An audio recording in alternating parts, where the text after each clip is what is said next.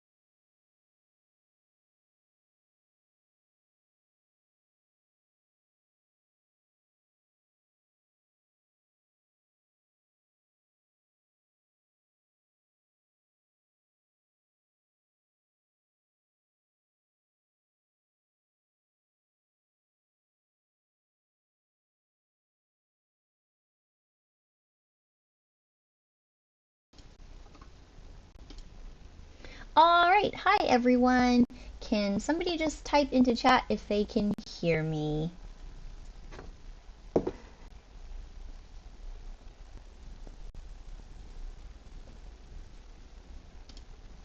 Testing, testing.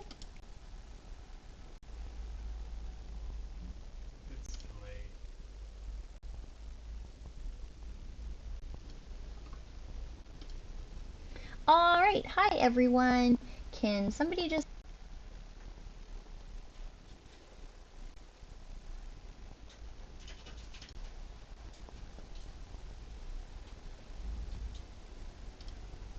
Testing, testing.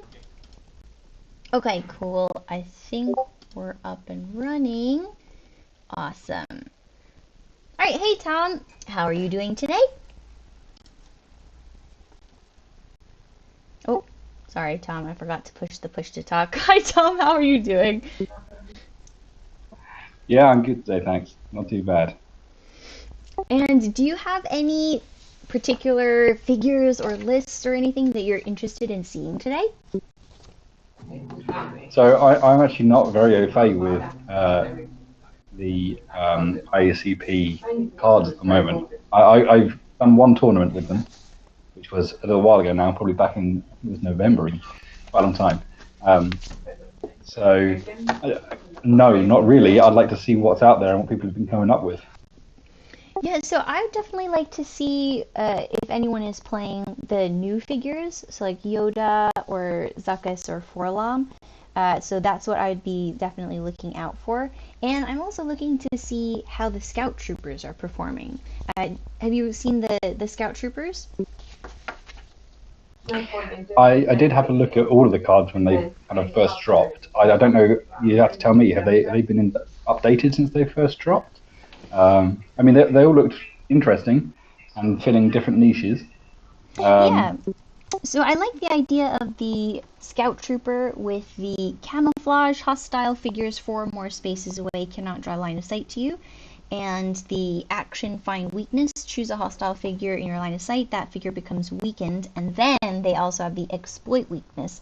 When attacking a figure with a harmful condition, apply +1 surge to your attack results. And so those kind of should synergize together, the Scout Troopers, if you have more than one. So I'm looking to see if they kind of synergize with other figures, synergize with each other. I think that might be quite interesting because obviously I'm an Imperial figure. And they also, sorry, not figure, an Imperial player.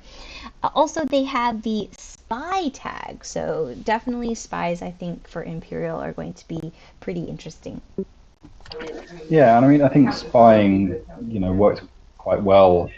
I mean, to be fair, it probably works quite well in all factions thematically. But, Imperials have kind of been lacking spies, really. Their options have been very limited.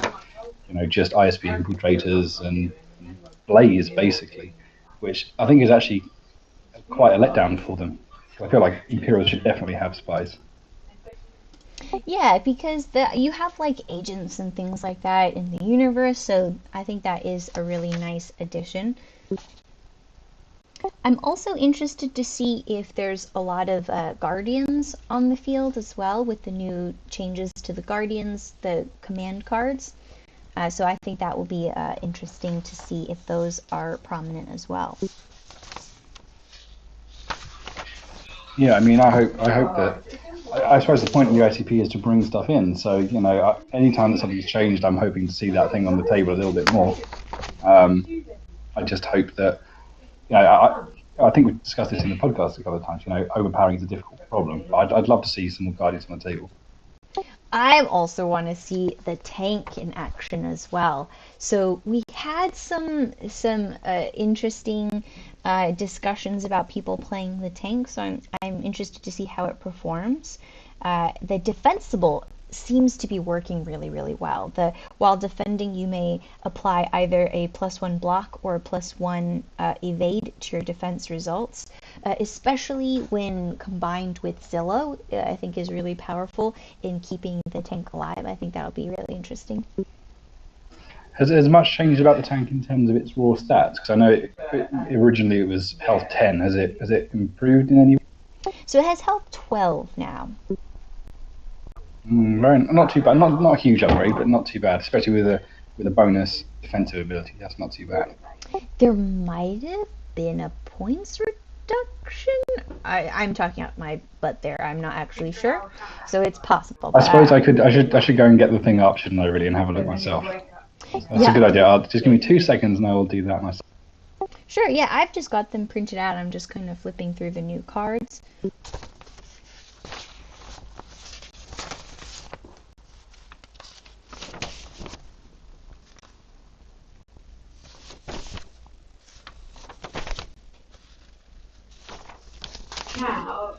Okay, let's see if I can find. Alright, no. Oh no, there is no Y. Official changes 3.2. I'm sure that's where we're going to find it. I'm sure we'll still see quite a bit of Boba being played. I think he's still very, very strong. We did have some wonky things in the last tournament with Boba Fett using his wrist cord to move the ATST around or something like that. So I believe that has been officially changed, that you cannot do that for massive figures. But we might have to check about that one, because that did happen in the last tournament, because it wasn't specifically stated on the card. So might want to double check and see if that has been changed. Okay, Doug.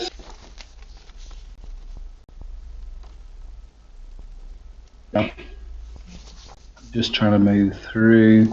I wish I printed this out now because I can't scroll at the same time as holding shift to speak, which is a problem. Yeah. The streamer life. I'm learning a lot. Let's put it that way. We have indeed learned a lot. I'm still feel blessed that Noah has entrusted us with this. His baby. Okay, so I've got the repulsor tank has dropped by a point, so it's 9 points now. Yeah. So that's a pretty significant reduction. So 1 point less, 2 health points more. Other than that, it appears to be identical, which is a good thing in my opinion. I think the tank is actually always not a terrible unit. It's just it suffers from the standard problems of massive figures.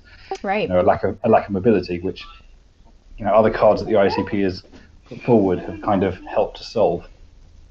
And in the last tournament, we did see actually the ATST making an appearance, so that is actually coming back. People are playing the ATST, which is cool.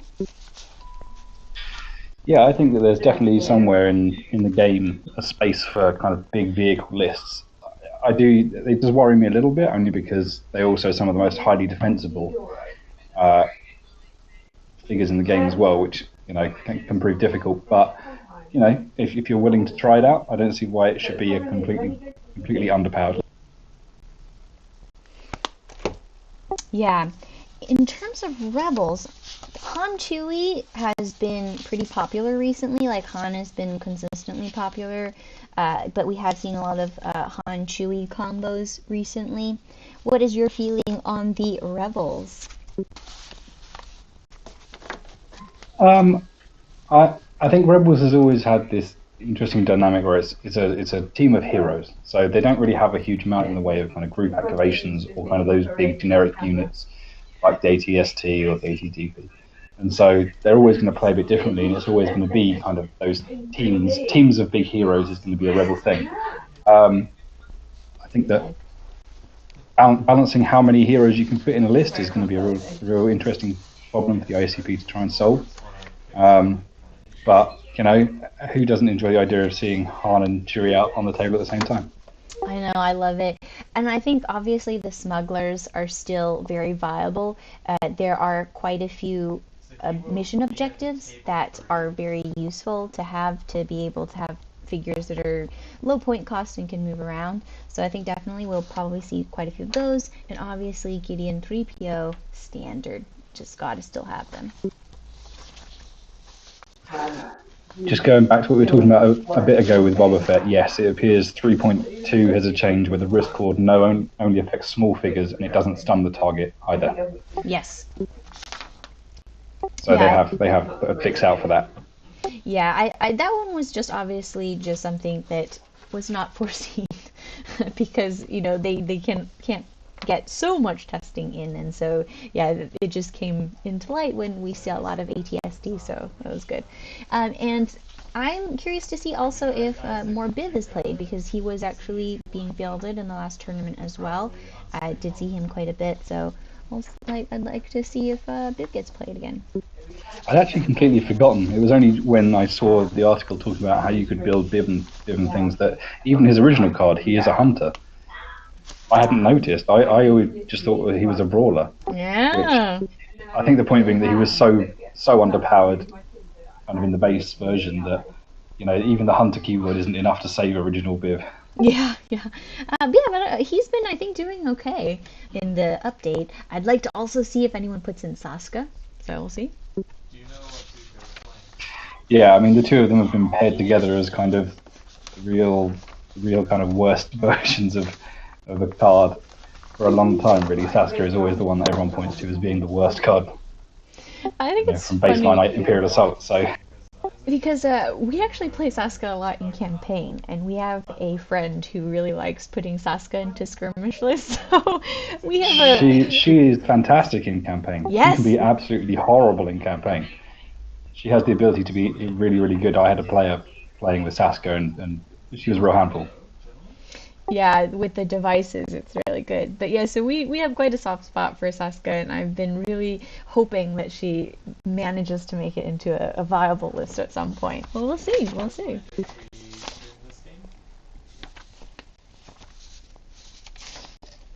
I'm also hoping to see the Inquisitor and Royal Guard Champion in a list as well. I think those are fun characters and fun figures to have on the field. I've been trying to get the Grand Inquisitor to work in baseline Imperial Assault for a very long time. I think his model's really good. I think he's kind of interesting and fills an unusual niche. That lightsaber throw is a really interesting mechanic. Yes. But yeah, at 9 points and with so little in the way of kind of other low-cost Force users to pair him with, he's just not viable in the base game, unfortunately. It means it's really nice to have seen him kind of drop some points in the IACP and hopefully become a bit more playable. Yeah, all right. So David has joined us. David, how are you today? Hello, hello. Yeah, pretty good. So they are just about starting, and we will observe table 7 for the first game.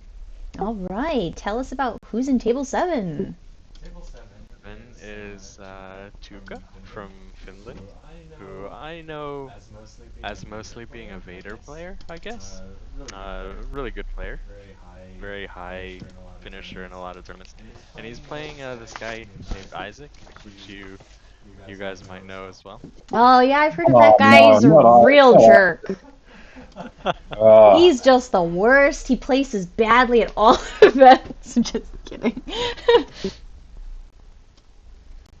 Yeah, so I think they've got some pretty interesting lists today.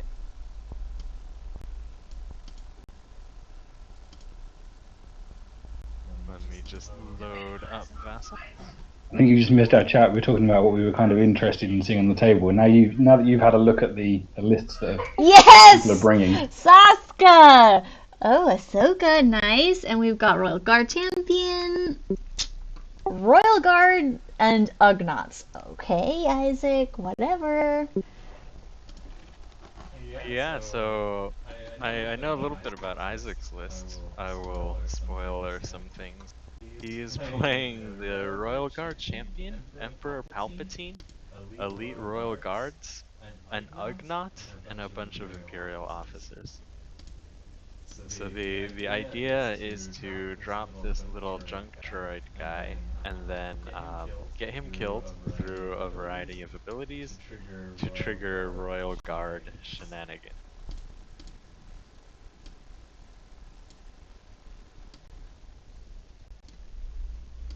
And I believe Tuka is playing a kind of rebel, sort of mid-range looking list. He's got Ahsoka, Diala, Ezra, along with Hondo and Saska.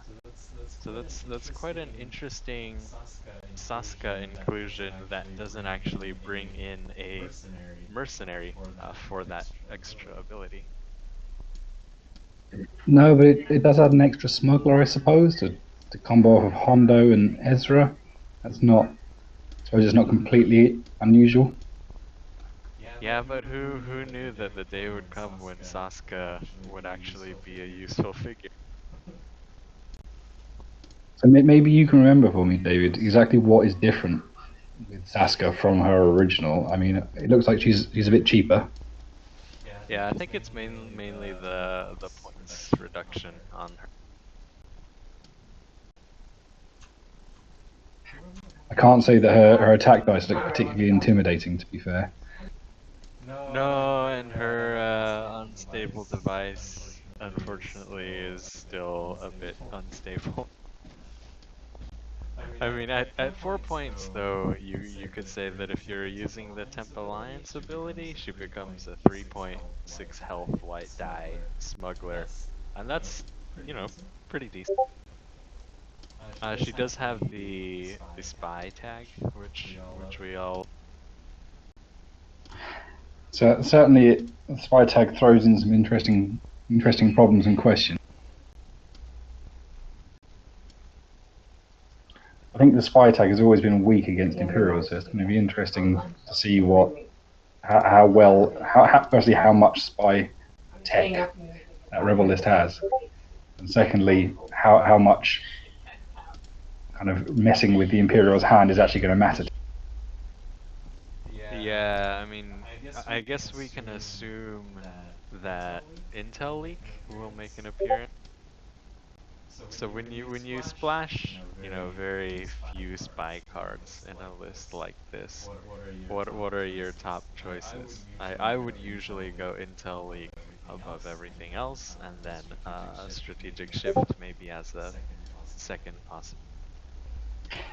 I think Strategic Shift is one of those interesting cards where it can be incredibly useful, especially if your opponent is running a very card draw heavy list.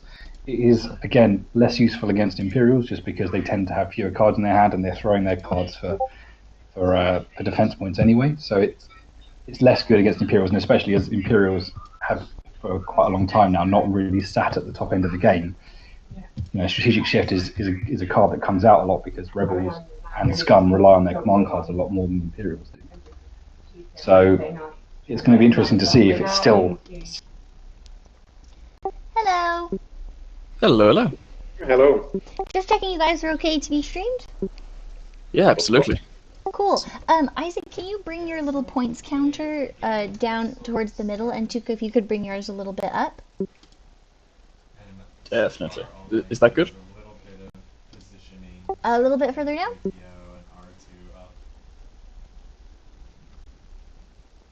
If we just, would we just pop these both in the middle here, and initiative just over. All right, sweet. And can you guys see the Ugnaught up there in the top left corner? Or awesome. Cheers. Have a good one. All right. So yeah, next up we'll go with the tournament that we took part in November, when Knowledge and Defense kind of first hit the table. Yeah, I mean it was just really annoying. I don't know how strong it actually was because if you don't roll the dodges on knowledge and defense, it doesn't really do much. No, but I think that high level play encourages you to be risk averse, and nearly doubling the chances of rolling a dodge really does kind of change the math on what you should be doing to attack something and when you should attack something. Oh yeah, for sure. So on this map, there are the two objectives. There'll be, or actually there are quite a few fuel cells. There's 5 that they'll be going for, but neither of these two lists are really good at running objectives around. I see they haven't opened up the doors either. Yeah, this is a really interesting mission because those fuel cells are really worth a lot if you can run them in early. So there are certain figures that are kind of invaluable in this mission. Ahsoka is going to be probably a huge player because she can just leap and deliver fuel cells into the shield generator very early in the game. Yeah, I really like her for her mobility is really, really nice, and I'd like to see her played more. I think she's a great figure. Add to that, I believe Diala's speed 5, isn't she now? Or she always was? I can't remember now. But I think she's speed 5. Never. Always. always fast, never played.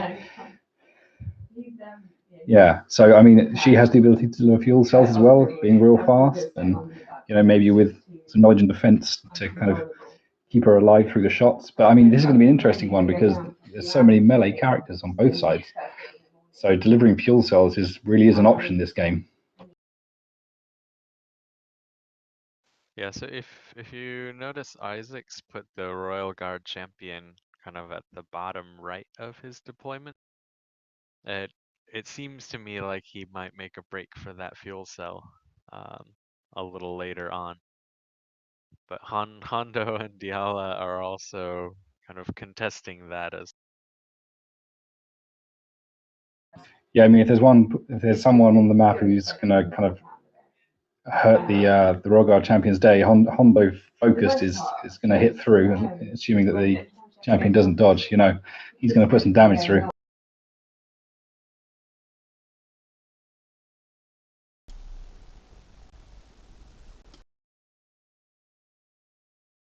Yeah, so it looks like both elite Royal Guards actually have already been focused. Any ideas how that's been achieved?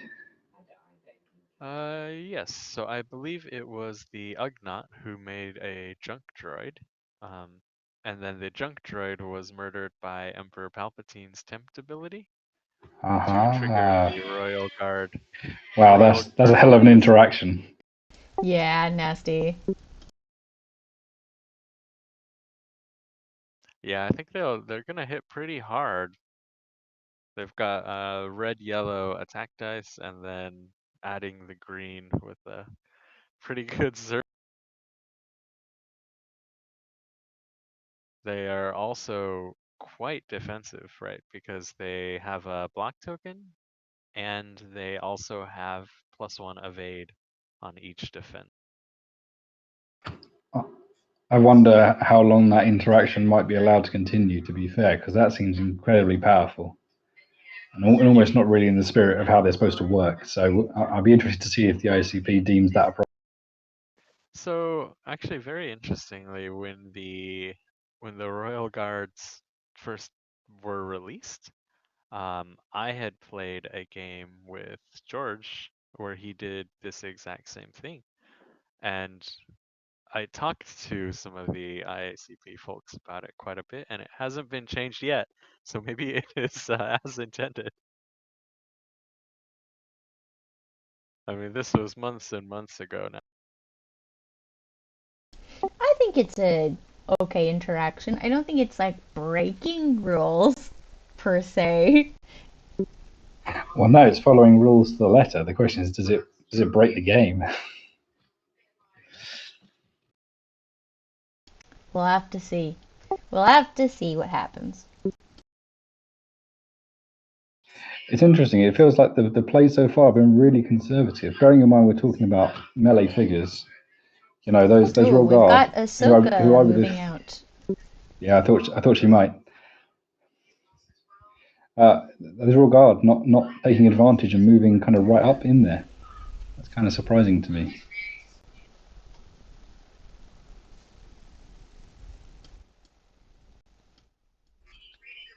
I would have thought that if you're kind of moving in and trying to put pressure on your opponent to deal with you before you can put fuel cells into the shield generator, then you're trying to go up hard. I think that's probably what I'd be looking to do. Well, the Royal Guard champion sure went up. But that door has not been opened yet on the bottom side. And actually, I think the elite Royal Guards themselves have not even been activated. They Trying to put pressure on your opponent to deal with you before you can put fuel I cells see, in the right. shield I've misread that generator. entirely. You're right. Trying to go The up jump hard. Yeah, droid I think that's probably what I'd be gives looking to them do. a little boost as well. Well, the Royal Guard champion sure went up. But that door has not been opened yet on the So I bottom believe side. Isaac has held the Royal Guard themselves as the last. And actually, I think the elite Royal Guards. I'd be interested to see. I mean, having seen that little combo go off with the Ugnaughts, is whether Tucker here decides to. Was it Tuka? Tuka. Surely. To use Tuka. Let's say Tuka. When he decides to run Hondo up right up that back side and take out the Ugnaught, because I'd have been tempted.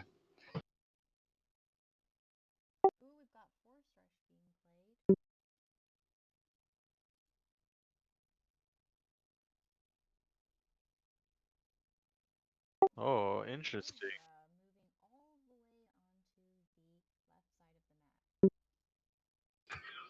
Certainly an interesting play, and I like how it kind of plays off that fact that, you know, that Imperial list doesn't have anything in the way of range, really. So, sure, expose yourself. You don't have to worry like you would have to against kind of a Harn list or a Rangers list or a Hunters list. The scary thing, though, is with those two figures, you know, moved so far off to the Empire. Certainly an interesting play, and I like how it kind of. And if they did manage to start a big fight, they should have an advantage. Well, the thing to remember is Ahsoka is so mobile, so mobile that actually she could be back in that fight pretty damn quickly. So the same goes for Ezra. Really, could be with the start of round move. He can be in there unexpectedly. Yeah, I guess the question is how much movement cards and which part of the map they should have an advantage. Well, the thing to remember is Ahsoka is so mobile, so mobile that actually she could be back in that fight. Imperials have certainly put on some initial pressure. So the same goes for Ezra. Really, could be with start round move. He can start with, although he can be in there. Have we seen unexpectedly go yet? Yeah, I guess. Or is Hondo about to go? How much seems exhausted. just now, but I don't think he's moved or anything yet. Thinking about what he wants to do. He could be really Back in that fight, Imperials have certainly put on some initial pressure. Same goes for Ezra, really. Because rebel player round moves he can start with. Although be in there, have we seen unexpected go yet? Yeah, I guess. Or is it Hondo about to go? How much seems exhausted. Just now, but I don't think he's moved or anything yet. I'm looking at this. I do wonder whether. It seems apparent that the Royal Guard are going to go and drop off their crates because Imperials are entirely worth their time to do so. But if they do, that their interactions in the next round are going to be limited because they haven't got the ability to run around and attack. So whether the Rebel player can take advantage of this and maybe take one or two of them out, I can definitely see that aggressive positioning with the Royal Guard champion probably makes the Rebel player think twice. Yeah, but there are pretty much just the three kind of scary Imperial fighters. If he can take out one or two of them, that would be a big. Yeah, I mean, it certainly limits the number of incoming attacks. The only thing that I'd be worried about is that realistically, the Rebel player only has 4. I mean, it's quite difficult to argue. I think that Saska is going to be a big. Yeah, that's true. Gideon's probably better at shooting than Saska, to be honest. Alright, so we've got a comment from Noah, who is on the committee. He says that the interaction with the Ugnaughts and the Emperor is something that they are aware of, has been tested a lot, and they think it's fine. Yeah, I think it's quite cool.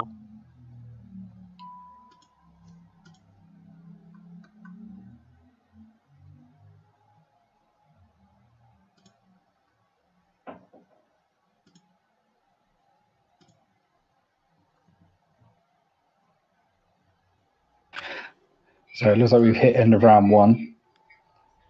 4 points to Isaac, 2 points to Tuka. Yeah. With potentially a big end of round kind of point swing when the Royal Guard get their stuff in.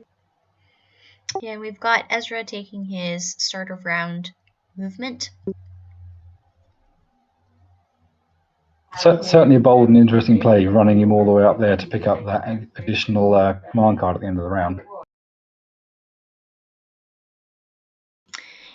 Yeah, I've always thought about this one because this is a map that has that extra terminal way out there, and I've always wondered about how many people actually go for it. Is it worth it to move a figure all the way out there in order to just get another command card? You could probably see it if it was something like Smugglers, like something small and cheap, but Ezra, like a really big figure which you really want doing stuff, I wouldn't have expected him to go out that far. I'm actually kind of surprised that he's moved him back kind of the direction that he has, only because at the moment he's holding one less fuel cell than the Imperial player than Isaac is, and it might have been a nice thing to be able to do beginning of the round to pick up that other fuel cell and kind of run away. I appreciate that he might want to use Ezra to hit something, but leaving the Imperials to pick up another fuel cell is a little bit on the dangerous side from my experience in this mission. Yeah, I mean they are worth a lot of points. I think it's the fact that once you've delivered them, there's nothing your opponent can do to stop you keeping them.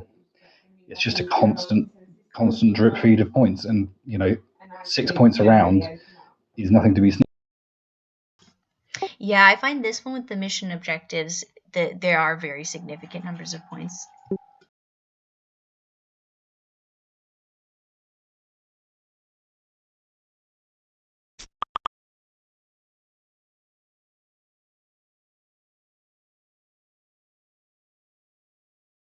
I assume Isaac is looking at this list and thinking there's nothing that my opponent can throw at me, or any of those 3 kind of big hitter characters that he's brought, that will end their day in one go. So I'm guessing these kind of early activations that aren't really doing much are probably he considers very safe. Yeah, I mean, so Isaac typically is a Han Rangers player, right? So he likes to fight for that last activation swing and get some big game-changing moves. He's probably very used to early safe moves. He's actually spoken to us about this quite a bit. Yeah, he does prioritize a lot that last activation, first activation swing. Alright, so he's opened the door now. Ooh, bold. That's certainly put a lot of pressure on the Imperial player. Sorry, the Rebel player, because now that Royal Guard champion with his brutality, has he still got brutality? Yes, he does. Yes, he does. He does have brutality. That is going to really hurt if he can run in there and wipe out kind of 2 figures. Or 3 figures with his command card. Yeah, even more terrifying. I think at this point it'll be interesting to see whether or not he commits the 2 Royal Guards into the fight as well, because remember they do kind of protect some of the other figures nearby, and they are going to hit for a lot, almost as much as the Royal Guard champion with the. Yeah, I feel like the Rebel player's choices here have been kind of limited quite a lot, because anything that he does now, anyone that he activates, is going to be the one person that manages to kind of get out alive. So choose wisely. Yeah. Well, if it's Diala, Hondo can get out alive later on on the.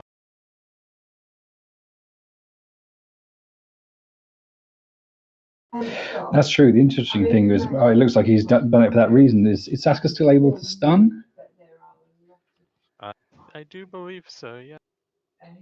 Because that's not the greatest of rolls. That. Oh, we've got Watson rolling. So we've got Royal Guards attacking Sasuke.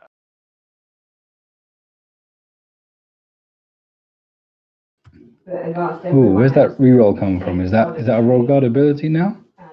They were given a reroll, and they were given a built-in Pierce 1 as well, I think. Oh lordy, that is less fun. Oh yeah, they are scary.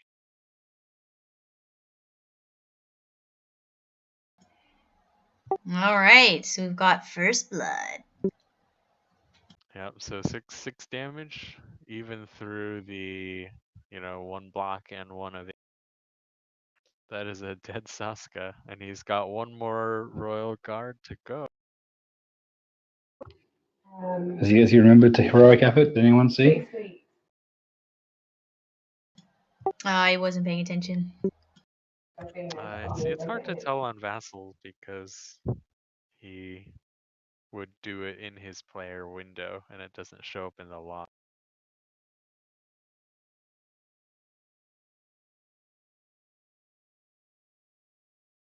I did see some command cards moving around, but I have no idea. Oh, ouch.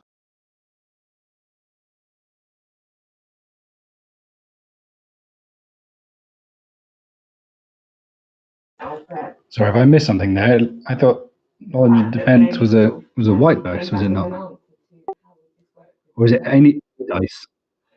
Oh no, it now does say yes, indeed. 1 defense dice of your choice. Yep, so the knowledge and defense. And Isaac has actually re-rolled the green.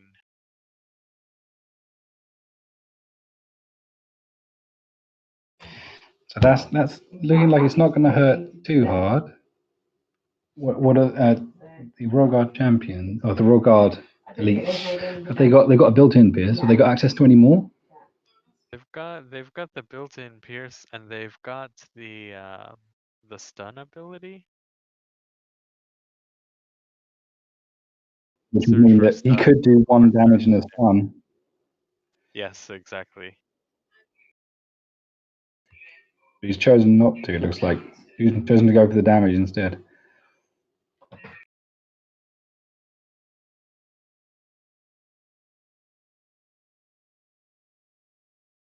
No, it looks like she's stunned.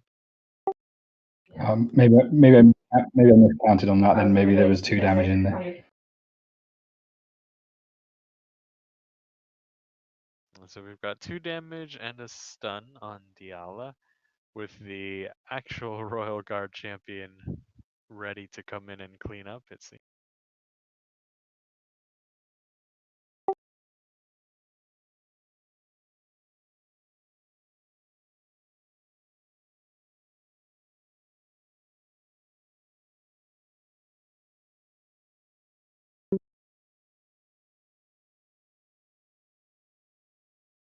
Yeah, I think getting Ezra into the fight from there is harder than it looks. I mean, he's fast, but it's mostly that start of round ability, and Right. with just a 4, it's gonna go quite far before he can hit something. Ahsoka will probably have no problems hitting some.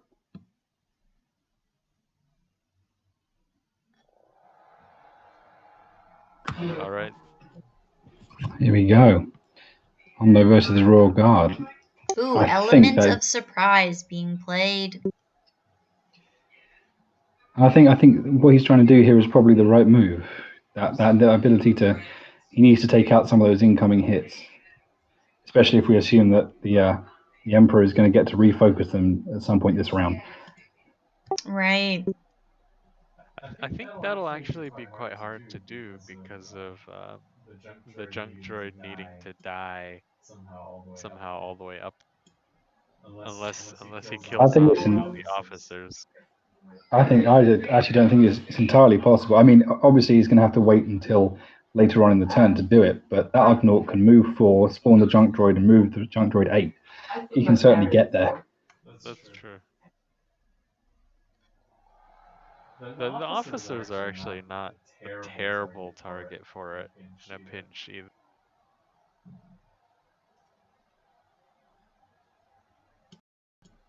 All right, we've got Hondo moving around. We'll see where he ends up. So maybe someone can explain to me how that's ended up as being only 3 damage. So Hondo did not get paid.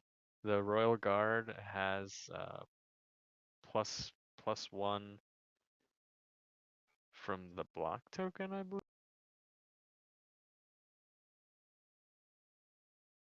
It doesn't appear that that's been spent.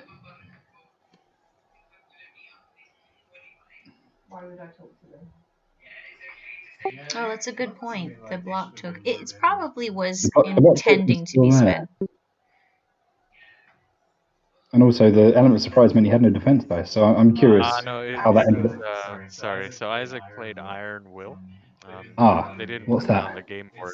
It's one of the new Guardian command cards, which is when an attack targeting you is declared, you can't take more than 3 damage from that. Ah, right. We just talked about this I one see. on our Very host. nice. Oh. Which then allows him to not pay and not feel the effects. Yeah, it's kind of a really big defensive card for Guardians because he doesn't care about that element. He doesn't care about paying Hondo. He just takes whatever, but it just ends up being 3 damage. And so he doesn't spend the block token either. He doesn't need to use the. It's certainly an amazing counter to all those kind of hunter damage spikes. Yeah, exactly.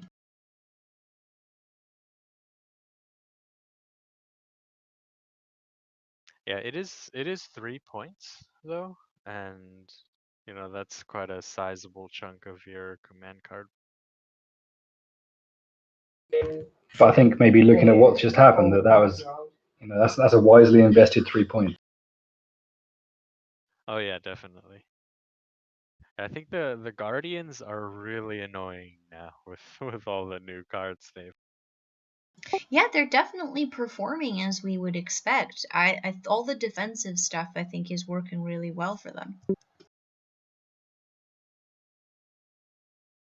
We've got Heart of Freedom being played.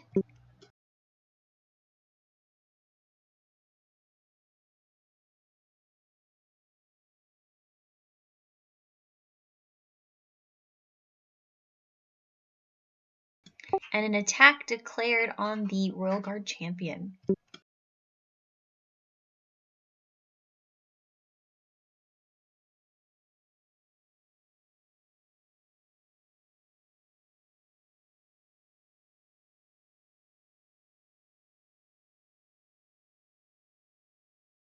All right, that is not a wonderful attack roll.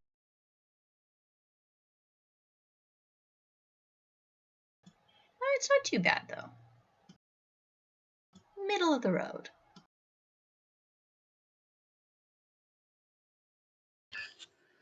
That's not the greatest roll there for the Royal Guard champion. Unfortunately, that's especially as I mean, okay, Zillow's going to give you a bit of protection there, but it's still going to start taking down.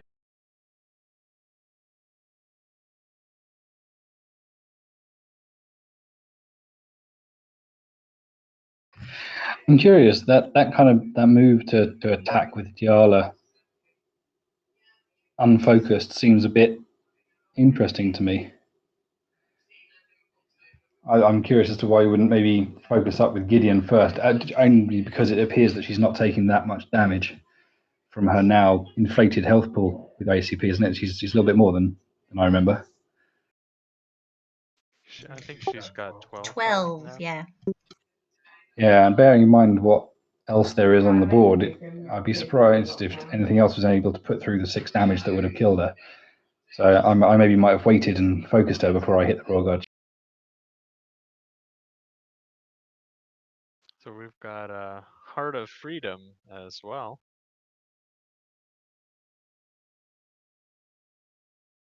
So she's actually got full movement on her now. I take it 2 from Heart of Freedom and 2 from the beginning of the round, where she gets to pick up an extra 2 movement points.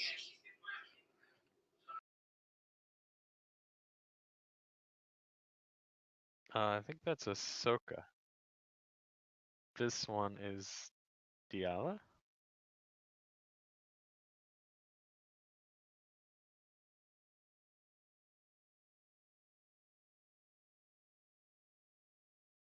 I think I've missed something there. I think is there a force push or something to move the Royal Guard champions out?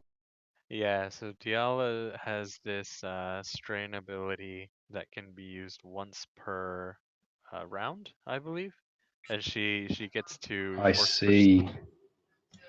Yeah, it's force throw. Once during your activation, you may suffer 1 strain to choose another small figure within 3 spaces. Push that figure up to 2 spaces. Oh, and here comes that junk droid, as you said, moving all the way up. I've played with that drunk droid. He's a tiny menace. Moving on up. I'm curious to see here if our rebel player has something that allows Ezra to get up and hit the Royal Guard champion, because he's only 6 away now. So Force Rush has been played, Art of Freedom's been played, so those 2 are out of it. But maybe a Force Push or an Urgency could be interesting. Maybe he's been able to actually save up and put some damage into that Royal Guard champion. Yeah, I mean it's interesting because he basically exchanged that Force Rush for a different card in the beginning, right? He spent it to get up to the turn. Yeah, which is admittedly, I think, an interesting choice. I'm wondering whether he's somewhat regretting that now.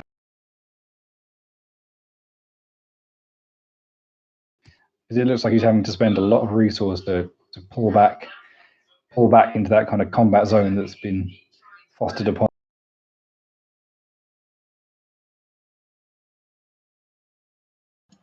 Alright, so we've got some tokens going on Ahsoka and moving up.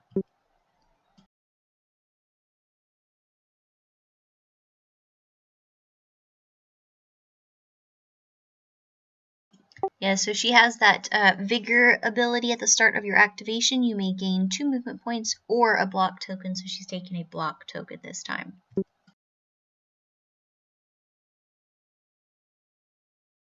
Attack going onto the Royal Guard champion. Not a great roll for Ahsoka, really. Could have been a lot better. defense Royal Guard roll champions was has pretty. been pretty weak too. Ahsoka does have the reroll ability. There it is. Ooh, That's nice. what you're hoping for. There's the hit. Yeah, that's quite brutal. 1, 2, 3, 4, 5, 6, 7, 8 PS3, and no more Zillow to save him. Whew. That's a hit. I wonder if he's going to throw a card. Yeah, I mean, we've discussed this a little bit about the reroll ability, about how with Ahsoka you have to reroll all of them, versus let's say something like Weequay, you can choose one, you can only reroll one, but you can choose which one. So there is a lot more variance in this one where you have to reroll all of them, but this is definitely where it's paying off. I mean, the thing that you're looking for, I always think when it comes to this is what are your green dice looking like. So when it comes to Ahsoka's attack, if your green dice look good, stick with it. If your green dice look bad, then the time to reroll your green dice, unless obviously your opponent's roll a dodge. But you know, niche.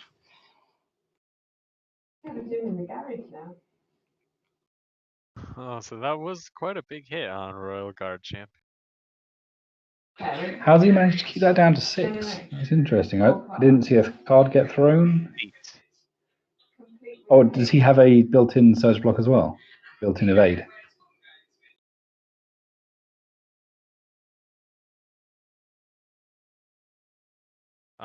You mean the Royal Guard champion? No, I think it's actually. Oh, there we go. There's 2 extra points on he's it. not. Yeah, he's not. I was going to say that we're too shy there, but there we go. That Royal Guard champion is not looking super healthy. Where is he at? 12 points? 13 points of health? 14 points. 13 health. 13. Oof. I mean, Gideon gets a good roll in, then that could be bye-bye. He is 3 spaces away from the junk droid. I always like seeing Gideon get his hands dirty.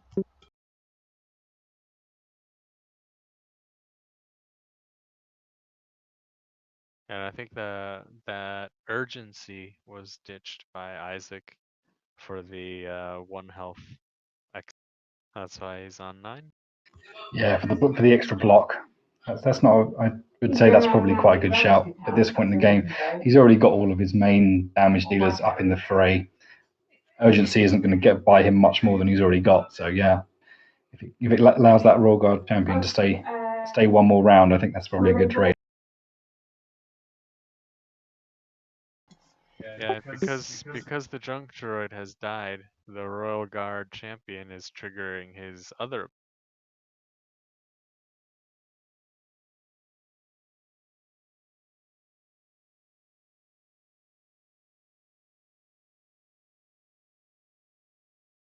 Ooh, and Ahsoka with that right back at.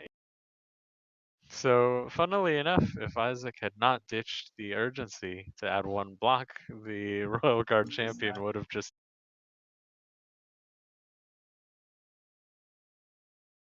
So he's gonna take 3 damage from right back at you, and then. So I'm having a look at that Rebel list. Is there any auto damage? I don't think there is there?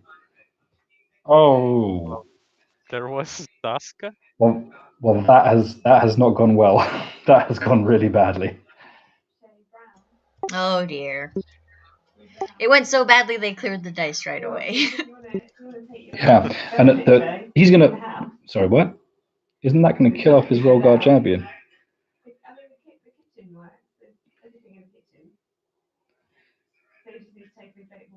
So it's Palpatine ordering. Ordering a hit with him, you. yeah, Okay. attack. Ah. He is not tempting his champion. I was going to say that. I thought he was going to force lightning. Of course, he can't because he hasn't got line of sight. 1, 2, 3, 4, 5, 6. 6 damage. It's going to hurt, but it's not going to end her day. No, the Royal Guard champion is 1 space farther away now, which is a bit harder for Ezra to. I mean, we obviously still have Gideon, who could be the hero we need. Yeah, that's entirely true. No, Gideon has already gone actually. So it's only Oh. remaining. Now we get to see whether there's the cards to make the play. I mean, but even then, it is quite dangerous to rush into the middle of those two focused royal guard. I honestly think he's going to have to. I don't think he really has a choice. Here it goes. Has he got anything to play? That's 4. Oh no, he's just going to go with the movement.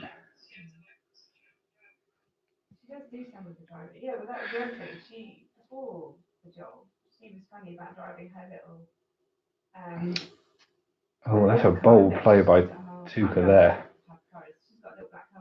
Only because if I'm looking at it this right, Isaac is going to have initiative next turn. Yeah. Well, he could have the take initiative, I suppose.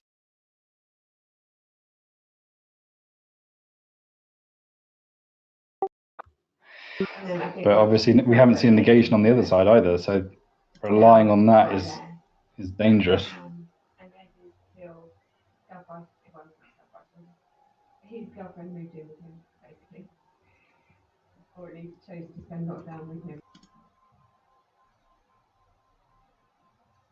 Yeah, that's true. But I mean, it is an Imperial list, so it's less dangerous than against Scum or. Yeah, so with four cards to hand and 6 remaining in his deck, you know, odds aren't terrible for him, I suppose. I think that if he doesn't, he's going to have a real struggle this turn. Because that Royal Guard champion just goes first. Really dangerous. Second chance. Here comes the... Nice.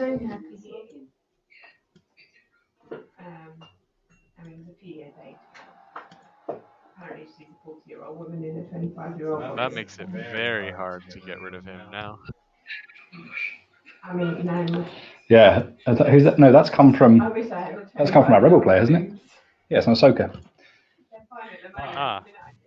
So that's gonna make his life a bit easier. So he's gonna have to hit for 6 damage twice now to be able to kill Ahsoka this round.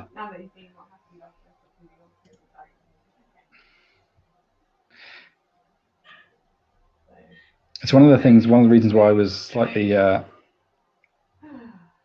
didn't really like that that Ezra move was just that now he's given that Royal Guard champion the possibility of attacking twice and running away 6, which isn't great. I would have wanted to have made it so that if he managed to kill Ahsoka in 1 hit, that he would have to then run to hit someone else. Oh, the dodge came out. Seeing a couple of dodges. Oh, I know. Oh, wow. Big old whiff there. That is a dodge, but pretty much worthless. But it doesn't matter. What's that? He's got a +2 and a stun, right? As he's attacking as... Yeah. That leaves him a 1 surge to play with, which gives him +2, which is what, 1 damage? Yep. Yeah. This is going to be interesting now because what do? You know, Royal Guard champion's been, but at the same time, those Royal Guard, if you kill the Royal Guard champion now, we're going to get an attack. You know, that's scary. But he's got to kill the Royal Guard champion, because if he kills anything else, the Royal Guard champion will get to attack anyway. Yeah, the Emperor will give him another attack, which is not nice. Also, his ability when something near him gets killed. Yeah, exactly. So I think what's the range on the Royal Guard's Protector or whatever it's called ability, Sentinel ability? No, not Sentinel. The other one. The one where something dies. Is it range 3 or range 2? Let me take a look. Let's see. forward vengeance when an adjacent friendly non-guardian figure is defeated. So it's adjacent. I see. So they're not going to be triggered by the Royal Guard champion dying. So that's useful to know.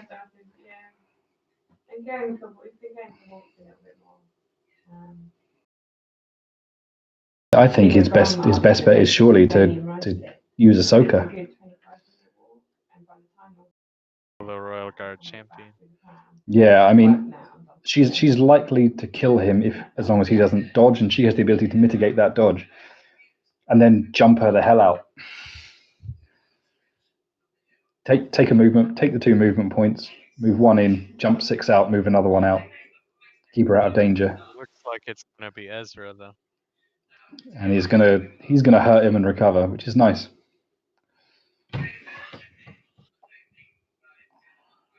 I just worry now that Ahsoka is gonna be the receiver of that.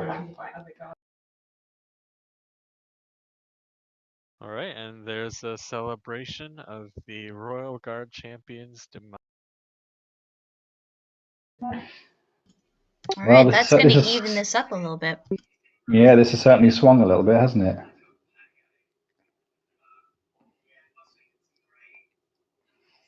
Yeah, losing the Royal Guard champion there is pretty big. Do you think he got kind of his money's worth there from moving all the way up and being aggressive? I think the truth is that he got unlucky with kind of a couple of dodges coming up against him. Yeah. I mean, I think that you could say that he certainly got the number of attacks out that you'd want to get out of him. It's just a shame that 2 of them got neutralized. Yeah, that's the worry when fighting white dice figures as well, that one of those dodges coming in at the right time.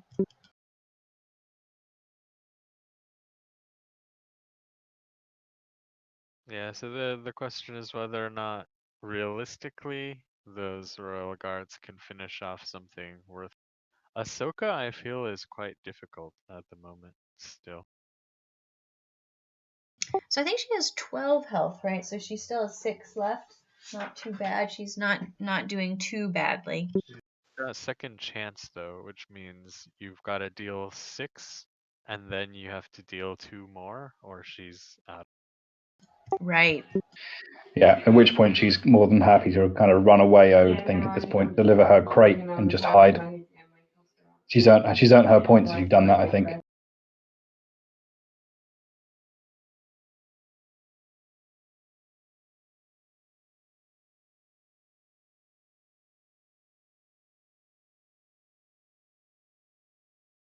Oh, attack going out on Hondo.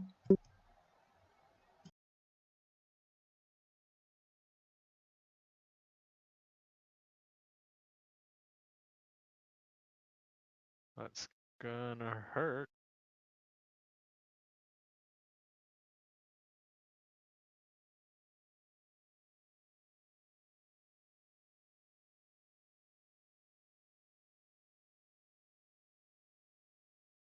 Hondo's what, like 9 health? Yeah, 9 health. Yeah, so he's still Who's he doing going? okay. Oh, He's going for Hondo again. On the lamb. Run away, Hondo. I mean, yes. I hope so, for Hondo's sake. Remember the oh, he's dead. Nope. Remember the on the lamb window is changed for ice. So Right. you can't wait as long as you used to be able to. Yeah.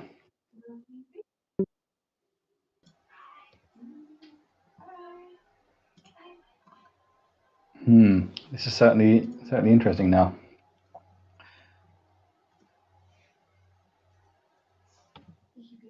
I know. Close match though.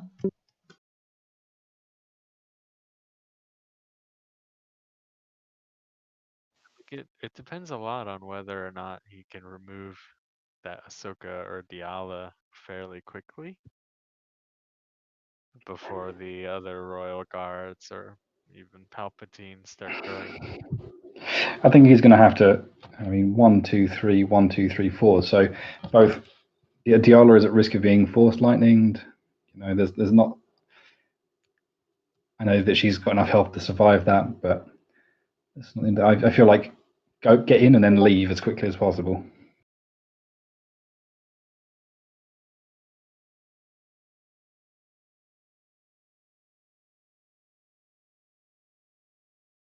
So it's Gideon.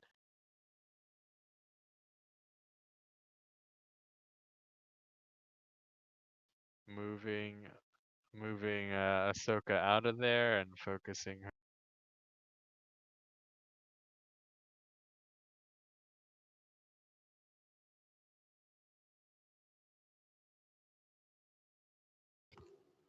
Unfortunately, guys, this is where I'm going to have to love you and leave you. There's a 2-year-old requires my attention. No worries. Alright, no worries. I will pop on and off as I can during the rest of the afternoon, but good luck. See you. See you later.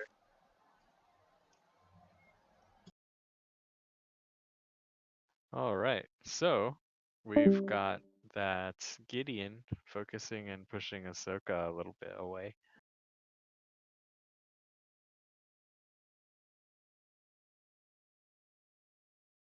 She is still definitely in range of Palpatine coming by and doing a little Force light. Right. What's the range on the Force Lightning? I think it's 4 spaces. 4 spaces in line of sight.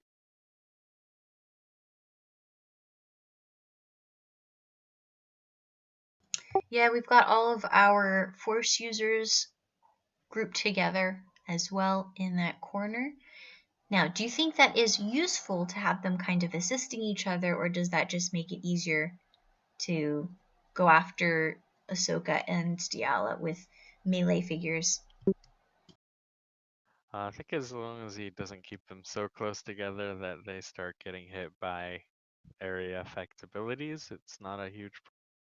Yeah. Yeah, I think he does need to keep them a little closer together because that Ezra being just out of range to do much last round was, I think, was pretty. A big problem, yeah, exactly. And also, we have just a huge number of melee figures in this map, so there's just a lot of getting in close and personal in order to do damage.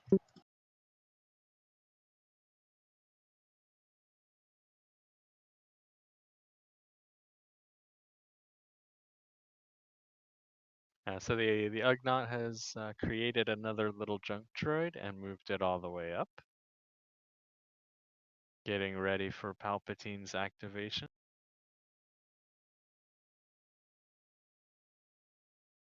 Yeah, that's going to focus both of those royal guards.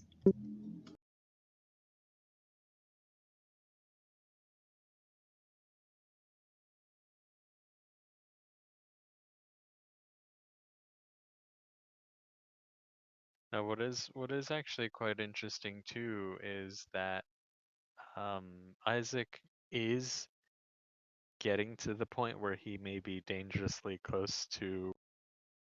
Remember, those royal guards could still drop off objectives for 5 points each, and at the end of the round they'll gain 2 more as well. Right, yeah, I forgot that they're both holding objectives.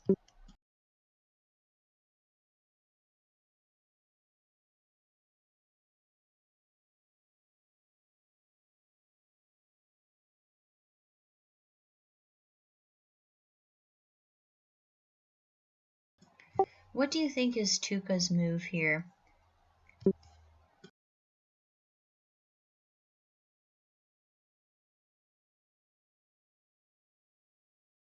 It's quite tough. So he's got 3 combat figures, kind of to Isaac's 3 if you count Palpatine. Ooh, it looks like he's attacking Palpatine. But two of his figures are quite low on health. Is he attacking him with R2? R2D2. So R2 does have a built-in search, which gets rid of that evade, more or less. So he's got 1 damage and 1 surge to do something to Palpatine.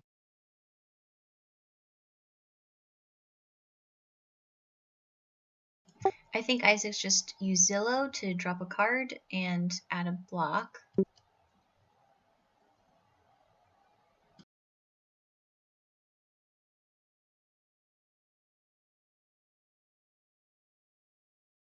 One damage to Palpatine. Man, R2 is a bold, bold droid.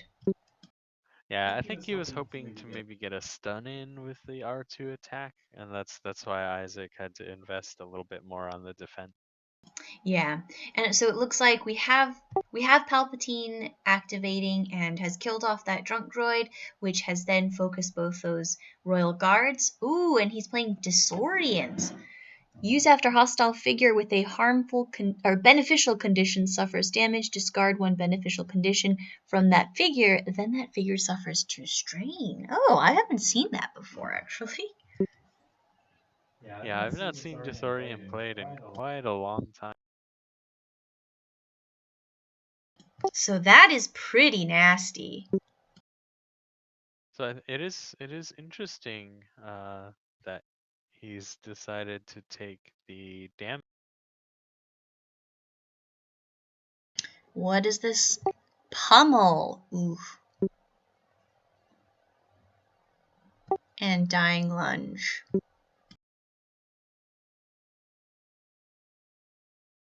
Yeah, so that must be the two cards for the strain. Ouch, Dying Lunge could have helped a lot as well. Yeah.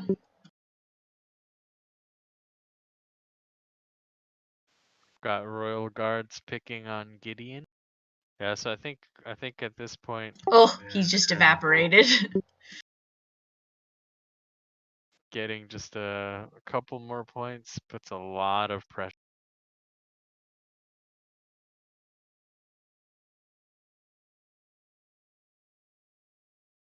Yep, so he's drawn his card for heroic effort. And Palpatine steps back. Yeah, this is looking pretty tough for Tuca right now. We've got 2 Royal Guards focused up, and now we've got Ahsoka that has a weaken and a bleed. She has 3 health left. It's not looking good. That second Royal Guard actually doesn't have focus anymore because he just used it to murder Gideon. Oh, right. Yep, he just defeated the Gideon.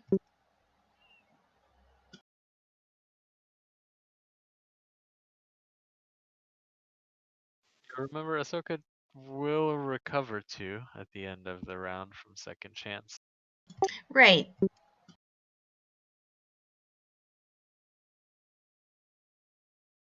I think they're just finishing up the heroic effort choices. But we basically still have Ahsoka and Diala to go on the Rebels. And only Imperial officers on the Imperials. Oh, we've got Diala moving up. Let's take a look.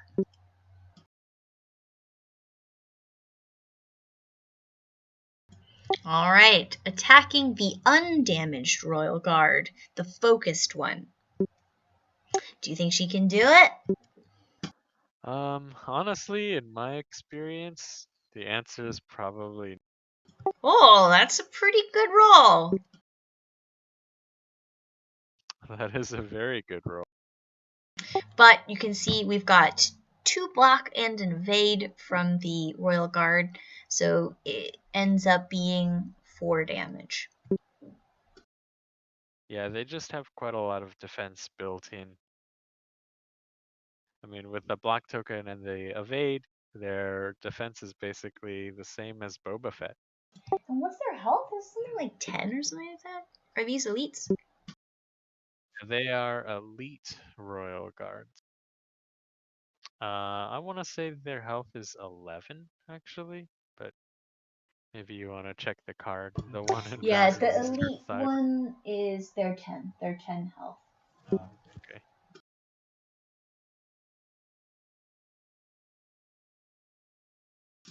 Yeah, so the Royal Guard's not easy pickings. And that was a really good damage roll and a really bad defensive roll, and he's only pushed 4 damage.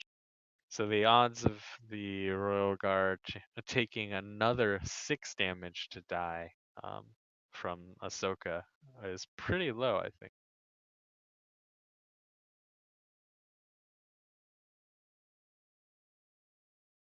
All right, we've got Imperial officers shooting at Jedi. Just one block because she's weakened. So we're gonna get one surge to do something. But the officers don't have a surge for damage. They do have one for focusing themselves or something like that. They do have a surge for +1 damage as well. Oh, I'd forgotten that.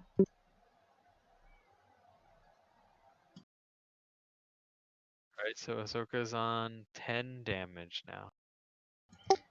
2 health left. And it's her activation. But she is Alright, so first action is to clear bleed. She did not gain a block token, so I'm assuming Took the movement points, yeah.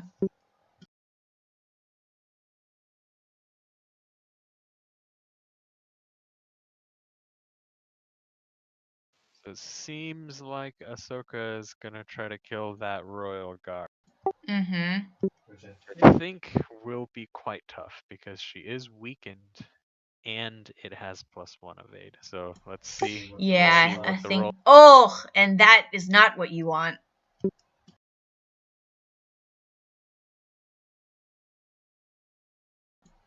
Yeah, guards doing guardy things. It's a very tough defense to get through. Yeah, I mean that's what they're built for. She can reroll though. Remember, she can either reroll all of the attack dice or all of the defense. Right. Okay, and yeah, that has been rerolled to a 2 block, but still not great.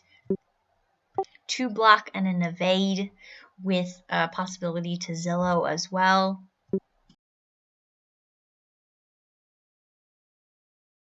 Yeah, so Zillow has actually not even been exhausted, so the Pierce option isn't useful.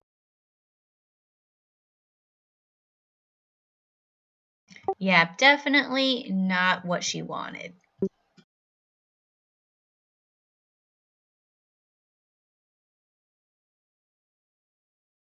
Yeah, this looks like it's going to be really, really tough for Tuca. Yeah, so the Royal Guard survives with 4 health, which is still a lot of health for a Royal. And Isaac starts collecting other objectives with the Imperial officer. Alright, we've got end of round.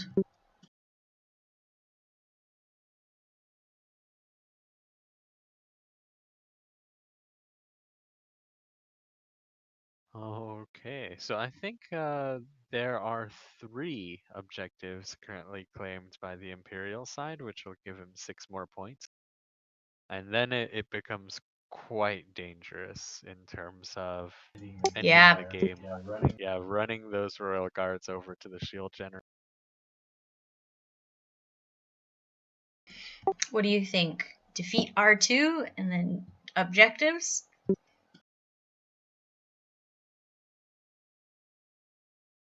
Well, actually, Ahsoka is really close as well. 2 health left on Ahsoka. Because R2 is pretty lucky droid. That's true. I mean, at this point, maybe he doesn't need to care about delivering fuel cells either, because the Royal Guards are quite good at keeping them. And you only get a couple more points if you have them delivered in comparison to if you're holding. Right. Yeah, and I think they're very set up well to deal damage here. Yeah, we've got Ahsoka now only on 1 health.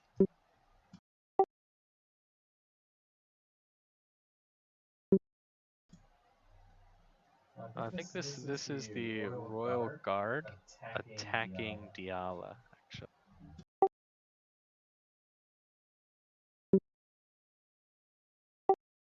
I was assuming there was the Palpatine doing the tempt, and then now Palpatine is ordering the guard because there's 1 damage on Ahsoka that just appeared. Yes, that one. So yeah, so she got a damage token as well. So the tempt was on us.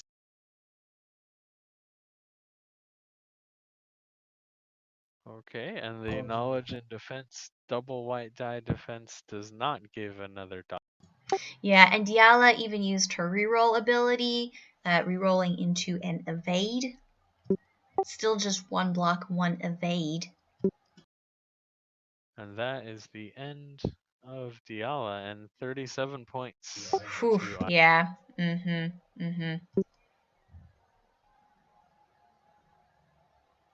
Yeah, this looks pretty much sealed. Oh, there we go. Yeah, we've got just Ezra and R2 left on the board. Grim. Yeah, I think the Royal Guards are just so strong defensively. It's really hard to push damage through to them. Yeah, so definitely they did their job. They did their defending abilities, and the damage output was pretty decent, especially with the Ugnaughts helping with the focus with the Palpatine interaction. That worked perfectly. Alright, I'm going to go see if either Isaac or Tuka wants to pop in and provide some commentary. Sounds good.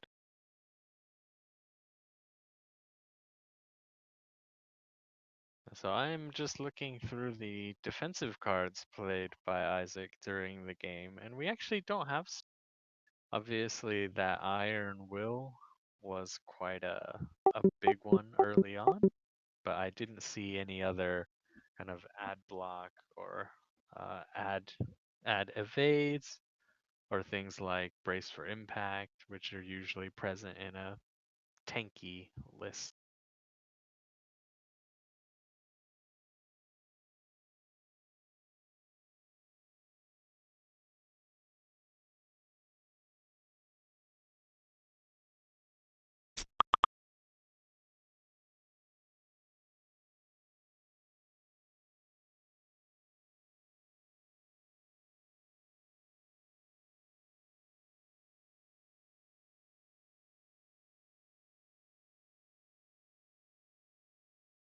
So while we wait for her to see if Isaac or Tuka want to come on for a quick chat, I would like to announce that we got a spoiler card from IACP's next season that we will reveal shortly and have a little bit of a discussion. And that we are also thinking about running another giveaway towards the end of this stream, maybe during the last game. So let me know if you all enjoyed trying to guess how many dodges we had in the Worlds Finals, or if there's something else that sounds even more.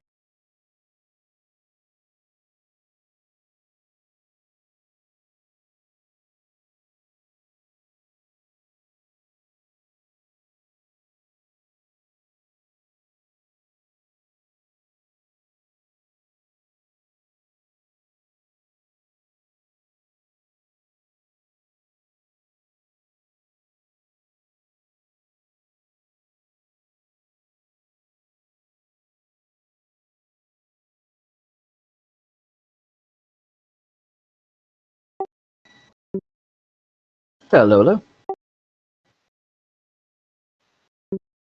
Yeah, you bet. Just gotta hit the washroom real quick. I'll be in 2 secs.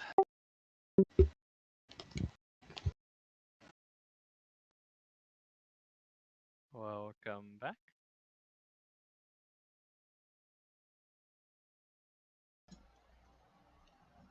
Yeah, so we've got Isaac is going to pop in just a bit to provide some commentary on this match and how he did his list building and his thoughts on the Royal Guard champion and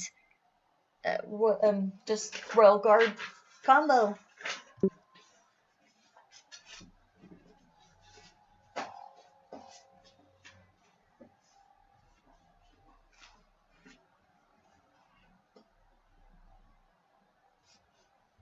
When do you want to do the card spoiler?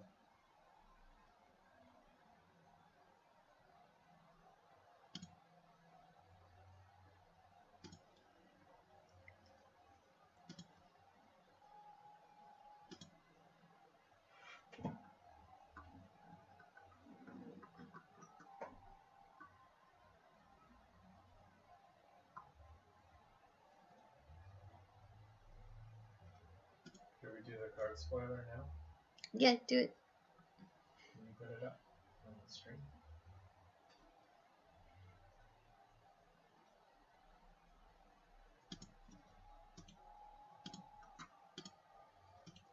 Alright, so while we wait for Isaac to join us, we will spoiler a card from the next season of IACP.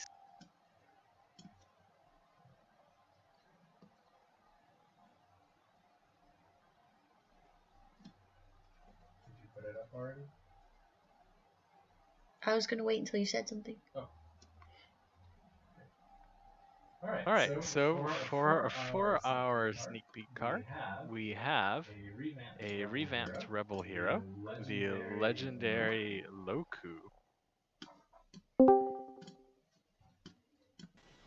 So Loku is actually a very cool figure, and I remember when he was released, he was definitely one of the heroes in campaign that I wanted to try out, and he was always just slightly below the curve. Interestingly, I think the Imperial Assault community here in the UK, especially the guys up in Ship, really love Loku. So you'll be absolutely amazed to see this update. So we've got Loku now at 5 points, but he is a spy and a hunter. He's got a built-in +4 accuracy and a surge for +2 damage.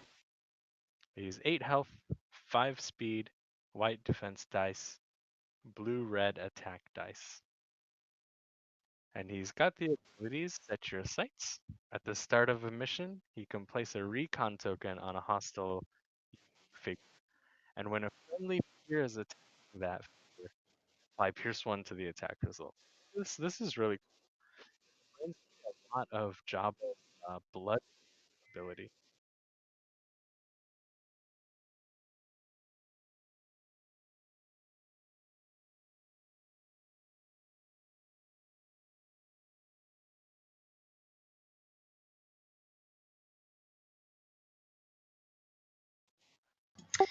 We're experiencing some technical difficulties, so I'll just take over. So we've got set your sights at the start of the mission, place a recon token on a unique hostile figure. While a friendly figure is attacking a figure with a recon token, apply Pierce 1 to the attack results. And priority target figures do not block line of sight for your attacks. Mon Cala Special Forces, when you declare an attack targeting a figure with a recon token, you become focused. I really like the addition of the spy hunter tags. I don't actually know what he was before because I've never played him in skirmish before. David, do we have you back on? Yeah. I believe Loku was a spy before. Yeah, so the addition of Hunter is really nice. It allows him to use those cards like Assassinate and those kinds of things to make him deal that extra little bit of damage. And he's got the +4 accuracy now, which gives him a minimum of 6. That's quite. I was saying before I got cut out that Set Your Sights reminds me a lot of Jabba's Blood Feud, which was an ability I always wanted to work, but it kind of took a little bit more resources than you want to invest in something like that. Alright, So we can come back to Loku a little bit later. For now, welcome. Hello. How's it going? So we just watched your very exciting game.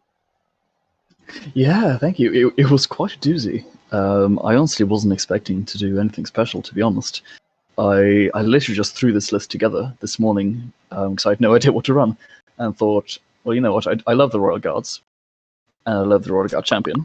Let's just try this old combo I heard of ages ago with the Junk Droid. And my goodness, it did a lot of work. Just those Royal Guards with their reroll having that extra green die every round, with that Junk Droid just popping, and then the Emperor arriving in. I really enjoy the list. I'm really, really pleased with it. Yeah, it seemed quite close there in kind of the early game, mid game, and you kind of really just went from 20 to 40. I felt really quickly there at the end, finishing up those figures. Yeah, exactly. It definitely swung quite efficiently. I mean, that take was big. I had it in my hand more or less since the start of the game, so I just didn't discard it and just waited for the moment. And then essentially what happened there in that last turn, I saw, all right, well, I can actually get an extra focus out of this activation, get an attack off, and kill Ahsoka all in one fell swoop. So I'm not sure if everyone caught it, but what happened there in that final activation is that the Emperor activated. He tempted Ahsoka to deal her 1 damage, so she had 1 health remaining.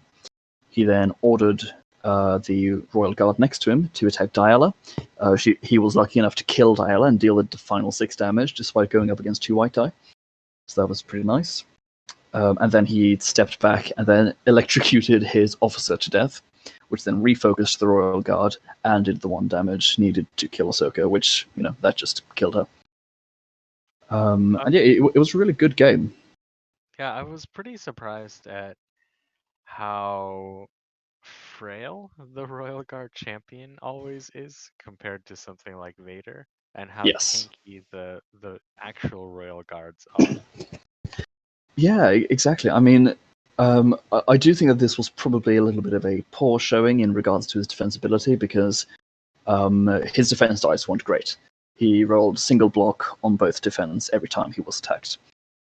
And there are some games where he will dodge. Whereas the Royal Guard, they're guaranteed to have that extra evade. And that extra evade, especially against a Jedi weakened by Force Lightning, you're not getting your PS off. You're not getting any soldiers off, which, I mean, you saw in that final attack against the Royal Guard with Ahsoka. It just, you did 2 damage. Didn't feel like Ahsoka and Diala could finish off a Royal Guard.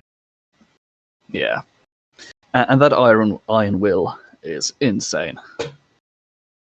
Yeah, that's right. So that Iron Will is very good. Exactly. But I noticed you didn't actually run too many other defensive abilities.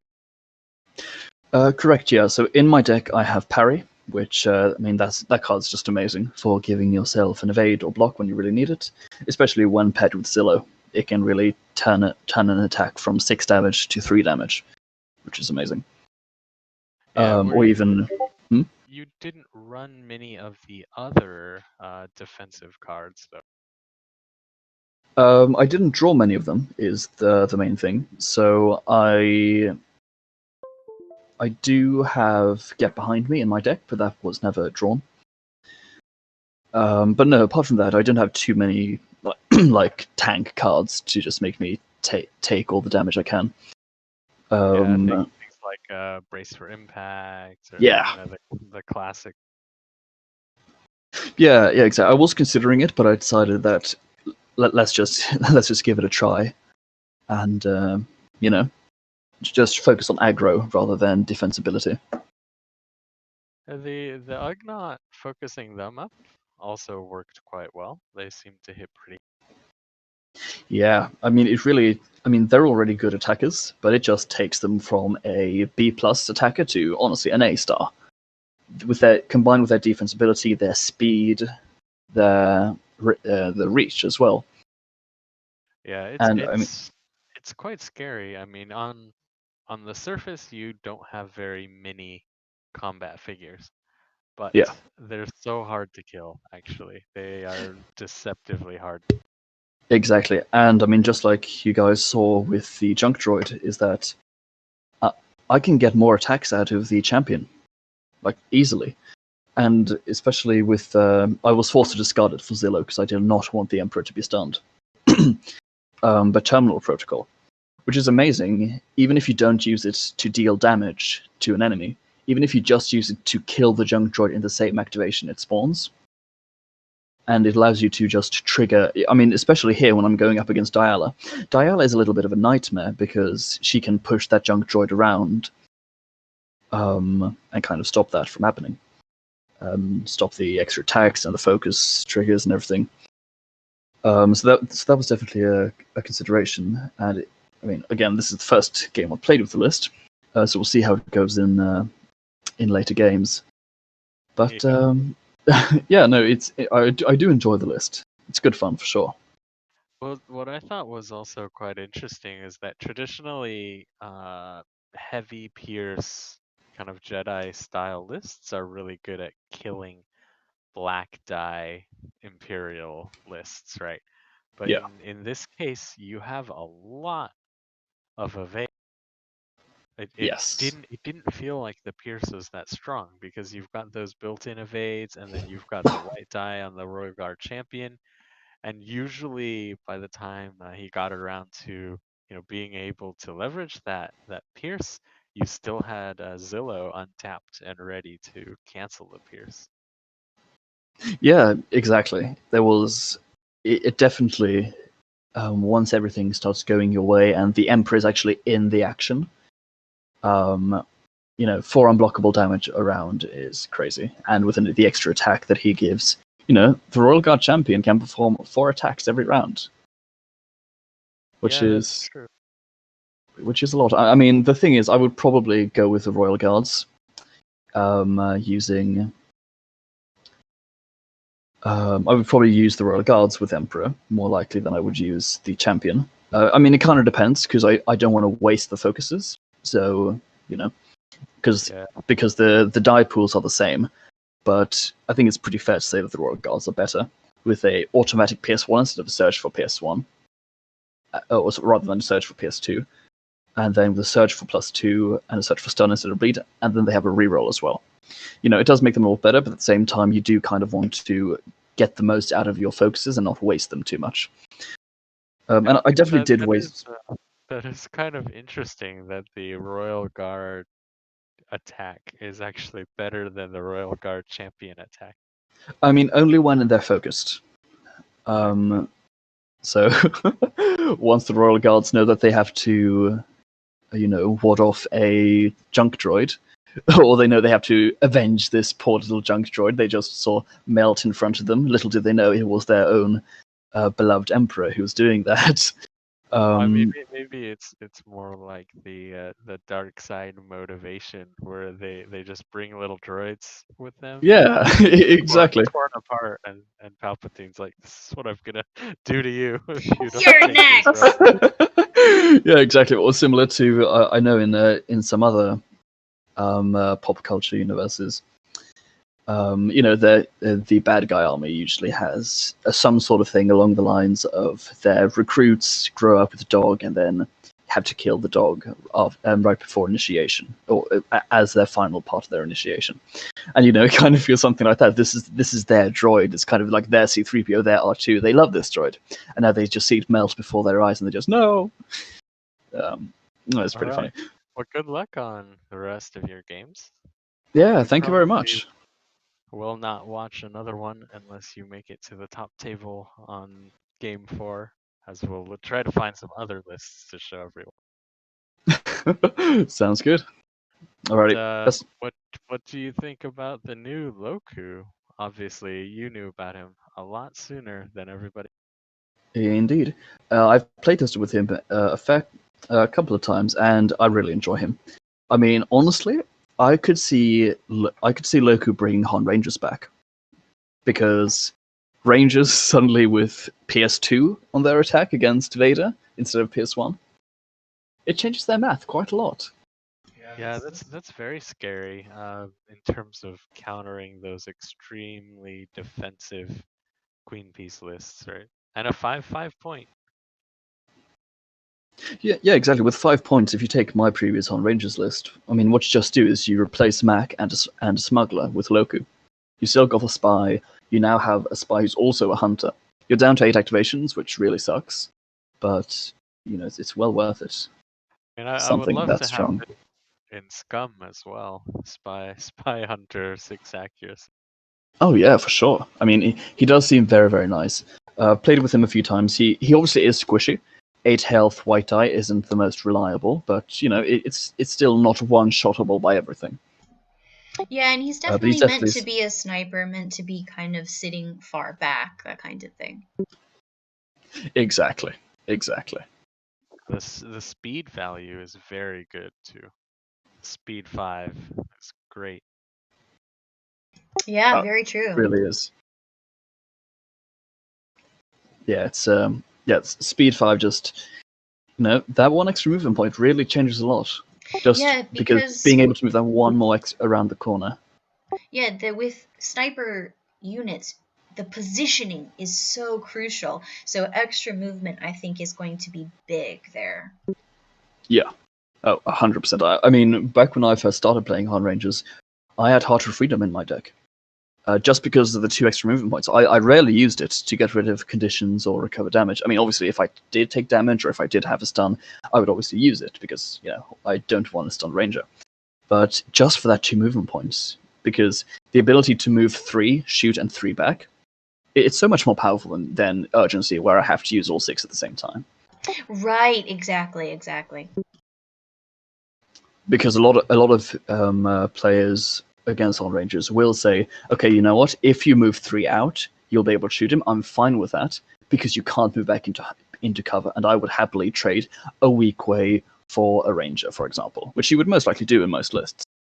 But if that Ranger now suddenly goes 3, shoots, and then goes 3 back to his safe spot, it's brutal.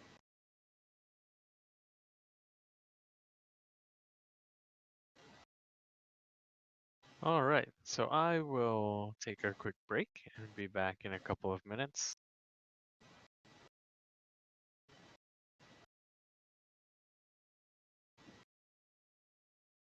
Beautiful. Well, best luck with the rest of the stream, guys. Yeah, Thanks. good luck with the game. We're going to play some tunes, and we'll be back with round 2. I think round 1 is just finishing up now, and pairings should be happening in just a few minutes. Beautiful. Take care, guys. Let's start with the royal.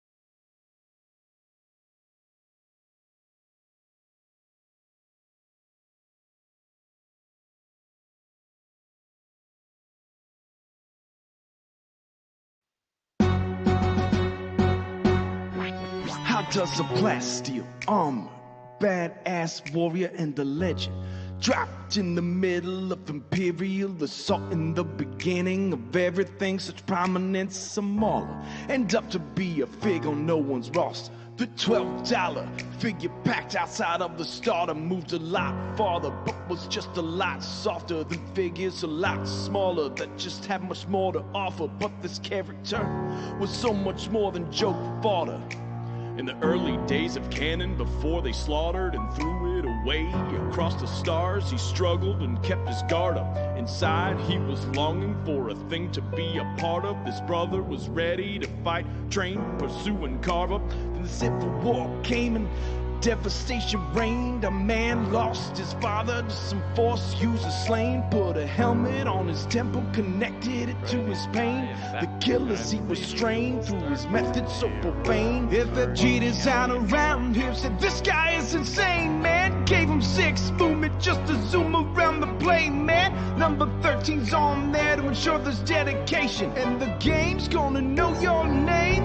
What's your name, man? Royal Guard Champion. His name is Royal Guard Champion. And there's a million games he hasn't won. But just you wait, just you wait. When things began, he didn't fit much of it.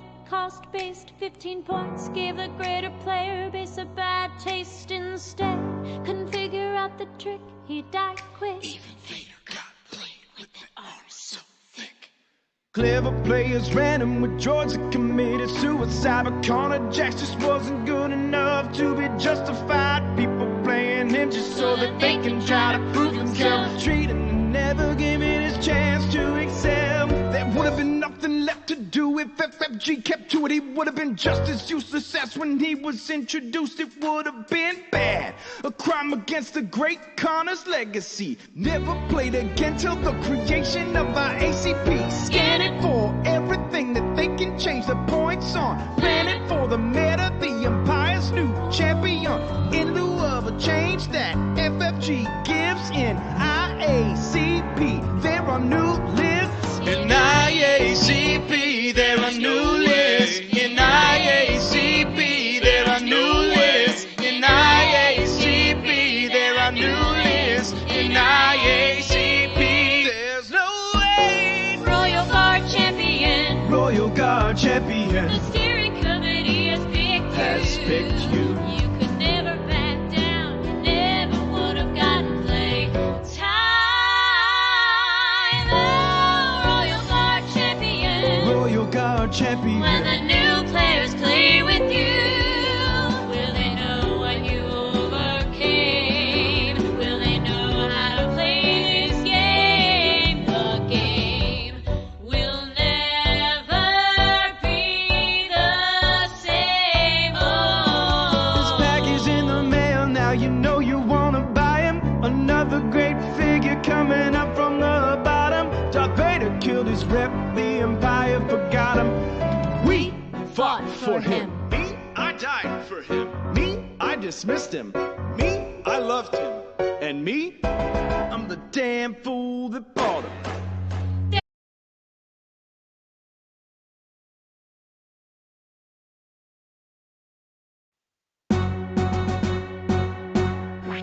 How does a plasteel armor, badass warrior and the legend, dropped in the middle of Imperial Assault in the beginning of everything, such prominence, smaller, end up to be a fig on no one's roster? The $12 figure packed outside of the starter moved a lot farther, but was just a lot softer than figures a lot smaller that just had much more to offer. But this character was so much more than joke fodder.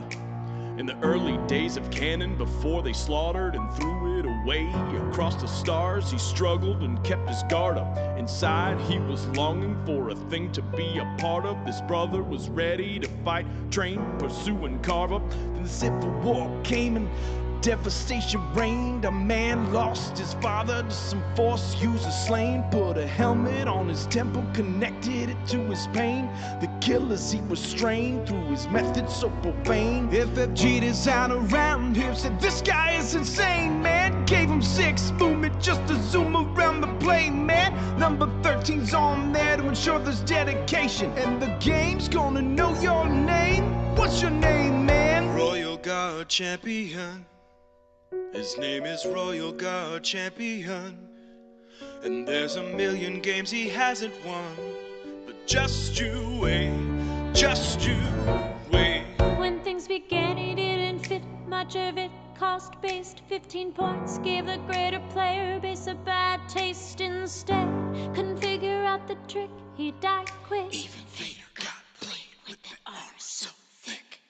Clever players ran him with droids that committed suicide. But Connor Jax just wasn't good enough to be justified. People playing him in just so that they can try to prove themselves. Treating and never giving his chance to excel. There would have been nothing left to do if FFG kept to it. He would have been just as useless as when he was introduced. It would have been bad, a crime against the great Connor's legacy. Never played again till the creation of IACP. Scanning for everything that they can change the points on. Planning for the meta, the Empire's new champion. In lieu of a change that FFG gives in IACP, there are new lists. In IACP, there are new lists. In IACP, there are new lists. In IACP, there are new lists. In IACP, There's no way. Royal Guard champion. Royal Guard champion The steering committee has picked you. You could never back down. You never would have gotten play time. Oh, Royal Guard champion. Royal Guard champion. When the new players play with you, will they know what you overcame?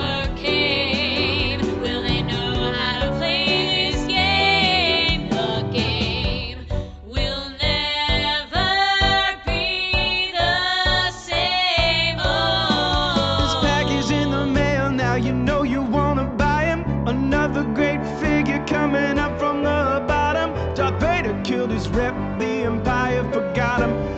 We fought for him. Me, I died for him. Me, I dismissed him. Me, I loved him. And me, I'm the damn fool that bought him. there's a million games he hasn't won, but just you wait. What's your name, man? Royal Guard champion.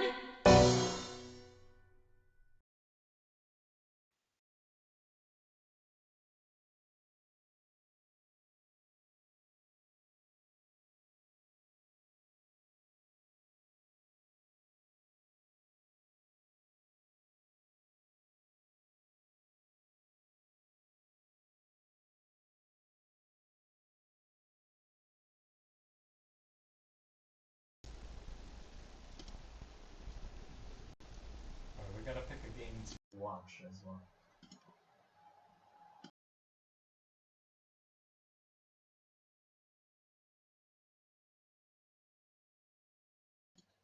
Hi everyone, so round 2 is just starting off now.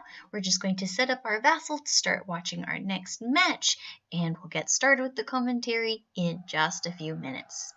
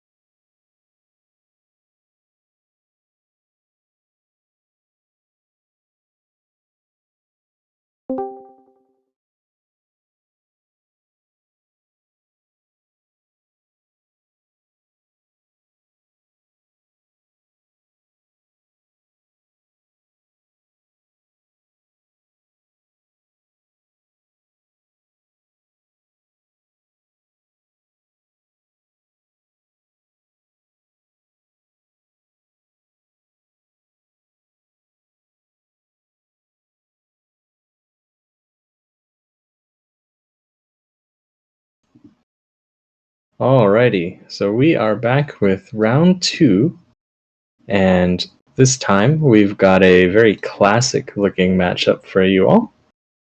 It is the original Death Star Rebel team versus Scout Troopers, Kane Somos, Thrawn, and Death Troopers. And also a group of sentry droids will be making an appearance. They'll be playing on Coruscant back alleys, and I think in a couple of minutes we will actually have Chris from IACP hopping in and chatting with us during this stream as well.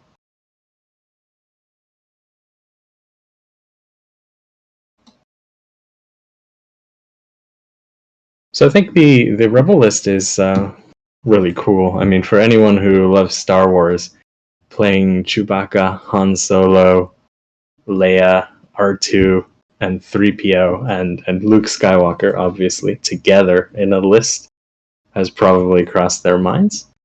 And we finally are able to do this with the combination of the FFG changes in that Wookiee Avenger and Rogue Smuggler upgrade set for Chewie and Han, and in the IACP points reductions for Luke and Leia.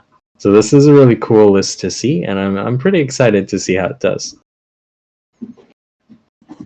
In terms of the Imperial list, the Scout Troopers have been a very interesting IACP addition, right? So they're really hard to shoot at unless you're close to them, and they bring that really nice spy trooper tag synergy. Yeah, I'm really looking forward to this. I really want to see how the Scout Troopers do. And I also really want to know how the classic Rebels list, old school, OG.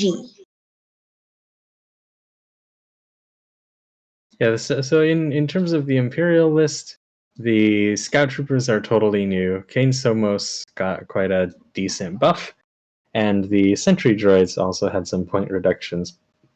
We do see a lot of really familiar figures in terms of Thrawn, Death Troopers. We've got Rule by Fear, Doubt, and Zillow, which are very much Imperial staples. Right, so it looks like the game is starting, and of course, the initial Rebel moves involve focusing people up and moving their support figures to take terminals. Hey, Chris. Howdy. Good of you to join us. Thanks for having me on, guys. Oh yeah, of course. Now, I am currently the event organizer and head judge for today's event, so if I get a judge call, I might have to dip out. But I'm excited to join you on this really cool matchup of stuff. Yeah! Classic Rebels versus Imperials. Iconic Rebels. I know! Yeah, I think I almost feel this is kind of the list that Heroic Effort was made for, right? It's got that. It's got all of them in the picture right there. If you look really closely. I mean, really, Heroic Effort. IACP should make it -6, so that way we could throw Lando in there too. No, I'm kidding. Just right, make so it Lando's Death Troopers attachment. Moving behind this door here. Yeah, so we have just the standard Rebel openings with buffing, and the Imperials actually are positioning themselves behind that bottom door, which is not something I often have seen. Now, on this map, which side do you prefer? I honestly like the advantage is at the top. Yeah, that's my feeling as well.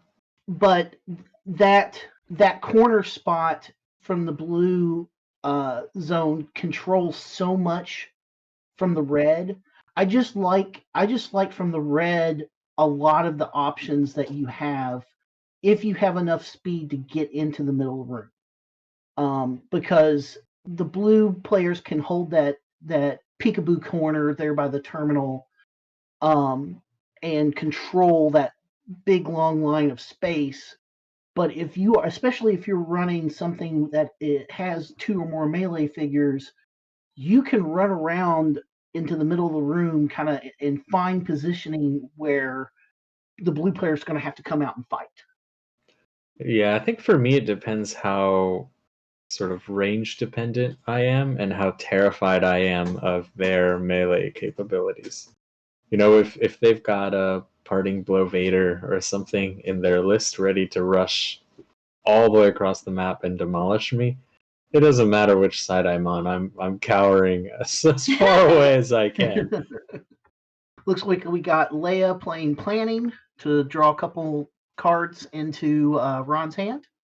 Classic. Yeah. And Now it's going to be. moving up. Now I'm going to find it interesting here to see how the iconic rebels here do with damage output. Leia is a curious case for me, and it's someone that it's a card that we have changed, but is on my list of if I could go back and do it again, what would I do, right? And so one of the things that I found with Leia is that she feels right for her price point right now, but still her damage output, it can be disappointing. You want that card redraw that she gives you, the taking a card out of the discard pile and putting it back in your command deck. But when it comes down to it, especially in a list where you only have 6 activations, she needs to push that damage. She needs to help set up with one of her shots so that using her ability to allow another player to another figure to shoot the same target to finish that target off. Yes, we've got Thrawn moving into the corner. Yeah, so Thrawn's taken up quite a forward position at the moment, and he has managed to ditch Heart of Freedom. Ooh, that's a hurt. Yeah, nasty. Yeah, I love Thrawn's concept. His tactics of getting information, removing cards. It's really cool. So he is tucked there behind a little wall, so it's not too open. Yeah, Thrawn is not too exposed at the moment. Generally, when I run Thrawn, I get him killed. So I stopped running him because I rush him up a little bit too much, play him a little bit more aggressively, and that doesn't really seem to work. So generally, I find he works best if you have a kind of a more defensive tactic with him, and you get more value out of his, out every round he gets better. Right. And it's interesting that Gil has opted for not giving Thrawn a surge token to amplify his attack when Thrawn eventually will enter the fray. He ended up giving a damage token to one of the sentry droids and then a surge token to one of the scout troopers. And very, very, very, very aggressive positioning here by the other sentry droid. Since those sentry droids have the Guardian trait, I wonder how much of the IACP Guardian cards we're going to see in his hand here. Potentially an Iron Will to keep a big focused attack from defeating a sentry droid, or even get behind me to switch around a target's damage. Yeah, I mean, traditionally in the normal Imperial Assault, sentry droids are always a little frail for their points, right? So if you killed them off, you're doing great. They're really good at putting out a lot of damage, but they're not really good at surviving anything. Mm-hmm. And we're seeing Gil set up for a big round 2 swing here, because that number 1 sentry droid has the opportunity to move forward and get into Ron's back line with multi-fire. Right. I'd forgotten about the multi-fire. So That's doing 2 attacks, but there is a -1 damage applied to each attacks. So I mean, he could put that. It's possible that he could one-shot 3PO even with that attack with the power token. Yeah. Meanwhile, Ron, it seems like, is not wanting to engage in that normal ranged area. He is moving down to his door and hoping that making Gil to go the long way to get any damage out. Right. Yeah, it is also sort of clear at the moment that they're both happy not trying to flip posters round one, which is fairly normal, and just setting up to try to control that middle area. Yeah. What is a little bit different is that usually I see people remove the posters at the beginning of the match, kind of to suit their strategy. And if you've noticed, the rebel one up at the top right is gone, while the Imperial token from the middle area is gone. Mm-hmm. Yeah, I thought it was an interesting choice to get rid of the middle one. Because usually you're aiming to control that middle area because there's so many close together. But I guess that's more of a conservative play. Well, if Ron went with the rebel tokens here, and we're scoring end of round now, with everybody getting 3 points for the 3 posters that haven't been flipped. Sadly, Han, no end of round shot. Mm-hmm. If Ron went with the rebel posters just to be thematic, then he would have removing the Imperial poster would be to a little bit of his advantage because he doesn't want to necessarily fight in the middle there. He wants to be able to kind of pick off things, right? I do feel that both of these lists sort of want to pick off things. Which is why hardly anybody's in the middle. Yeah. I mean, we talked about how Thrawn is kind of tricky, and I believe that's because Thrawn is an amazing figure, but fundamentally clashes a little bit with that Imperial beef style of play, right? You've got everything else that's got a lot of health and good defense that you want to rush up into their faces for the overrun and the grenades and the riot batons, and then you have Thrawn, who's got really good abilities and a really good shot, but much less health per point than everyone else. Oh, well, we now see some manipulation of the news on the board as the regular Death Trooper has flipped a poster. Ooh. Yeah, this is why I struggled to play with Thrawn. Because I really lean pretty hard into that Imperial beef. You know, I play Vader, I play Brawlers. So yeah, I find him just a little bit too tricky, but I like the combo with the Scouts. I think that's going to be pretty cool. We'll see. And I really like the Sentry droids as well. But again, I always get them killed. And one thing I've noticed is Ron's Rebels now have a significant advantage on card draw. He's sitting with 8 cards in his hand, thanks to R2, Scomp Links, and end around card draw. Oh, we've got Sentries activating. Oh, here we go. Ooh. All right, so the Sentry is coming taking a shot around. at 3PO? Yep.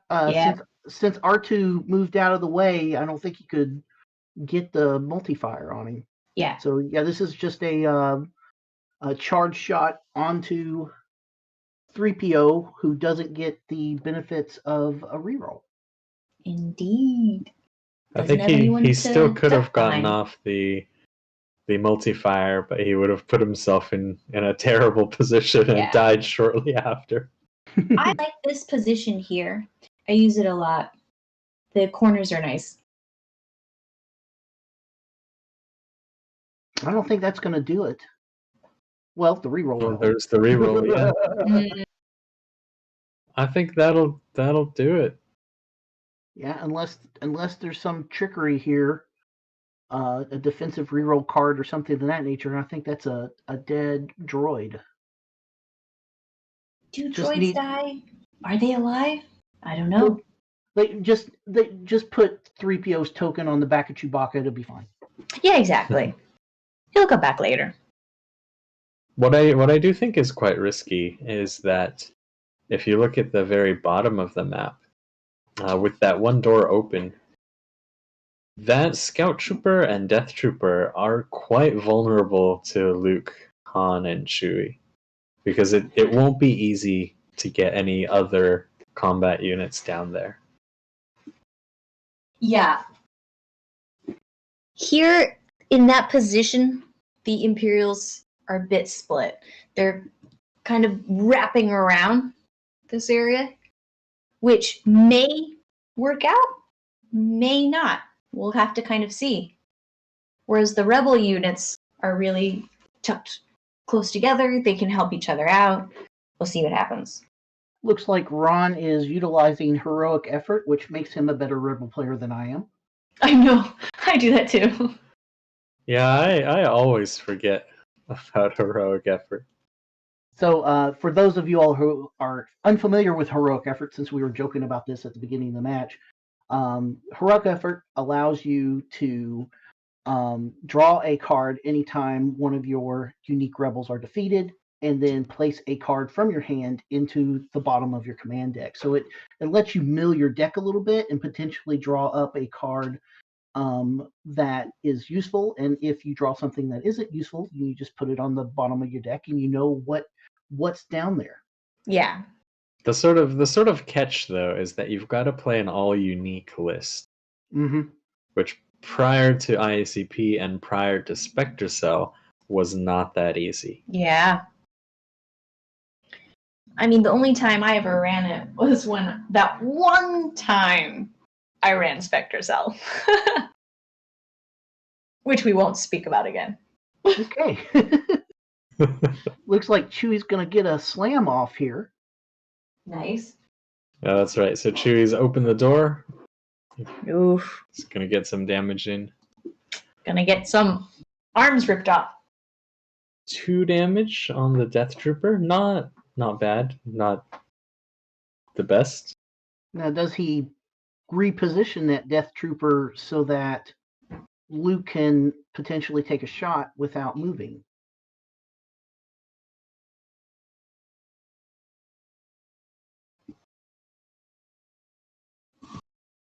Yeah, Chewbacca's kind of free slam action is really strong. I really like Chewie. And Chewbacca is getting a little bit more viability thanks to the IACP map rotation. Since we've kind of threw in, since Lothal Waste is gone, hallelujah. Now we can rotate in some of the other maps, and most of them are medium or small in size, which gives Chewie the ability to get that slam off in a second round if he's positioned appropriately. Yeah, interestingly, that 3PO death early on this round didn't trigger Chewie's command card. Because he managed to get it off before Chewie could activate. Oh, I hadn't thought of that. But I actually did not see whether or not he had Chewie's command card, because you don't have to bring it. No. I assume his opponent knows, but we didn't catch the setup. Right. Chewie's skirmish attachment says that you have to reveal debts repaid after taking it out of your command deck. So, and I jumped in kind of late, so I didn't see any of that exchange happen in this game yet.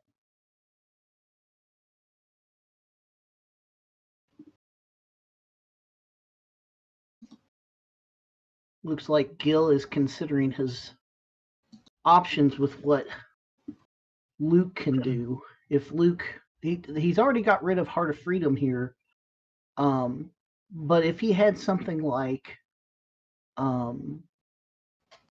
the zero cost force card that grants 2 movement points, Luke could technically move down, do a saber strike, and either finish up with his regular attack or finish, if the saber strike finishes that death trooper, then hit the scout trooper with his regular attack. I don't believe he can do both because he's not the heroic Luke.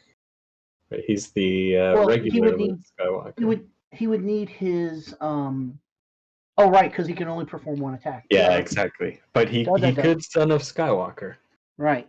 Looks like Thrawn went and Ron lost negation. Nasty. So yeah, that is actually pretty relevant because there might be a take initiative coming from the Imperial side next round. What's so strong about that as well is not just the removal of that card, but the knowledge that it has been removed is huge. And it also enables some of those 0 cost cards that can be really nasty, like Element of Surprise or Thrawn's 4C. Yeah. I think a big part of Thrawn also is just that psychological damage to your opponent. Yeah, absolutely.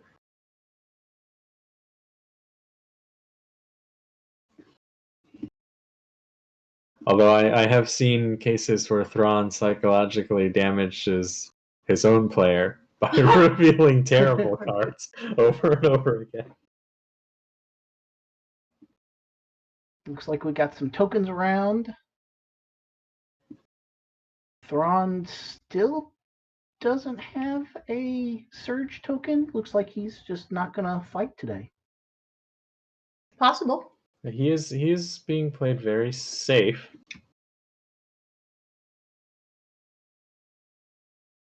All right, we've got an attack coming out, and this is Luke. Oof. Who has finished off the Death Trooper. Mm-hmm.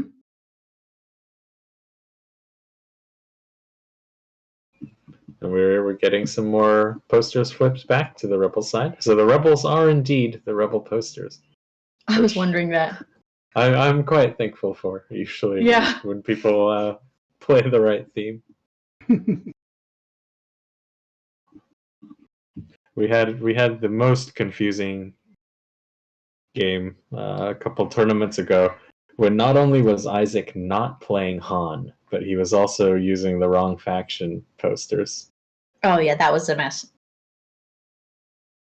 Well, he's playing Imperials today. I know. With the well, you guys covered that first game, right? Yeah. Yes, of course, with the Royal Guard champion. Oh Lord.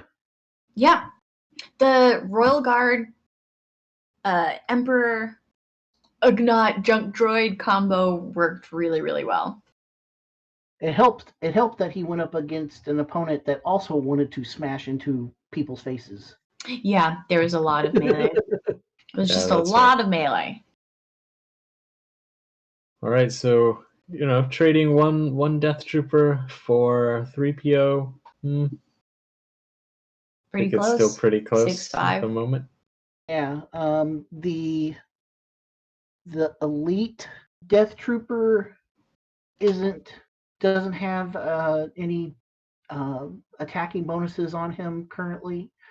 So unless that Scout Trooper weakens one of those 2 rebels there, his damage output's probably going to be kind of probably. Here comes the Scout Trooper B, probably going to do the weaken to set up A and the Death Trooper. So Scout Troopers, as most of you all know, Scout Troopers is a brand new deployment card that we developed for IACP Season 3. We wanted to add this kind of iconic trooper to the Imperial arsenal, but we wanted to make them different than just any old trooper, and just any old trooper that might have cross training, where those trooper deployments would just gain a spy trait and the ability to roll a white die instead of a black die if they wanted to. So they're fairly unique. They have tested fairly well, and we're looking forward to seeing how the community, if the community will accept them as a proper card going forward. Yeah, I really like the theme. It is an iconic unit.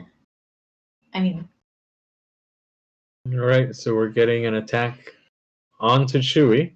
And Ooh. the brand new parry comes out. This is a change card this season in IACP.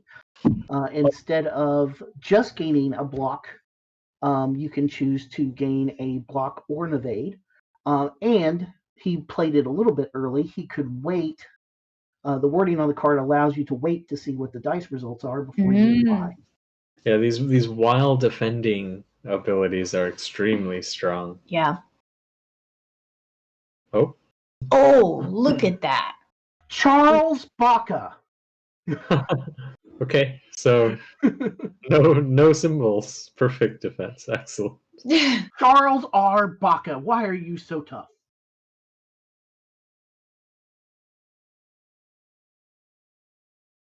Wookiees, man. Built to last. That'd be quite scary. I'm wondering, what has Chewie used to parry with? His bow? His arm? I don't know. His hair. Oh god, yeah. The arm from that previous Death Trooper that he ripped off, Yes. obviously.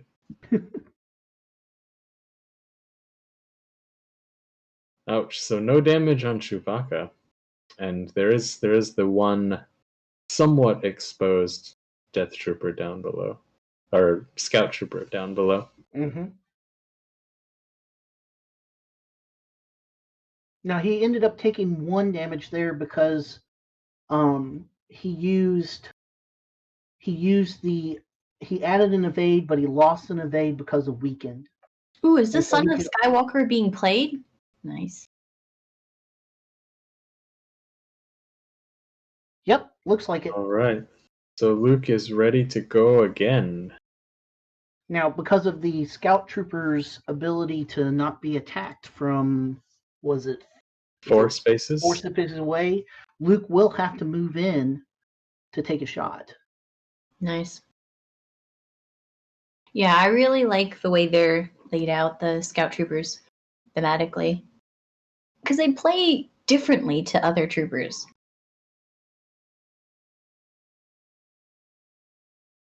So it looks like Luke is actually flipping a bunch of posters first.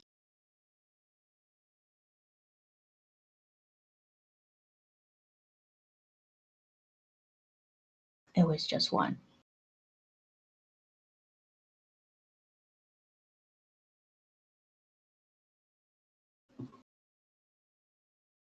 Yep, and he's got exactly enough movement to get into range. How much health do they have, the Scout Troopers? The Scout Troopers have 7 health. It's a very, very classic amount of health for Imperial figures to have. It's a very classic 4 figure cost trooper. Brace for impact. So we're going to have an extra die here and the evade. So I don't know if Luke is going to get much through. Yeah. This might be a wasted Son of Skywalker. To be fair, I don't think he needs to, because Okay. he ate a brace for impact as well. Yeah. That's true. So Looks like 4 damage going through. That is the a most horrendous roll. strange, yes, strangely stacked evade defense roll. Okay, Whoa. so this Scout Trooper was clearly expecting force powers, but he just got shot. He was doing the old gag of where you're supposed to like run in like a serpentine pattern, and Luke was just shooting straight the entire time instead of, he was just running into the bolts as he serpentined. So he's on 4 health now. Still 3 not going to left. be... 4 damage, 3 health left. Yeah. All right. Time to see an elite Death Trooper retaliation on the young farm boy. Yeah, Luke had to come out exposed. Yeah, I've always found the Elite Death Trooper to be one of the most inconsistent attackers in the game. That yellow Daimai. Yeah, yellow, red, just without rerolls, very scary.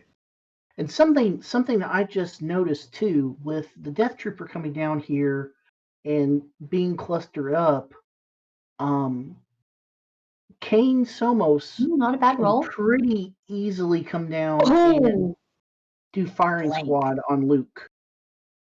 So we may So see Luke we may blanks see a out. Luke gone. Oh gosh, Luke. This is a pretty decent hit. It is 5 range away.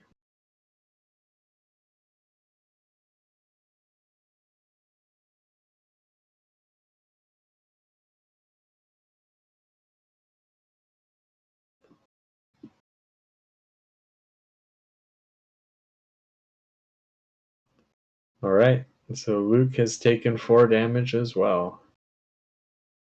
What's the built-in accuracy on the Death Troopers? +4. Yeah. Yeah, they are surprisingly okay at shooting. They just do wildly varying amounts of damage.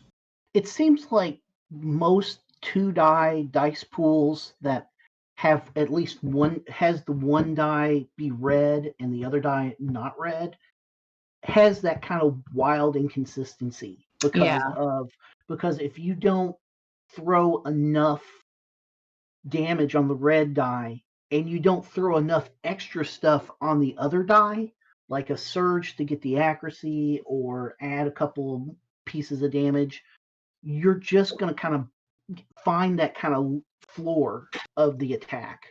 Yeah. Of course, it helps when your defender rolls a blank too. So yeah. I mean, Kane Somos can come and do a firing squad, but then Chewbacca will get a bit angry. It would be interesting here. Yeah, I was wondering if Han was going to try to come down and finish off one of these troopers.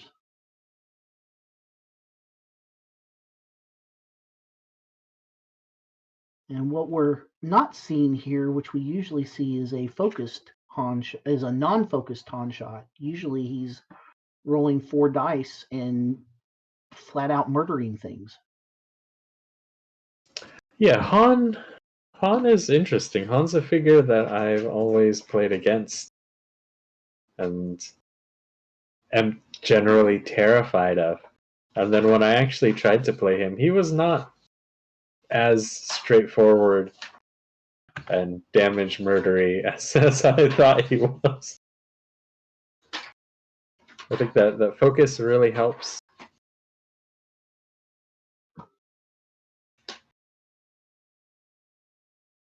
So it looks like Han is not coming down.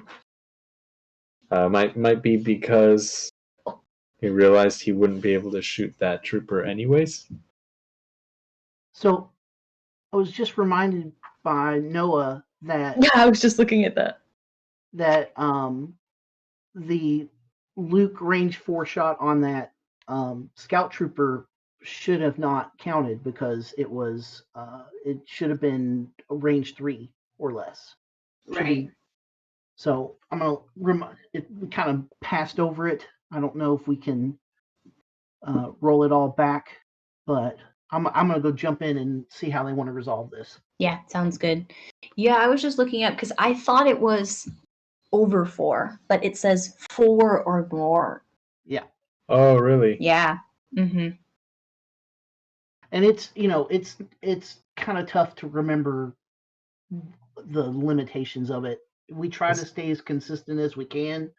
4 or more, or Chris, 3 or go less. before they get too far ahead. It's used interchangeably everywhere. So yeah, BRB. All right. Yeah, that's a tough one to remember. Yeah. I think we all remembered 4. Yeah, exactly. we didn't remember that you actually have to be within 3. Yeah, because of the way it's worded.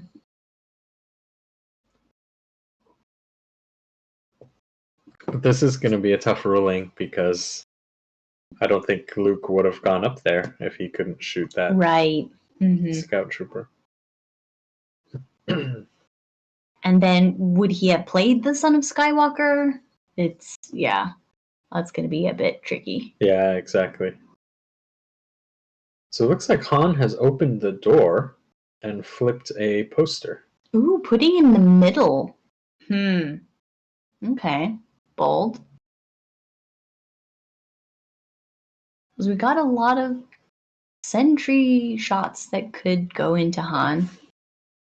Right? Both sentries could shoot him from there, Well, right? the sentries have gone already this round. Right. And he will get initiative next round, but his negation is gone. So it is quite risky. And he's not really getting an end of round attack from where he is. Yep. Right?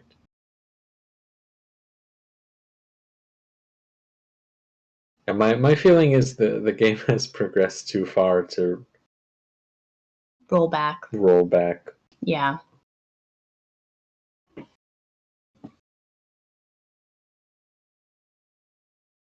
I think those sentry droids are definitely quite threatening.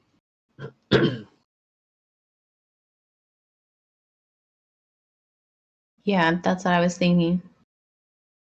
That sentry droid at the top at the moment is looking pretty safe because there isn't anything that can kind of get in to threaten it without getting very close and exposing, So I actually, if you count spaces, Han could have just run all the way to that top sentry droid, and then Leia would actually be able to run up and do that double attack with Leia on it. Yeah, interesting that we have Han opening the door there. So, Chris, what was the ruling about this scout trooper shot? Well, I presented them with letting them resolve it however they saw fit. Gil was okay with letting it go. Ron offered to flip the bottom poster back to the Imperial side because he used Luke's movement to flip that poster and then move up to take the shot. And so by not flipping that poster, Luke would then have enough movement points to get within 3 spaces, take the shot, and move back. That's brilliant. I think that's a perfect that works fix. Pretty well. Yeah. Yeah. And credit to those players and honestly this entire community where this is there's so many steps, there's so many abilities, and it's really hard if you don't catch something right off the bat to make it right. And so everybody is very giving and forgiving when it comes to this and just rolls with it. Yeah, I've never had a really negative reaction when I've flubbed, so. The only time that I've ever seen it playing Imperial Assault where players get frustrated by rulings is at some of these bigger events where they bring in judges who don't normally judge IA. Yeah. Yeah, and sometimes you get some stranger rulings. Right, and I'm not saying anything negative about these guys because they're awesome, right? They come in and they pick up a game that they're not really familiar with, and they're supporting that in-person play community, and so they're good guys. But it's tough to know the intricacies of Imperial Assault, how the community feels like it should be ruled, and then this guy's kind of looking at a card, looking at a FAQ, and has to make a decision within like 90 to 120 seconds. Yeah, exactly. So we've seen Kane Soma's command card played. Yeah, rally the troops to, I guess, reactivate the scout troopers. Yeah, so he gets to choose a friendly trooper within, I think it's 3 spaces, and ready that deployment card. Yep. I'm very curious to see whether or not he's also playing something like New Orders. Ooh. Just to get these multiple activations going more consistently. Yeah, so he's moved down to support his troopers. And he has played Rally the Troops, but he's made the sentry droids ready. So it was not actually the scout troop. Shooting at Han? Like we were talking about before. They would have been able to shoot at him, but they had gone, so perhaps. now Han looks like he might be taking a couple of shots. Because he can't shoot back at them, right? From there. Yeah, both the sentry droids can get into positions where Han will not be able to return fire. That's hurtful. The good news is that, well, unless Leia has one of those leader cards that allows you to move somebody during your position, I think her boyfriend's kind of stuck out in the open there. Well, I think the good news is that Luke is not going to be dead just yet. Oh, that's Leia's true. Moving up.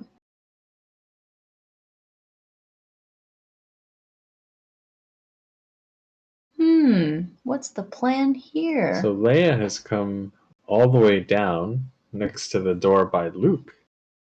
Support Luke? Oh, nope. Oh, nope. She's like, oh, I see the troopers. Nope.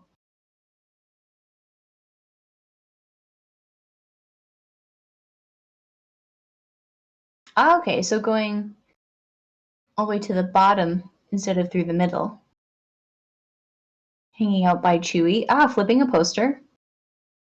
Oh, so Leia's flipped that poster that was rolled back a little earlier. Mm-hmm.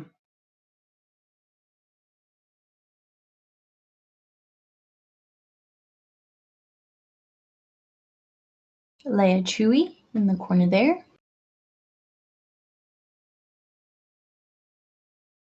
Little bit of a safer move.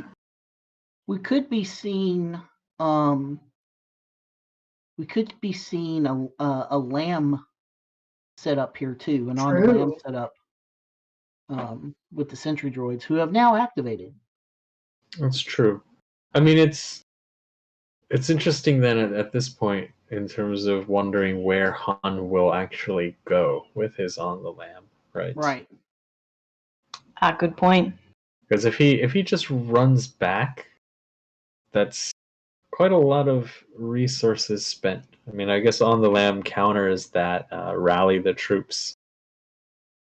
I mean, he could just pop down behind the wiggly W line on top of the poster. And here we go. Since this is Gil's last activation, he could also move towards Gil's big crew. Here's the window for the new lamb, and it has passed. Yep. Yes, so the window for the new on the lamb was passed.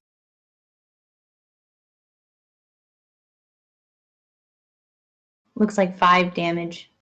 Oh no, 4 damage. Yep. 4 damage on Han. All things considered, not too shabby. Indeed. Not at all. And that top sentry droid is now contesting the terminal, which wipes out a little bit of that card advantage the rebels had. Mm-hmm. Ron's still sitting on 7 cards in his hand. So if we don't see Lamb here, he has had a terrible draw. So we've got another attack from the second sentry droid. Mm-hmm.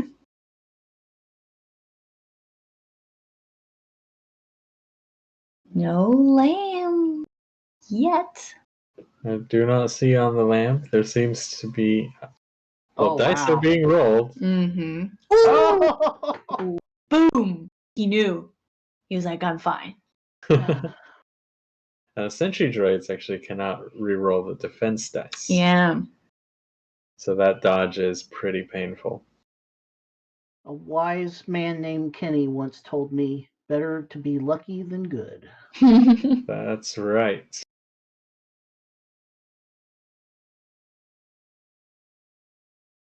My motto is better jolly than salty.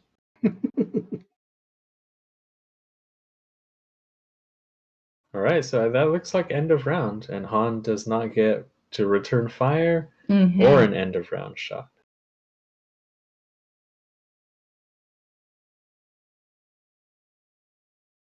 Have they put the points for posters yet? Yeah, I think so. Ron's at 11 now. 8 points for objectives. Gil's on 6.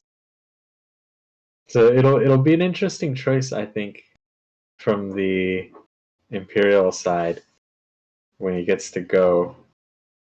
Focus on kills? Or the Rebel side, actually. Yeah. And Han and Luke both seem like they're in a little bit of danger. Oh, what's being played? Call the Vanguard. I Oh. love that card. Lots of options here for that card too. Oh, do yeah. you try to use Scout Trooper B to finish off Luke if he blanks out on his roll again, or do you want to use one of your sentry droids to put more damage on the Han? Thrawn? Does Thrawn have Thrawn a shot? is not a trooper. Oh, yeah, right. Kane Somos, though. Yeah, but he Kane doesn't have almost a could shot. move around. Yeah, and could Oh, potentially he could focus move, up. yeah. He could move and potentially focus up a one of his troopers. Okay, so it looks like... Okay, that's, Sentry. yeah. Ouch. Yeah, that's nasty. That is very nasty. Han's built-in anything doesn't work either. I guess I wonder if Ron had some command deck constraints running Son of Skywalker and trying to fit Lamb in too. You can't not run Lamb? I think it's really tough to drop Lamb if you have Han and Chewie, though. Yep. Yeah, he must have just gotten unlucky and not have it. So that is 10 damage on Han, which is absolutely brutal. How much health does he have now? I think he's only got 2 health left. Yep. Yeesh. So the really painful thing that could happen here, obviously, is the take initiative. Mm-hmm. Especially with negation already discarded. I don't always run take initiative anymore.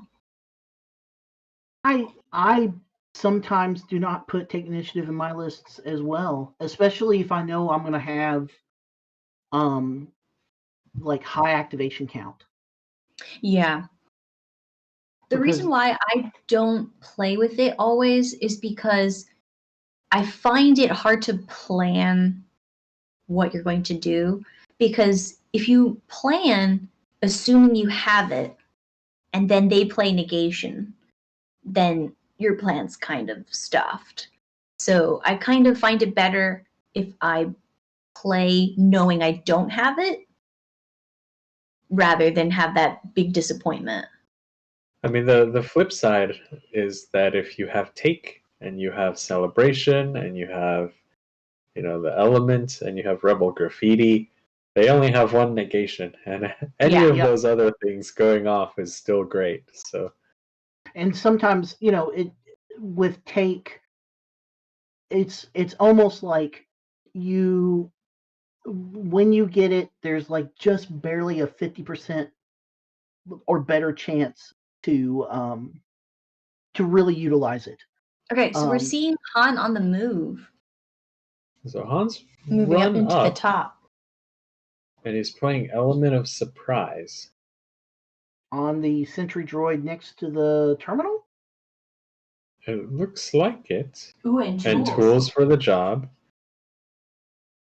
And? I don't think Han can play too much else. Yeah, he missed an opportunity for smuggled supplies if he had that. Oh Ugh. no. Ugh. He does Oh, have Ugh. he does have a reroll. So Ugh. He did play element though. So where is that black die coming from? right. It's probably just an accent. Yeah, that is the not a good roll from Han.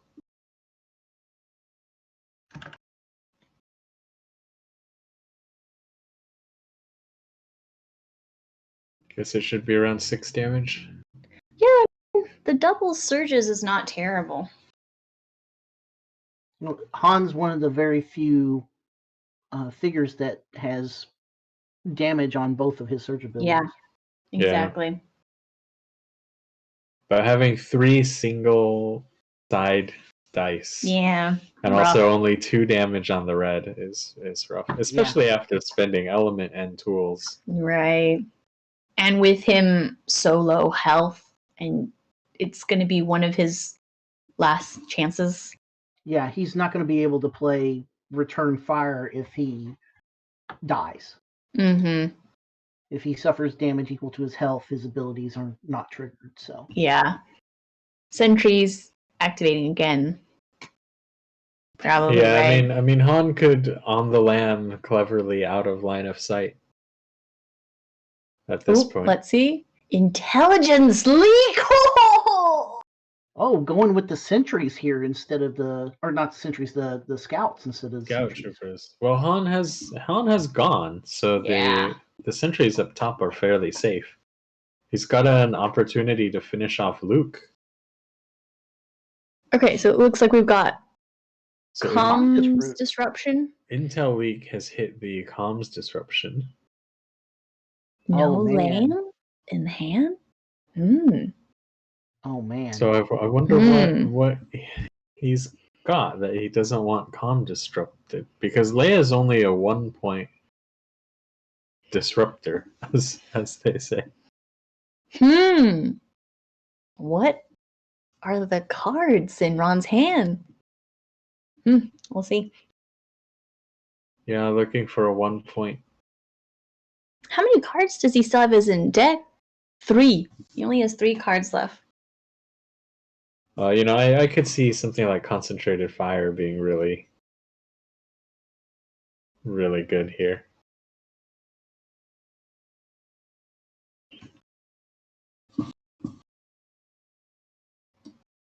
Is it 3PO that's under the terminal? It's R2. 3PO was killed. Oh, right. Very early. Yeah, if Ron's sitting on urgency and Gil does not have negation to stop it, Leia could technically run up, shoot number 2 sentry droid, and have Han finish it off, which would give Han a chance to stay alive. But we need to see what the scout troopers are going to do to Luke here. Right. Yeah. He's already been weakened, so at least taking one shot here with -1 evade. I mean, the scout troopers mathematically should be able to finish off Luke here unless there's a dodge in play. He's only 10 health. But that white die. That That's white right. die. It might be that he actually played the leaked the comms disruption to protect his own element. Oh, interesting. Could be. Yeah, so actually, what's the ruling on the scout troopers and element in terms of just being distance? Are they in line of sight or are they not?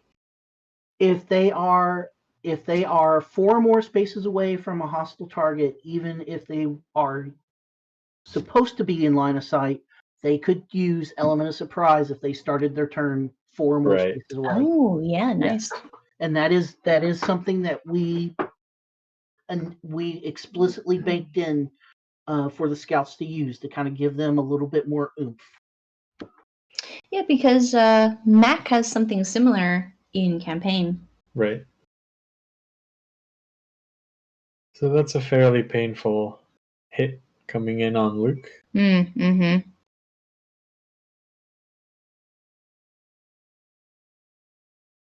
Could have been a lot worse. Yeah.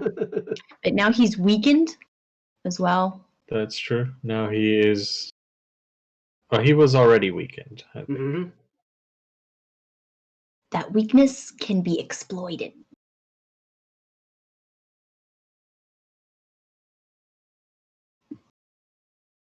Ooh, what's this? And we should. There we go. There it It's the is. element. Yep. So this And we is know the this, negation's already out, right? Yep. Yes. Yeah. And the comm disruption from the intelligence leak. So now is when he rolls the terrible, 2 one-sided dice. No. Good- Yeah. Goodbye, Luke. Yeah, nice. Yeah, that was definitely the right activation. Takes Luke off before he can activate. It's looking pretty rough. Well, also takes Luke out before Chewie can activate. So that's Right. another rebel gone without any debts to be repaid. Right.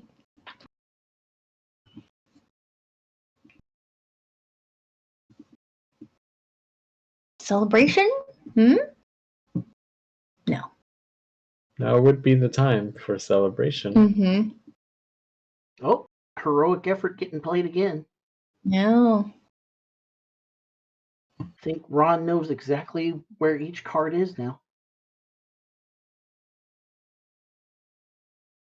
Or if he's like me, he's already forgotten what was in his deck. I know. I'm running this card? Oh, I forgot about that. That would have been handy. Well, if you're me, you put illegal cards into your deck that you can't play. And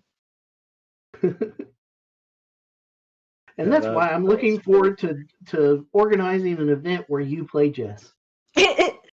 So I can come down on you. There's a reason I've been on this side of the stream for a while now.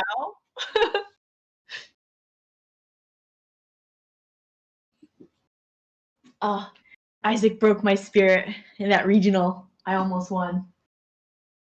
Got so close too. You had a really good run. Yeah. What really threw me is that I've never made it into a final before, so I've never had the unlimited timer. That screwed me up. So Yeah, I it's played quite the short different. game, basically. Didn't work.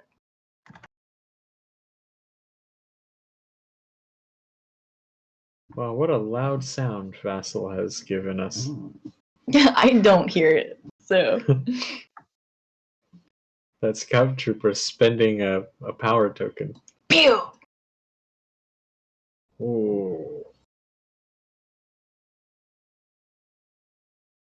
What is this? Chewie moving up, taking a shot. Yeah.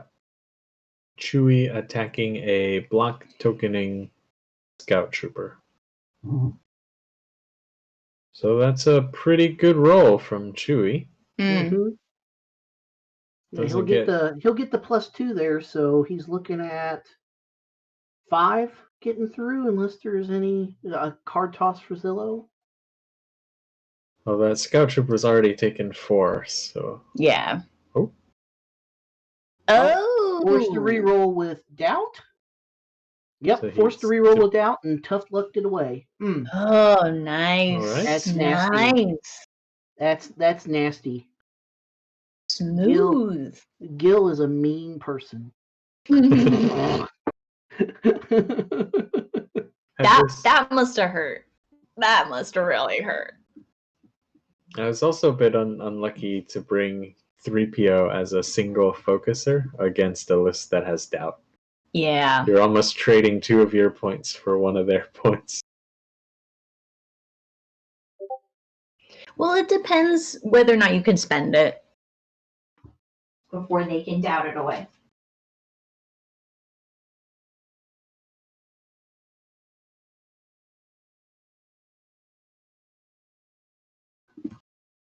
So that scout trooper survives for now. Just tough times for for Ron. Feel for him. I've been in that position too, where a well placed stout tough luck combo just takes the air out of you.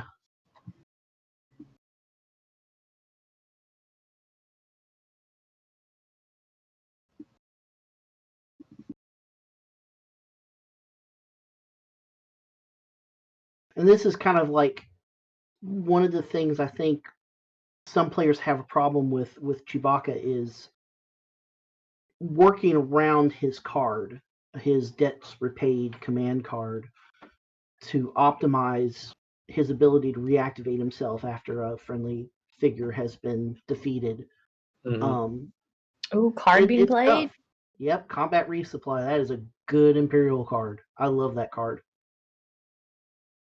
So now both of his sentries will be able to damage token it up. And especially in these 6 activation lists, it's just really tough to try to lead with Chewie without getting him just mowed down. Yeah. Yeah. We've definitely seen that before. Now, IACP in season 2 took a look at his stuff and decided on like reducing his price point to see if he might fit in a little bit better with lists and be a little bit more available as kind of like the vanguard of a Rebels list. And we found that for less experienced players, it didn't help them. For really, really good Chewbacca players, it empowered him too much. Yeah, I think it's tough. I've actually seen Chewie at quite a few big tournaments last year.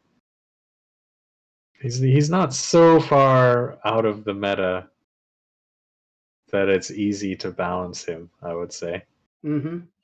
So Noah's just said about how when Han goes down, if Han goes down, then the debts repaid could come up. Yes. Right. Which would be classic. And Chewie could potentially take out both that Scout Trooper with Slam, and then with his focused attack, could technically take out the Death Trooper sitting there too. But it wouldn't make up. It wouldn't make up enough points for Han. Ooh. Oh my goodness! Okay. Whoa.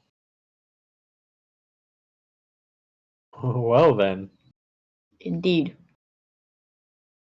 So I guess the first attack was against R2, and he didn't get plunked.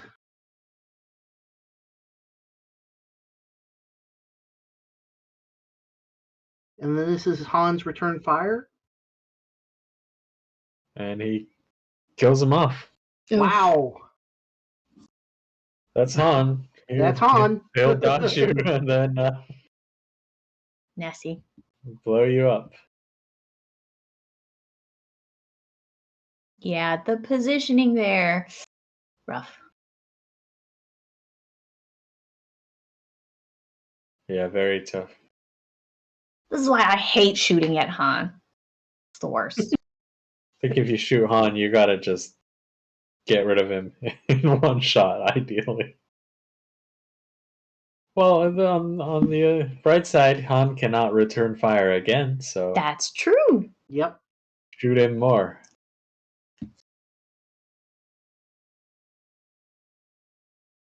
Now, does Gil still have his Sentry Droid number 2 here to activate? I believe so. Yeah. Yeah, because I believe he just multi-fired with Sentry Droid number 1. So the question is, how greedy is he? Does he want to get rid of that R2?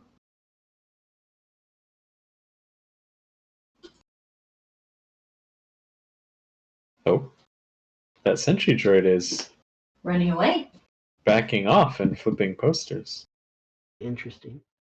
Interesting. Oh, but there's Han with only 2 health. I know, but So- maybe he doesn't want the debts repaid. We are at a situation where we only have about 8 minutes left in our 75-minute round. and then the players will have a 10-minute overtime to finish the current round that they're in.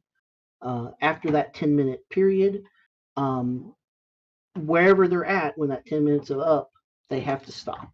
And the current victory point total is the final score. So I'm wondering if Gil is running in here to make sure Ron can't get in front of him on the end of this round, or stay in front of him on the end of this round. But killing Han is... I know. I know. Okay. Leia, moving up. So now Han and Leia are gonna tag team that sentry.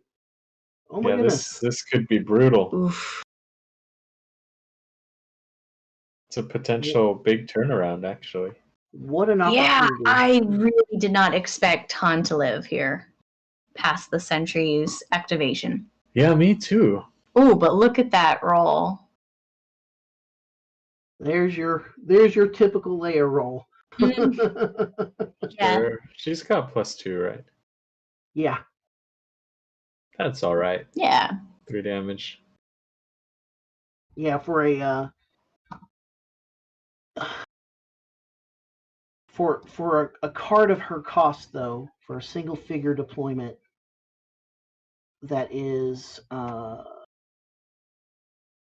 what is she, 7? I think we raised her to 7. Yeah. The question is, does she want to put something back? She does have that extra surge as well. Hmm.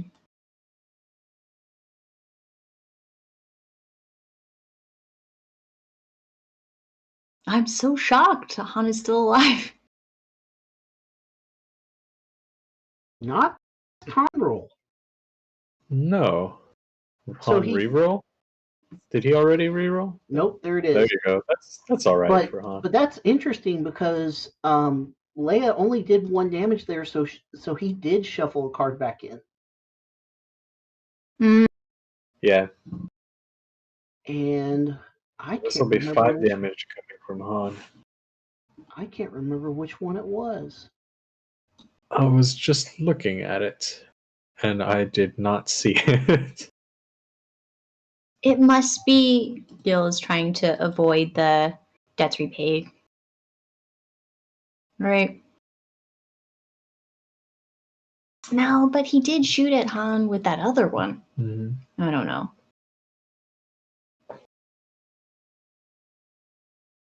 He might still be choosing, actually. I see him moving his discarded cards around a little. Obviously, it wouldn't be Son of Skywalker.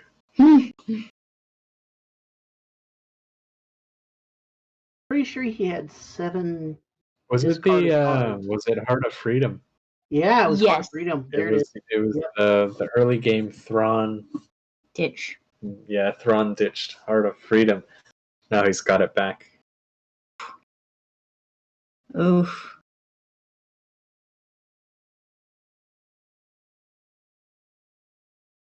All right, so Death Trooper next. There's still quite a lot of activations still. Yeah, there are still in this round. There's still Kane Somos and Thrawn. There's a lot that could go on.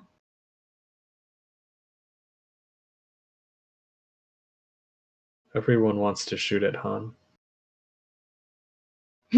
Or not, apparently. There's your next song. Everybody wants to shoot at Han. Yes.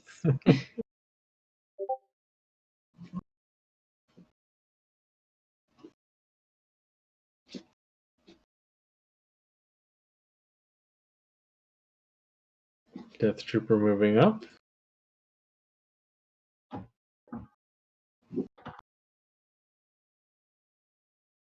Tokening the sentry droid to try to protect it. All right. Reasonable. I mean, the Death Trooper definitely wasn't going to do much to Chewie, and I don't think Gil's going to finish off Chewie, so that's probably the most optimal thing to do, although he still has... He could have taken a long-range shot at Han. Right, well, he could have positioned himself to be where he could take a shot at Han, and then Kane Somos could come up and try That's to. true. Right. But might want to rely more on just Kane Somos's normal attack. Green, green, blue here should finish off Han. Should be an optimal term. Yeah. With no more dodges. Ooh, Oh, not window of anymore. opportunity. Yeah, window opportunity lost. So R2 is protecting Han with his life. And if R2 goes down, Chewie will be able to repay some debts. We've got brace yourself. Is that a Thrawn being? Yeah, so Thrawn has Ditching? just been exhausted, Yeah. and we've lost brace yourself. Pretty interesting. How many card. points is Han worth? Han is 10. 10. Yeah. Pretty interesting. That'd be pretty card draw. big. There's some outside of activation shooting in IACP meta, but not a whole lot. So that's pretty interesting.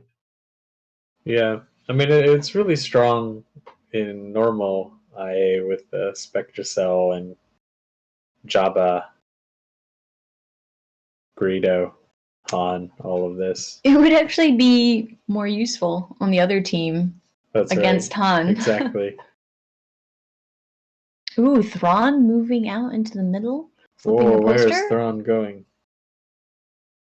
Thrawn Okay. flips a poster. Okay. Okay.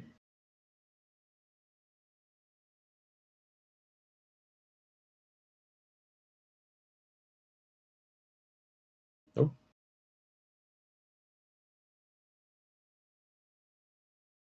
And now But Kane Ron Somos is out of also going. activations, right? Yeah, that's what this is. So we've just got Kane Somos left? Is he Yeah, gone? so there's Kane Somos going. I mean, is it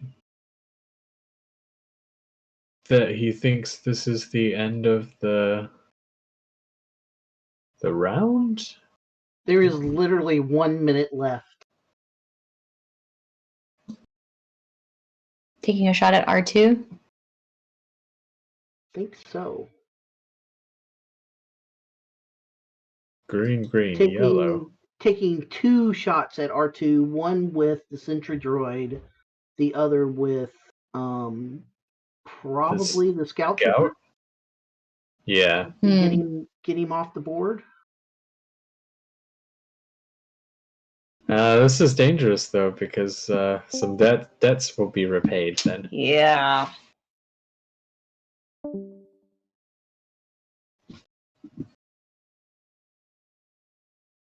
Right? Yeah, because R2 will die here.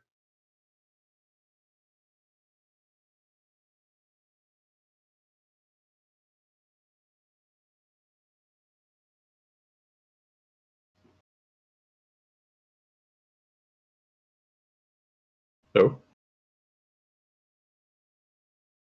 Oh, shooting at Leia. Oh, The target okay. is Leia here, trying to get Leia Yeah, that's right. points off the board. That's pretty smooth. Mm-hmm. Yep. Nice. Is that enough? long. That is enough. All right, Woo! 7 Wow. points. Okay. That makes All right. a little more sense. I need to jump in and tell them that they're done. There's the debts repaid. All right. Whew. Wow. So there is the debts repaid. But I guess if that is the actual end, he will not get to play it. Very close. Very close. Oh, that's rough. But is that the overtime timer? Or the... So in theory, if he did get to play debts repaid... How much is this guy worth? 4. So he could probably kill... No, it's Scout high. Trooper Right. for the tie. Yeah. But then he doesn't have enough posters. Oh. for the end of the round. Mm. Yeah, really close. Chris, what's up? They are finishing up. We've got debts repaid in action. We've got heroic effort getting triggered, and I don't know. I don't know if Chewbacca can do enough. So Well- he can try to get that Death Trooper for 4. He could get the Scout Trooper for 4, Mm-hmm. Oh yeah, Scout Trooper. That's right. and then Gil is up on points, I think. Yeah, On for the points. posters. Oh 1, 2, no! 3, What a bad 4. slam! What a bad slam! Oh, David, where's your dice tray? He has a free slam though. He can still shoot him.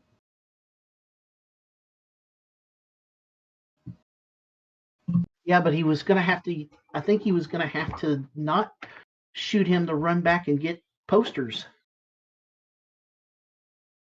Right.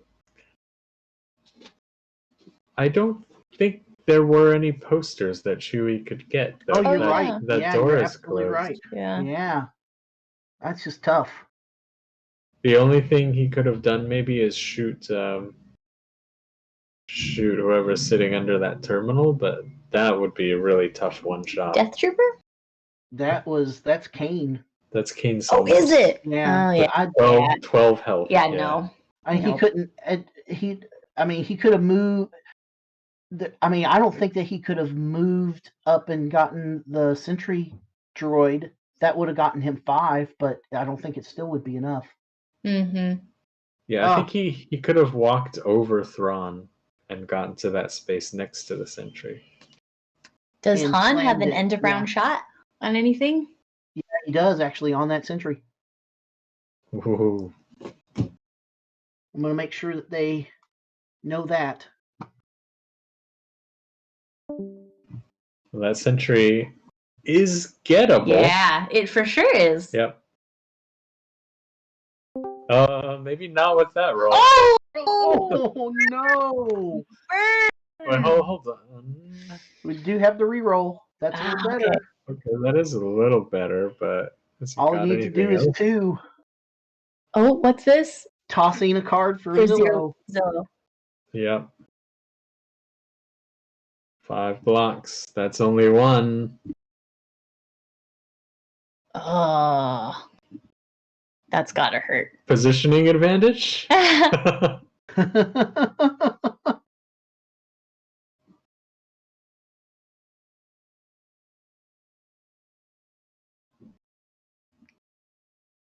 Is there anything Han can do here?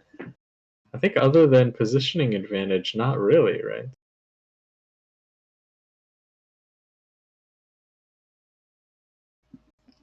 How much health do the sentries have? 8. Oh, so close.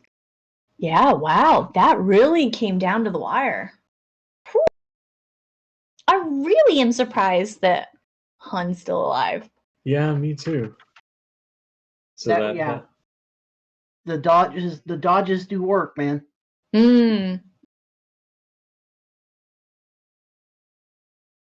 Oh man, how close. Yeah, that How was close. crazy. You know, 1 damage. Ron was literally 1 kill away. If he had gotten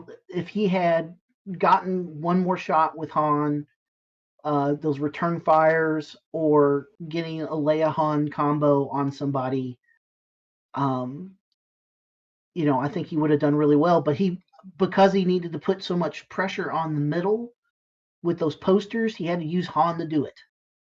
And the Leia moving out into the middle there, having her exposed, she's not so strong.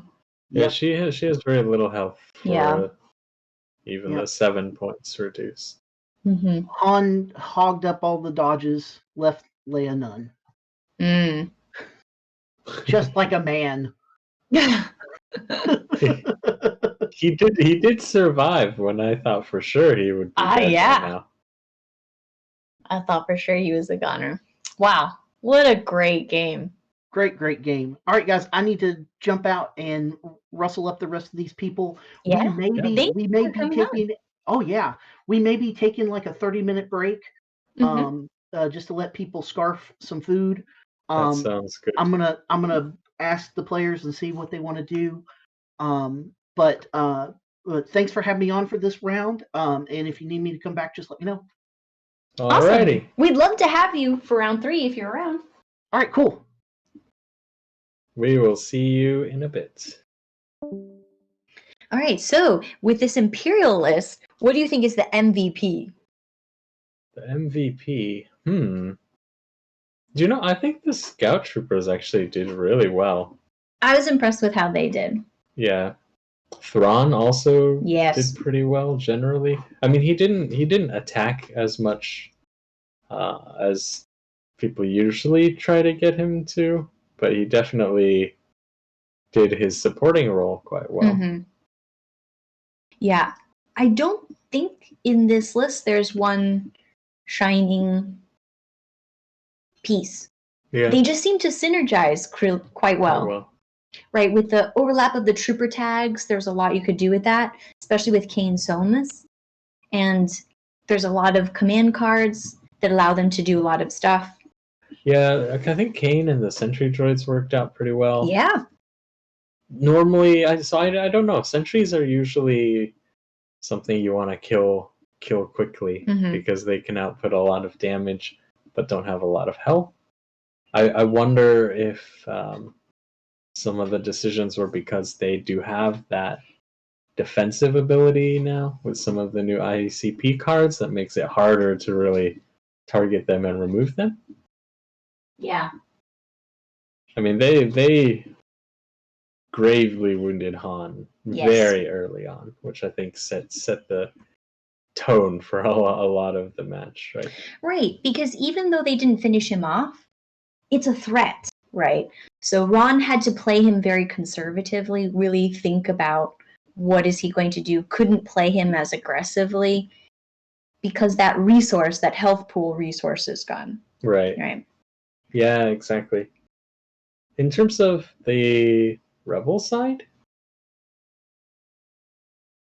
what do you think performed quite well? I think Chewie did really well. I like the Han Chewie. We've seen it a lot. They didn't get to, stick close together, but their bond of friendship, across the map, they knew they were there. So I really like Chewie. I love his slam ability and his aggressiveness. The debts repaid is cool as well. So yeah, my pick is Chewie for this list, and obviously Han. But I mean, Han's an obvious choice. So you didn't perform so well in this list, but I think my favorite is maybe the Farm Boy Luke. What? So vanilla. Farm Boy Luke at 7 points. He's got really good attack. He's got some dodge ability. Can recover, and he can Son of Skywalker. Yeah, the Son of Skywalker is pretty big. Yeah, I think that's definitely one of the figures that I was interested in playing for a while.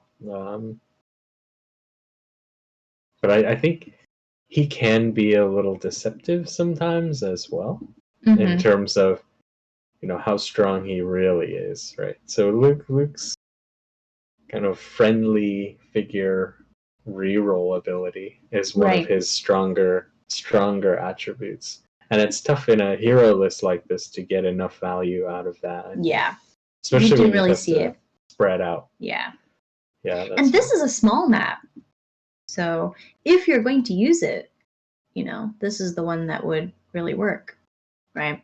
Yeah. All right. So I think we are going to take a short break for food.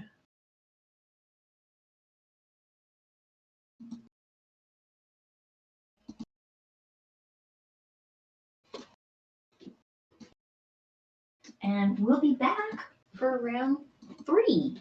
Right. So we'll probably check in with Chris and see what the timings are, and we'll pop back on and tell you when round 3 is going to resume.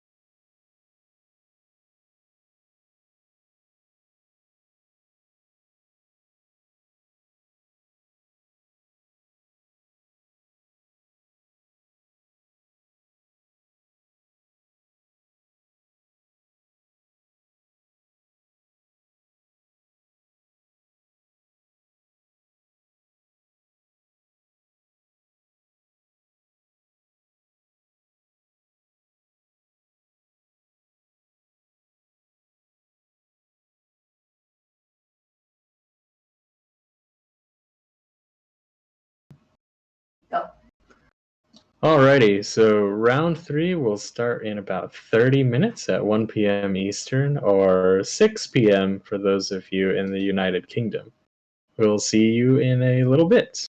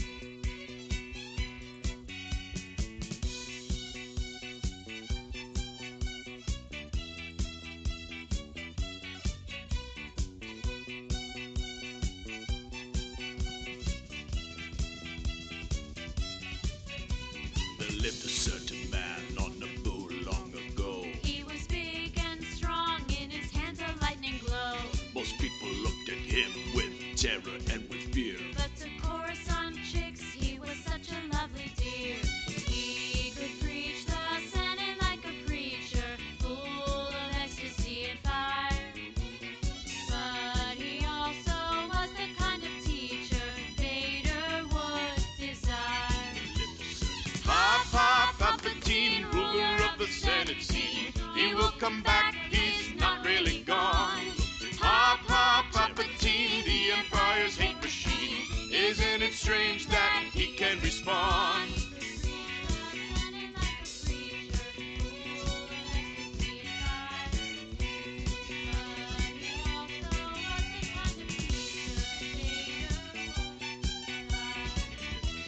Palpatine, Senate scene.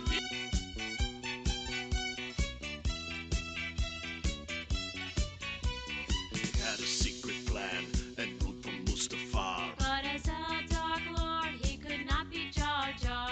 In all affairs of state, he was the man to please. You could feel the hate when he had a throat to squeeze. For the Queen, he was no weapons dealer, though she'd heard the things he'd done. She believed he was freedom's leader, who would end the war. Palpatine, ruler of the Senate scene. He will come back, he's not really gone. Palpatine, the Empire's hate machine. Isn't it strange that he can respond? But as his pulling the strings and his hunger for unlimited power sacrificed more and more people, the balance of the Force was disturbed, and the Council became aware of his existence.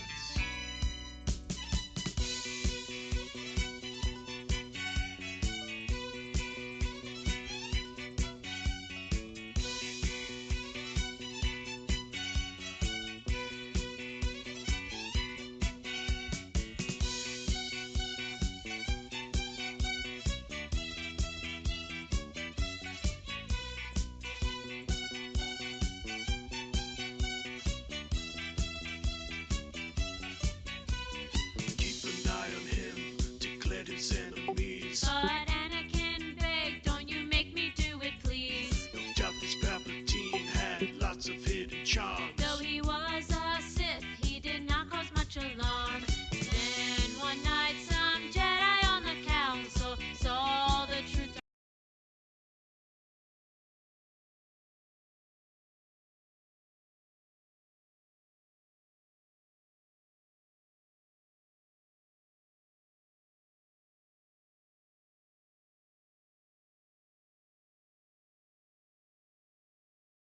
Alright, we're gonna go hit the cantina. Party time!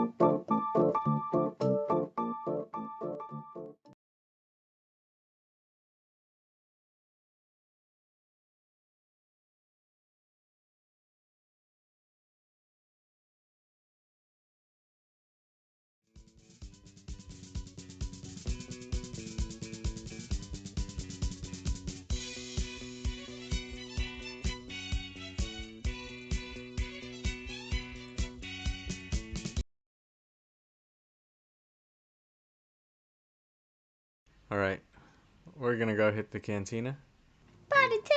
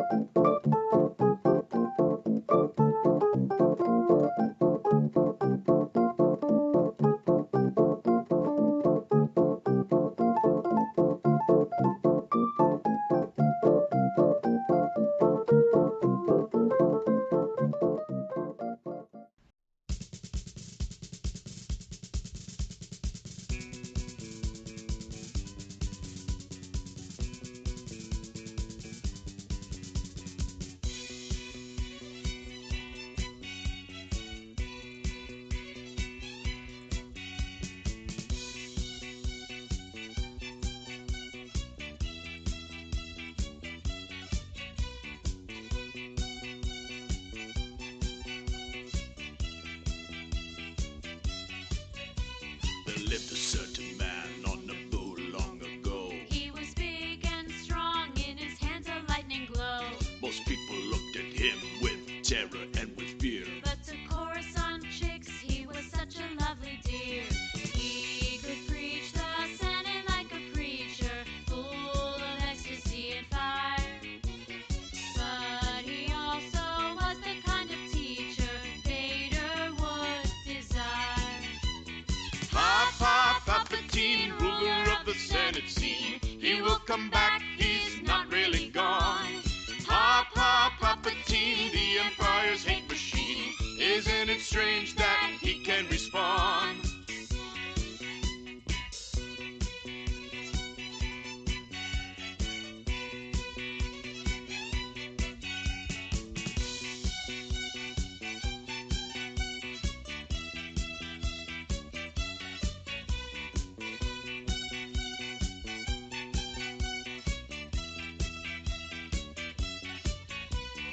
Had a secret plan and ruled from Mustafar. But as a Dark Lord, he could not be Jar Jar.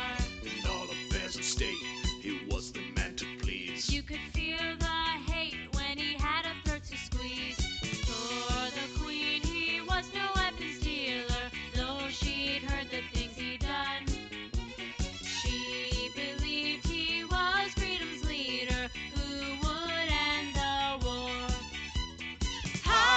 Palpatine, ruler of the Senate scene. He will come back, he's not really gone. Palpatine, the Empire's hate machine. Isn't it strange that he can respond?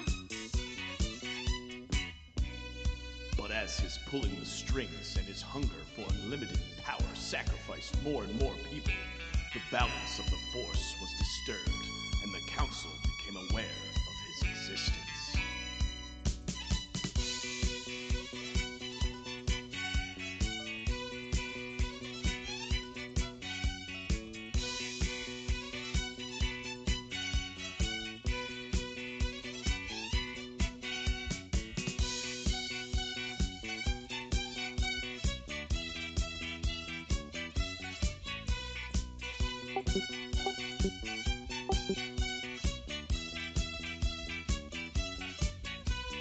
Keep an eye on him, declared his enemies. But Anakin begged, don't you make me do it, please. No doubt this Palpatine had lots of hidden charms. Though he was a Sith, he did not cause much alarm. Then one night some Jedi on the council saw the truth dark side revealed.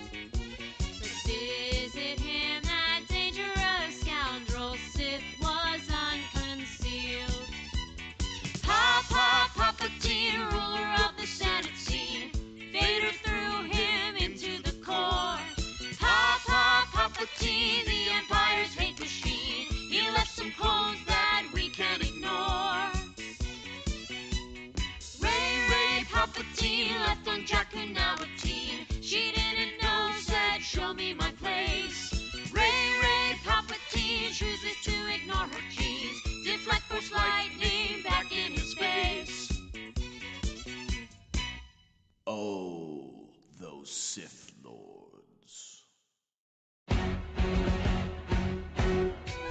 How does a plasteel armored badass warrior and a legend, dropped in the middle of Imperial Assault in the beginning of everything, such prominence, a mauler, end up to be a fig on no one's roster? The $12 figure pack outside of the starter moved a lot farther, but was just a lot softer than figures a lot smaller that just had much more to offer. But this character was so much more than joke fodder. In early days of canon, before they slaughtered and threw it away across the stars, he struggled and kept his guard up. Inside he was longing for a thing to be a part of. This brother was ready to fight, train, pursue, and carve up. Then civil war came and devastation reigned. Our man lost his father to some Force user slain, but a helmet on his temple connected it to his pain. The killers he restrained through his methods so profane. FFG designed around him said this guy is insane, man. Gave him 6 movements just to zoom around the plane. Number 13's on there to ensure there's dedication. The game's gonna know your name. What's your name, man? Royal Guard Champion. His name is Royal Guard Champion. And there's a million games he hasn't won. But just you wait, just you wait. When things began, he didn't fit. Much of it cost-based. 15 points gave the greater player base a bad taste instead. Couldn't figure out the trick, he'd die quick. Even Vader got played with that armor so thick. Clever players ran him with droids that committed suicide, but Carner Jax just wasn't good enough to be justified. People playing him just so they can try to prove themselves. He kept retreating and never given his chance to excel. There would have been nothing left to do if FFG kept to it. He would have been just as useless as when he was introduced. It would have been bad, a crime against the great Carner's legacy. Never played again until the creation of IACP. Scanning for everything they can change the points on, planning for the meta, the Empire's new champion, in lieu of a change that FFG gives. In IACP there are new lists. In IACP there are new lists. In IACP there are new lists. In IACP there are new lists. In IACP there's no way. Royal Guard Champion, the steering committee has picked you. You could never back down, you never would have gotten play time. Oh, Royal Guard Champion, when the new players play with you, will they know what you overcame? Will they know how to play this game? The game will never be the same. Oh, his pack is in the mail now. You know you wanna buy him. Another great figure coming up from the bottom. Darth Vader killed his rep. The Empire forgot it. We fought for him. Me, I died for him. Me, I dismissed him. Me, I loved him. Me, I'm the damn fool that bought him.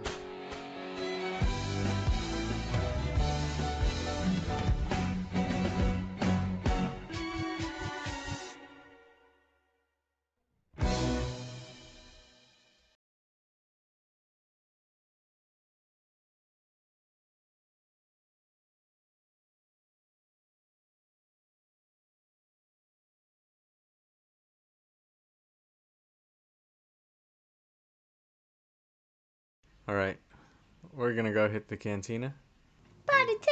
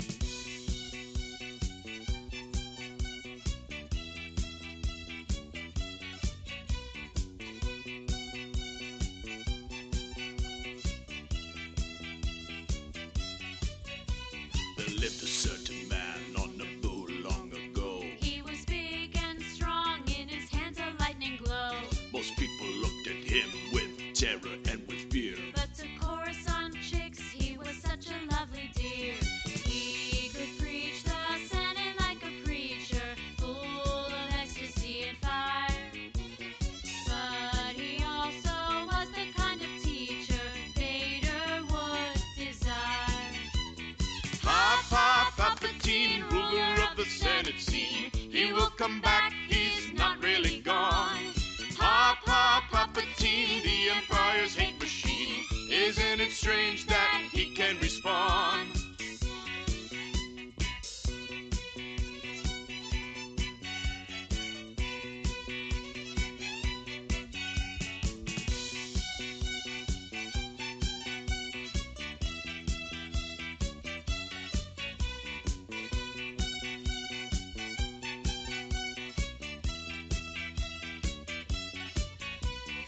Had a secret plan and ruled for Mustafar. But as a Dark Lord, he could not be Jar Jar. In all affairs of state, he was the man to please. You could feel the hate when he had a throat to squeeze. For the Queen, he was no weapons dealer, though she'd heard the things he'd done. She believed he was freedom's leader, who would end the war. Ha, Palpatine, ruler of the Senate scene. He will come back, he's not really gone. Ha, Palpatine, the Empire's hate machine. Isn't it strange that he can respawn? But as his pulling the strings and his hunger for unlimited power sacrificed more and more people, the balance of the Force was disturbed, and the Council became aware of his existence.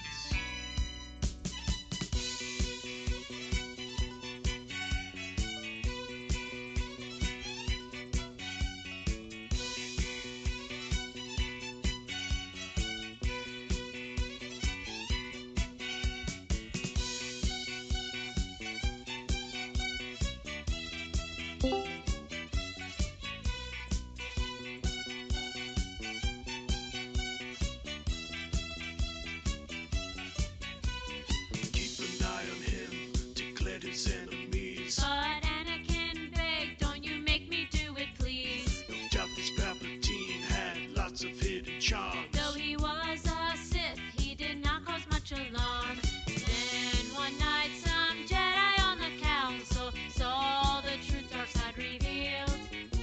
But is it him, that dangerous scoundrel? Sith was unconcealed. Ha, Palpatine, ruler of the Senate scene. Vader threw him into the core. Ha, Palpatine, the Empire's hate machine. He left some clones that we can't ignore. Ray Palpatine left on Jakku now a teen. She didn't know, said, show me my place. Ray Palpatine chooses to ignore her genes. Deflect Force lightning back in his face. Oh, those Sith Lords. How does a plasteel armor, badass warrior and a legend, dropped in the middle of Imperial Assault in the beginning of everything, such prominence, a mauler, end up to be a fig on no one's roster? The $12 figure packed outside of the starter moved a lot farther, but was just a lot softer than figures a lot smaller that just had much more to offer. But this character was so much more than joke fodder. In the early days of canon, before they slaughtered and threw it away across the stars, he struggled and kept his guard up. Inside, he was longing for a thing to be a part of. This brother was ready to fight, train, pursue, and carve up. Then the Civil War came and devastation reigned. A man lost his father to some Force user slain. Put a helmet on his temple, connected it to his pain. The killers he restrained through his methods so profane. FFG design around him said this guy is insane, man. Gave him 6 movement just to zoom around the plane, man. Number 13's on there to ensure there's dedication, and the game's gonna know your name. What's your name, man? Royal Guard champion, His name is Royal Guard Champion, and there's a million games he hasn't won. But just you wait, just you wait. When things began, he didn't fit much of it. Cost-based 15 points gave the greater player base a bad taste instead. Couldn't figure out the trick, he died quick. Even Vader got played with the armor so thick. Clever players ran him with droids that committed suicide, but Connor Jax just wasn't good enough to be justified. People playing him just so that they can try to prove themselves, treating and never giving his chance to excel. There would have been nothing left to do if FFG kept to it. He would have been just as useless as when he was introduced. It would have been bad, a crime against the great Connor's legacy. Never played again till the creation of IACP. Scanning for everything that they can change the points on. Planning for the meta, the Empire's new champion.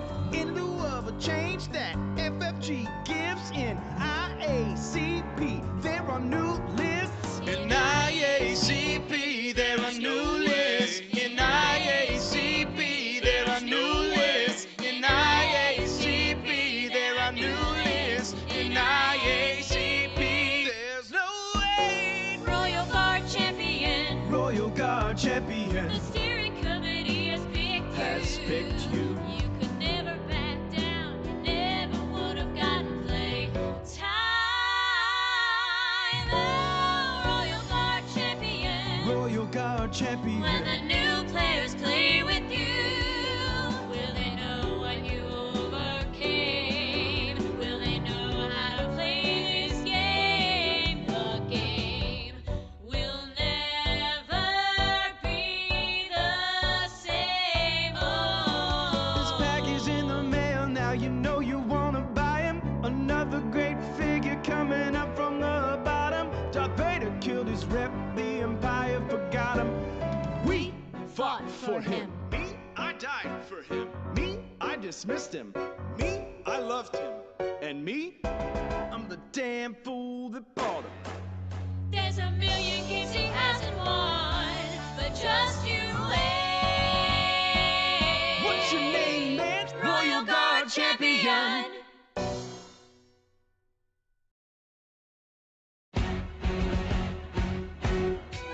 How does a plasteel armored badass warrior and a legend Hello, everybody.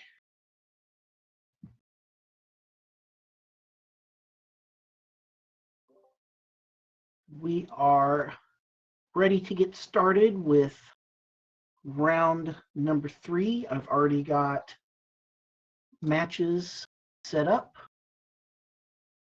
so you'll need to check the site for that. All right, we're gonna go hit the cantina. I'll give you guys 5 minutes to get things started, and then I'll hit the timer. Good luck.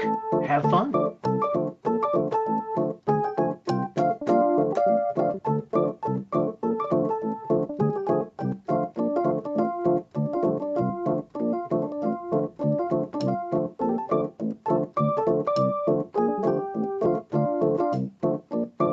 Yeah, I forgot the map. ISB headquarters A. ISB headquarters scenario A.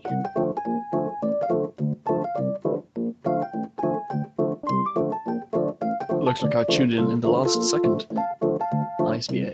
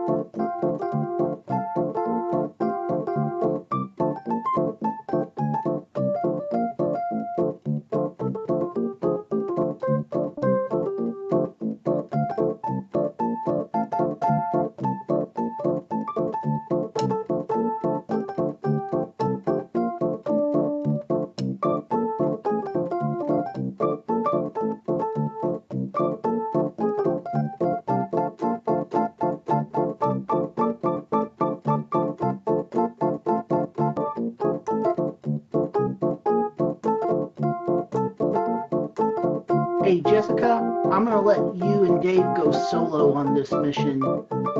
If you need me for round 4, I should be available, but I kind of need to split my attention between running this and a couple other things, okay?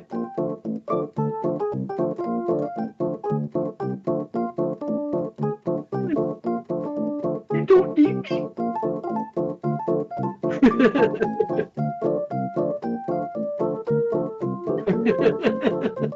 Cool. I was just letting you know. Thank you. And like I said, if you need me for round 4, I should be okay for that. Cool.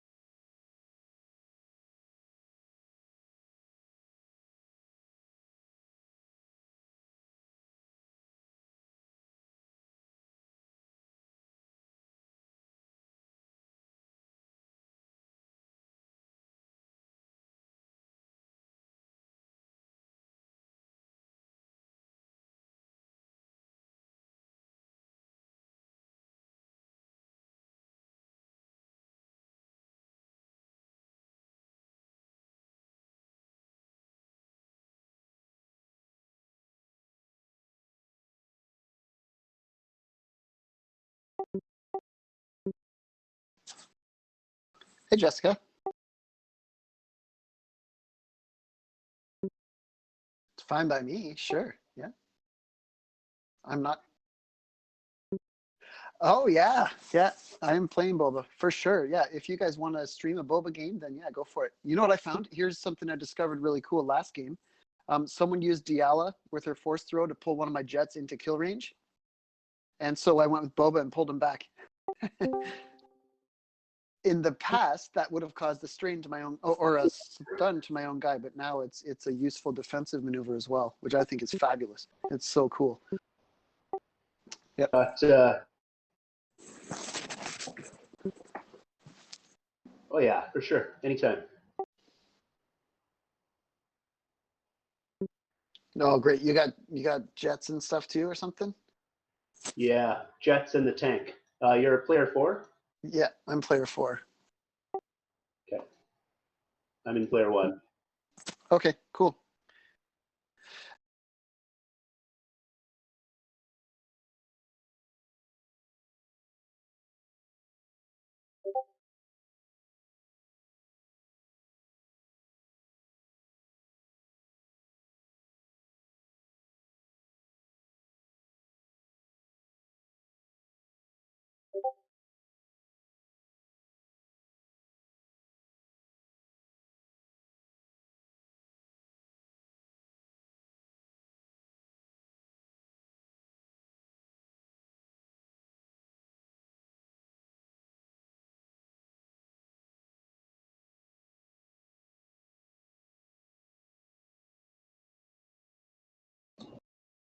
Yeah. Alrighty, welcome back. We are just starting round 3 now.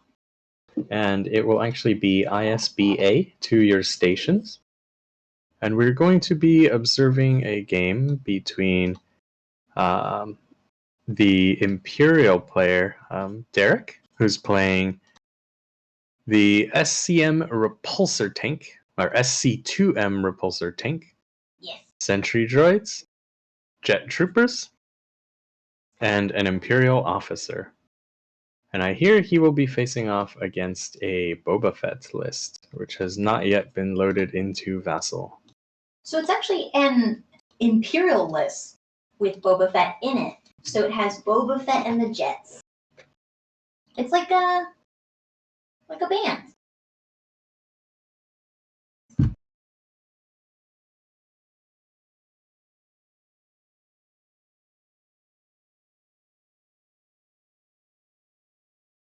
Alright, and the map, of course, is ISB headquarters to your stations, where at the end of each round, each player gains 3 victory points for every security station controlled. There's 3 of them on the map, and they get to kind of shoot the security stations to deal 2 damage to enemy figures within line of sight.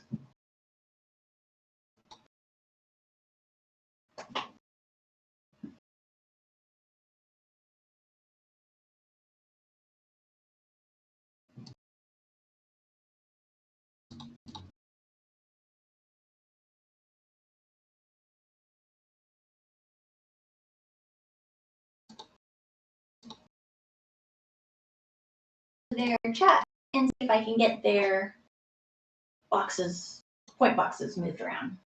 Please hold. Alright, so it looks like we have the other list loaded in now, and it is an Imperial list running Jet Troopers, Zilla Technique, Thrawn, Imperial Officers, and Boba Fett. So we saw a list like this do quite well in the last. I can't go if you're still talking.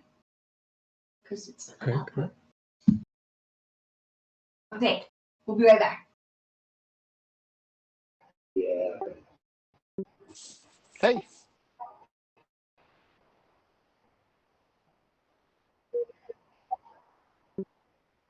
Near the where? Sorry, you cut out.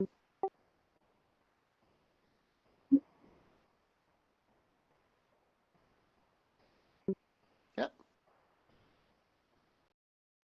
Okay.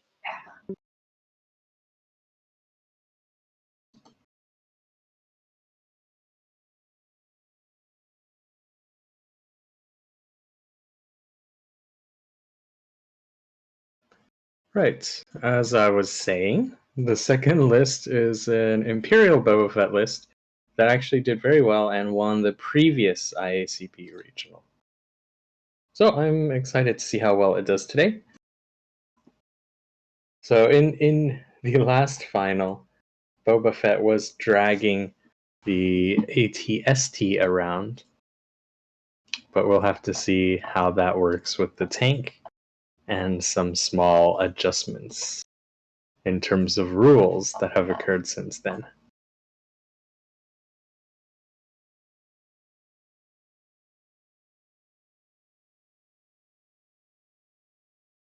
So both sides are just deploying now, and it looks like a pretty standard Imperial beef style deployment with the jet troopers and Boba Fett up front, ready to go out and contest objectives and deal some damage. And similarly on the other side, it looks like the jet troopers and the tank and sentry droids are positioned to move out. This map's kind of interesting because it does have this really clear corridor and line of sight all the way into the other deployment zone if you open those two doors in the middle. But we'll have to see what our players decide to do with that. Because there are some red blocking terrain pieces here and there, so there's this square at the bottom left of the map, and there are a couple of other areas, so to the right of the left security station, and also up top by the blue deployment zone. Jet troopers do have a little bit of an advantage as they can hop over these and get to good shooting positions a little more easily than some other figures.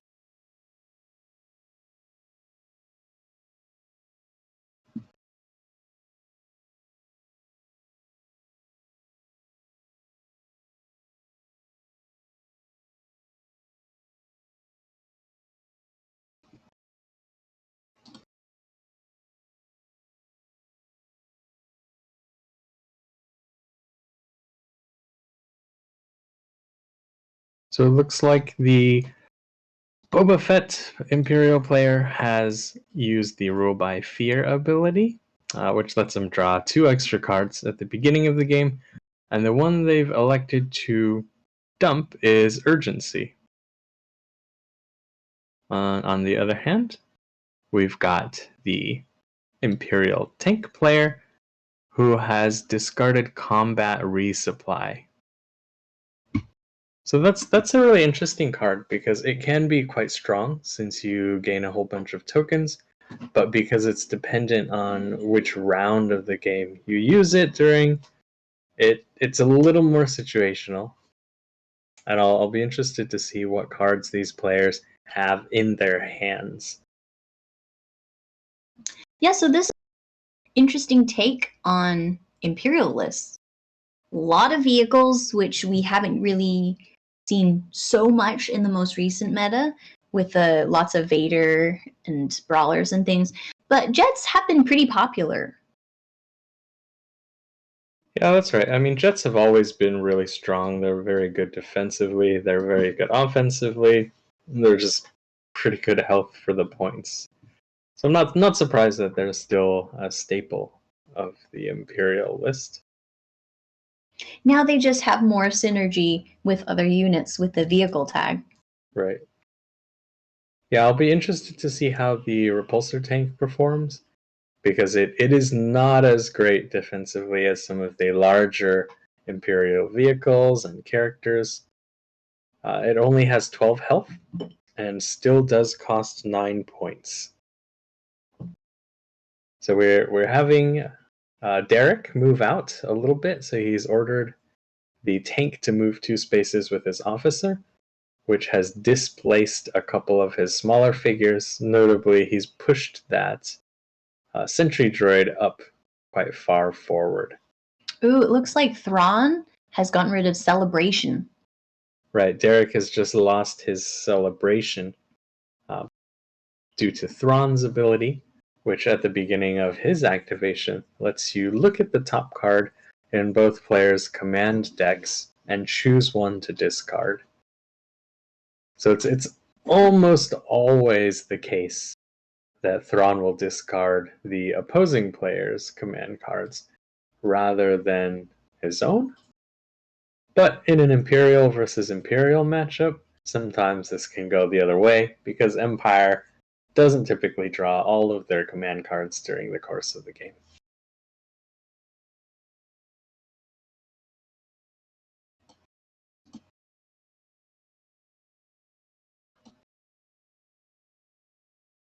Right, and now we've had a planning played by Derek, which lets him pick up a couple more command cards. And we've got Boba Fett moving up. Yep, Boba Fett moving up just a little bit, though. Still very safe positioning. Mm-hmm. So it doesn't look like Boba Fett's interested in opening those doors and going head-to-head with the tank. Mm-hmm. So what's his range on his abilities? The wrist cord and the flamethrower. I will take a look.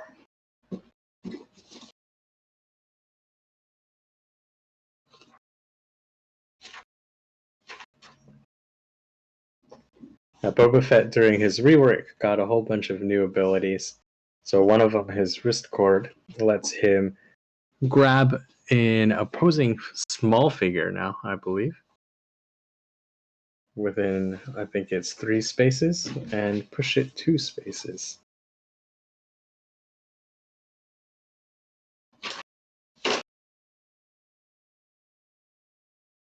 He also has a wrist flamethrower that does a little bit of damage.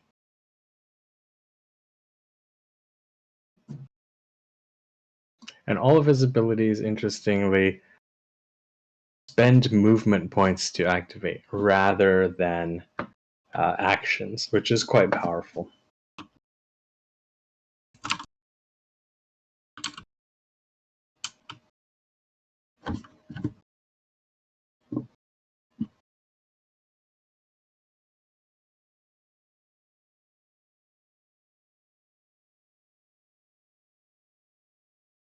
So it looks like Boba Fett's ability is within 3 spaces.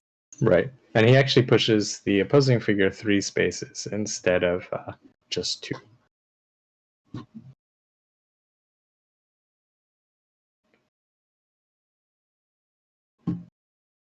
So it looks like Derek's tank has now actually managed to open up one of the doors, and both sentry droids are positioned right next to his terminal, ready to take some shots and move out. Now, what do you think is the play? Do they shoot at the tank?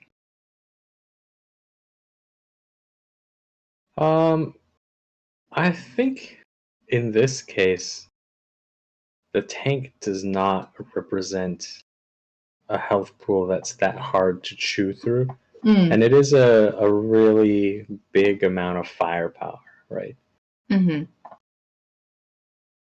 I mean, personally, I would see the tank as a fairly attractive target in this game, as it doesn't have 2 defense dice, right? It only has the 1.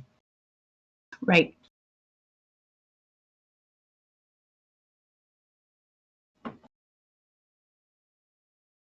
I think the sentry droids are also a good target. Because I think for their points, the health is not that high.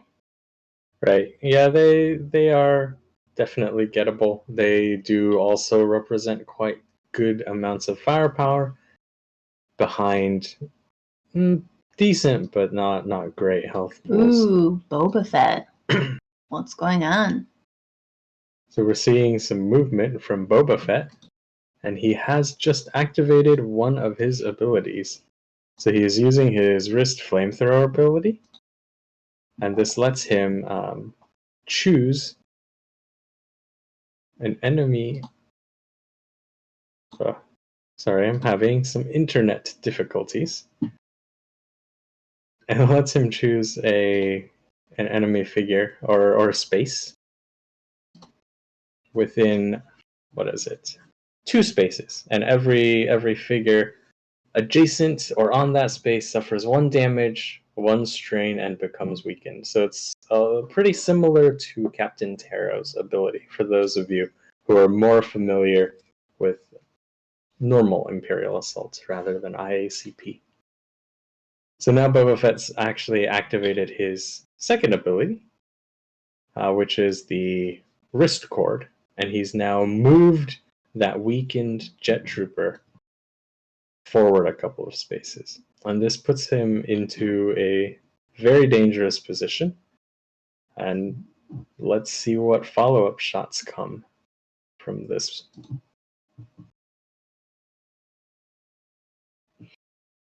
All right, so Derek's are the ones with the green outline, right? Because they both have jets. Right.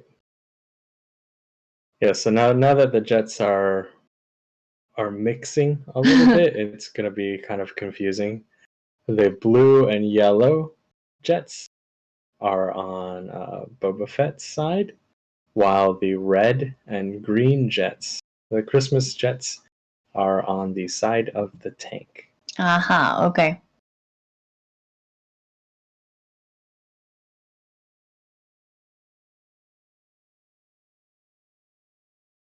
Okay, so it looks like this jet has come over to the right side to do that objective. And we have both green jet troopers moving out to sit next to security stations. And this is a significant victory point play. It should be 3 victory points for each station. And the 2 stations tucked away on the right side are a little harder to get to, especially since that bottom door is still closed. Mm.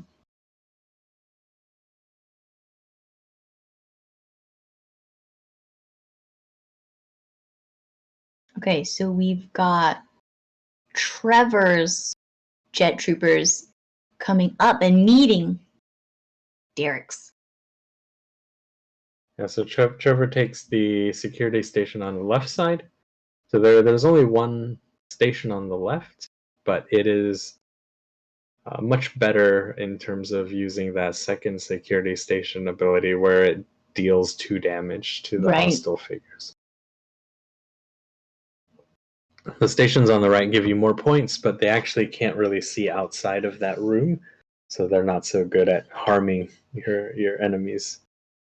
Yeah, so it looks like Trevor's jet troopers are kind of clogging up that corridor, and Boba Fett is tucked away in there unless something gets adjacent. All right, the tank is on the move.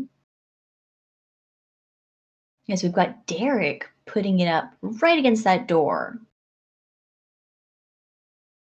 Now he does have a shot at the yellow jet trooper, right?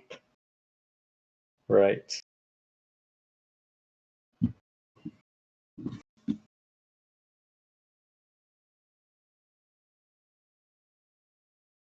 So that yellow jet trooper is going to take some damage.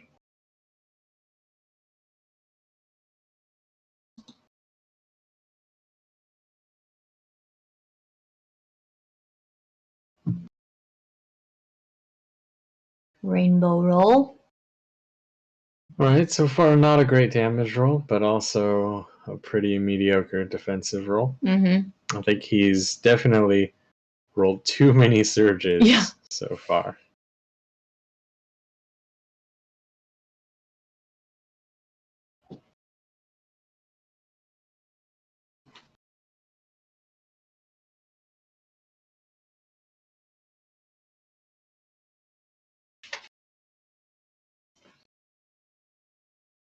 And of course, the tank actually does have the ability to fire more than once. Right. So here comes a second attack on that same jet trooper.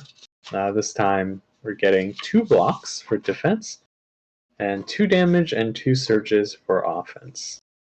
So he needs 3 damage to take out that jet trooper. Okay, so the focus fire to perform 2 attacks takes up 2 actions. Doesn't he move? He used the attachment, or it's not an attachment, the skirmish upgrade. Oh, right. Imperial retrofitting, which is basically like a beast tamer for Imperial vehicles. Mm-hmm. So that jet trooper has taken 6 damage now. And he has managed to get a little bit of damage onto 2 other jet troopers and Boba Fett as well. Yeah, because the tank has a blast surge. Right. but he did not manage to kill that jet trooper. Right, so with these sort of big, high offensive power figures, it's often really important to see whether or not your opponent can get enough value out of them before you kill them. Or if it's yours, whether you can get enough value out of it before it dies. And we really need to see whether or not this tank gets, it's 9 points before it's taken out. So it doesn't have so many defensive abilities, but it does have the ability to add either one block or one evade when defending, and that's pretty good. However, for 9 points, it only has 12 health. Mm-hmm. That defensible ability is new, right? Yes, that is an IACP ability, I believe.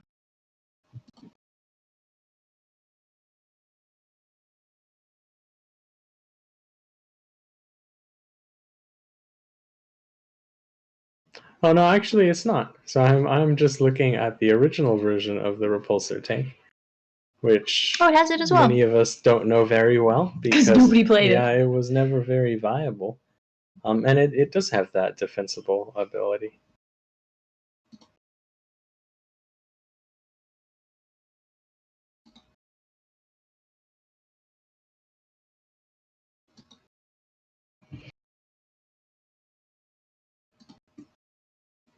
All right, so now at the start of the next round, we are having some big cards being played. So there is, of course, fuel upgrade, which is extremely powerful. It gives all vehicles +1 speed and +1 evade. So everything becomes a little bit harder to kill, and it lets you get to places that your opponent previously thought may have been safe. Then we have that followed up by a Call the Vanguard. And we're having one of the red jet troopers move out and take a shot. He's going to try to finish off this yellow jet trooper that's taken 6 damage. Oh. Yep, not great rolls, but that's going to be enough because he only needs 1 damage. And that is 10 victory points now for Derek and 3 for Trevor. All right, we've got some cards. Wow, and then we have a mirrored fuel upgrade and Call the Vanguard as well. So what are the odds of that?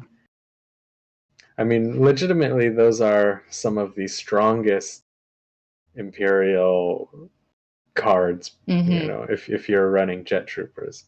So it's not that unlikely that they both have them. Yeah, the issue though is that Imperial doesn't have great card draw, but the rule by fear really helps. Right. All right, tank taking some hits. Let's see. Yep, so one of the blue jet troopers is going to go for that tank.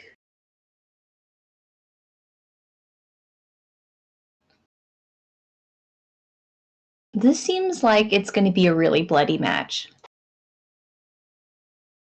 Well,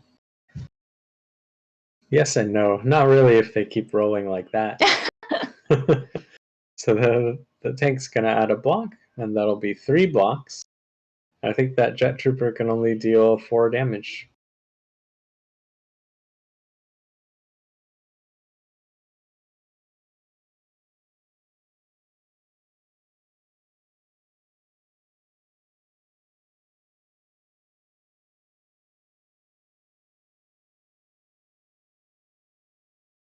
Alright, so that was both start of round effects. And both sides have fuel upgrade. I think this is... the jets are going to just get messy. So I think that was actually 0 damage out on the tank because Derek had played his fuel upgrade at the start of the round first, so there was an extra evade in that attack. And he, instead of adding a block with defensible, he added a second evade, and that negated both surges. Yeah, negated both surges.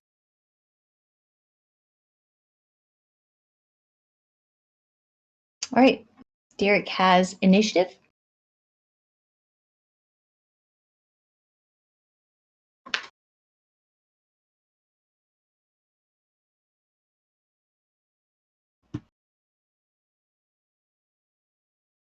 So the question is, what can he try to take out with this tank? I think another question is, does he leave it there or does he try to pull it back a little bit? Right. I think if he can maybe soak a little more damage on it first and then pull it back, that would be quite big. Yeah. So it looks like he's actually activating some jet troopers. Overrun! Great card for jets. Boop, boop, boop. Right, so far he's hit Boba Fett and a jet trooper. And then he will certainly take a shot with that jet trooper. And he'll gain 2 more movement points because of the extra ability. It's called Flyby. And he'll probably step on Thrawn, I would assume. Oh, he's shooting at Thrawn. Aha. Right, so a red jet trooper shooting Thrawn. He is weakened though, so he'll have -1 evade. Oh, pretty decent roll. All right. Oh, Very also good good roll. Very good attack and defense rolls. I think unfortunately that's only going to be 2 damage. Yeah.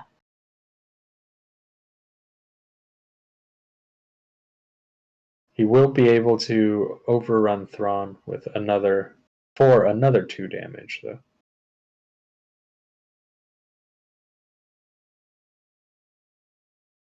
Ah. Chooses to run yeah, away. he's elected not to kind of get that little bit of extra damage on Thrawn and instead move down maybe to a slightly safer spot or to threaten that officer. Grenadier. Ooh, maybe to get out of Grenadier range.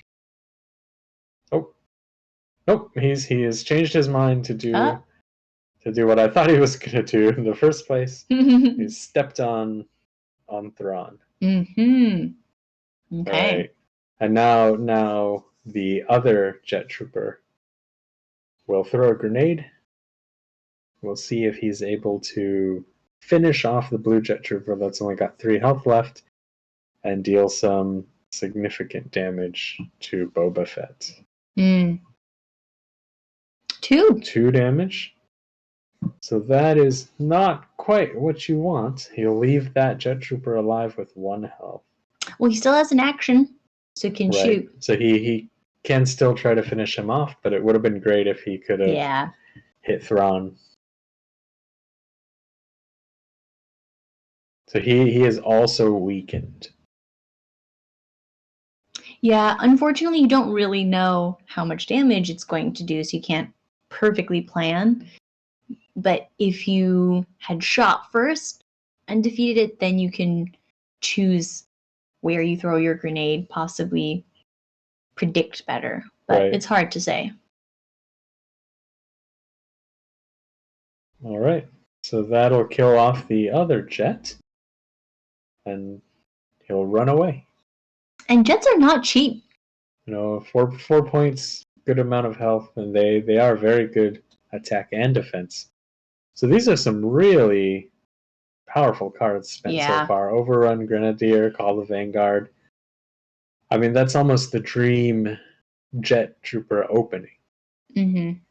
Absolutely. But you can see now only 2 cards in hand, and card draw is a problem. Right. Especially with Thrawn dumping cards as well. It's going to be pretty tough to keep that up. So Boba Fett is activating. Makes sense.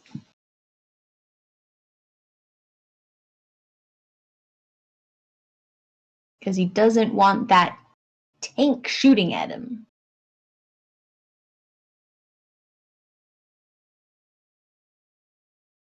Yeah, so I usually don't see players who are running Boba Fett in Empire use the Hunter cards.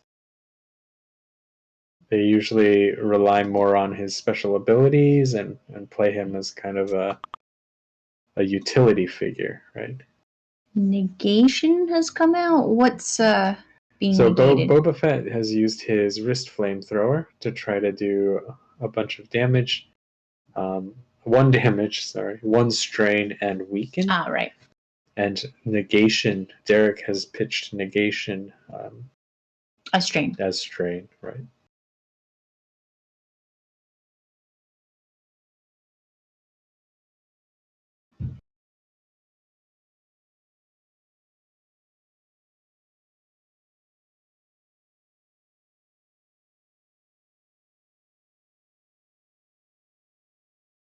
Right, and now Boba Fett is playing Hit and Run, which lets him perform an attack and gain 3 movement points after.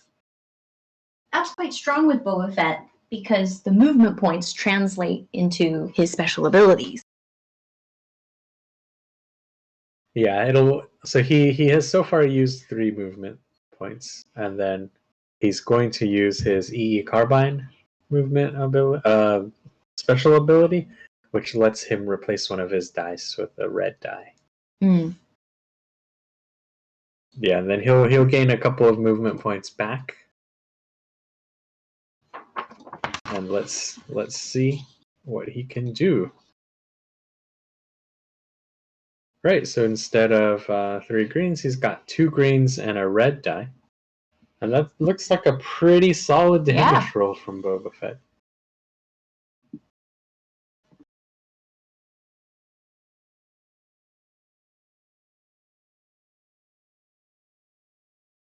How much health does the tank have left?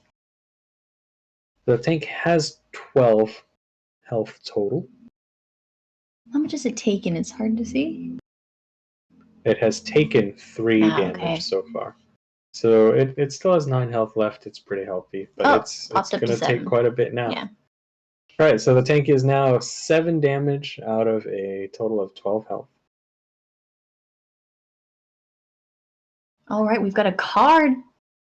Shared experience. Okay, so Boba Fett not only has gained 3 movement points, but he has also played a shared experience. And that focuses him.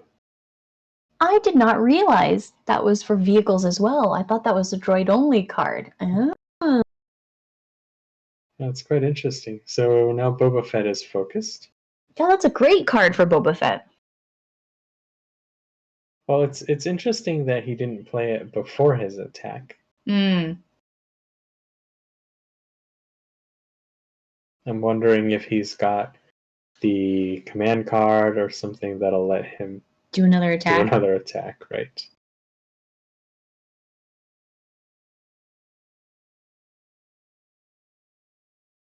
Yeah, so we actually see Trevor is down to 2 command cards now as well, and he's just played Mandalorian Tactics. So he can either gain 4 movement points, which he probably doesn't need with Hit and Run, and he's used it to perform another attack. So another attack on the tank. This time 2 of the green dice showing just one surge, which is not an amazing damage roll. Yeah, but the tank only rolled 1 as well, so not terrible. Yeah, Boba Fett does have a +2 damage and a Pierce surge. So again, lots of cards being played this round. So both players, I think, are down to 2 cards in hand. Right, and they've both played some very powerful cards, which is not so common for Empire since you don't draw that many. So that is the tank taking another pile of damage. It's now taken 10 damage. 2 health left. Right, with only 2 health left. Yeah. Now, if Derek can get that tank out of there and hide it somewhere, then that's a lot of effort that will be negated if he can hold on to the points for that tank. We'll see. Let's see what he does with it. Yeah, I think that's one option. Another option, of course, is to try to get in some massive attacks before it dies. Yeah, I mean, he can do the focus fire to perform 2 attacks, but then it ain't getting out of there.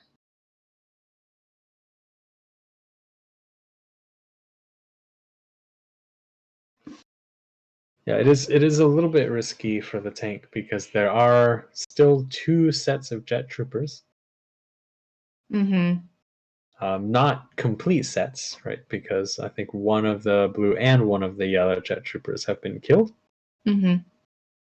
But 2 singular jet troopers could probably still take it out quite easily.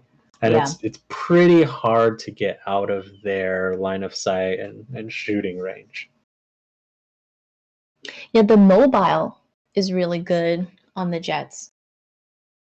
Especially for this map where you have the stair area, that kind of thing. Yeah. Okay, and then we've got Boba Fett tucking behind that terminal of some kind. Yeah, so Boba Fett goes and hides out with Thrawn. And I would expect Derek to try to get some more value out of his tank before it goes down now. So there are a couple of things that he can shoot at. There are actually jet troopers right in front of him. Going with the jets.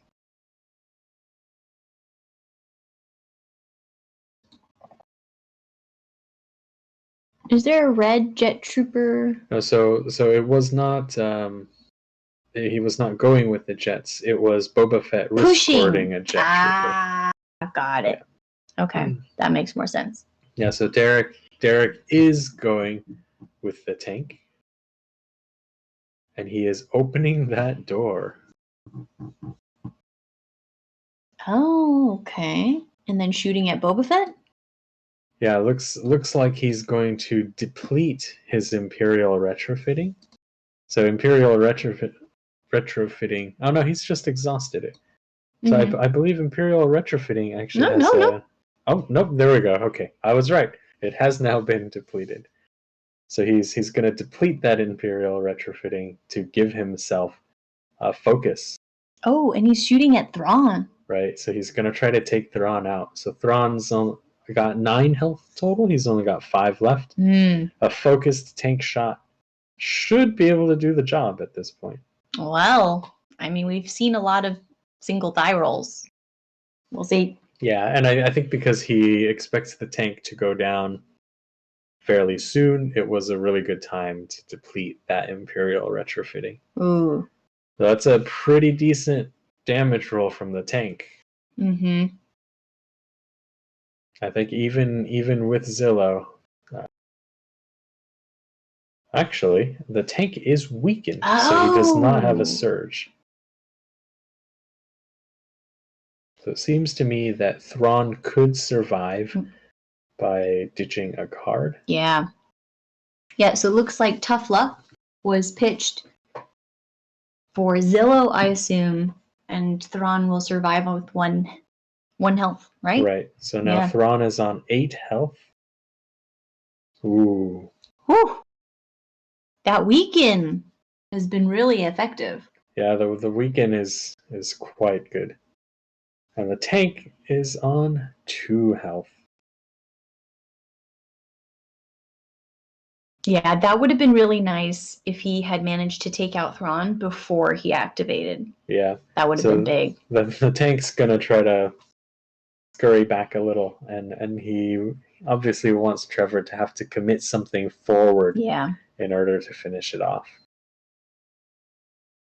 And make it more difficult for the flyby as well. Right. So the blue and the yellow jet trooper now can't get close enough to use 3 dice attacks on the tank. Thrawn could still quite reliably put out enough damage to wipe it off the board, though. Yeah. But if he does do that, then Thrawn will certainly die with 1 health remaining.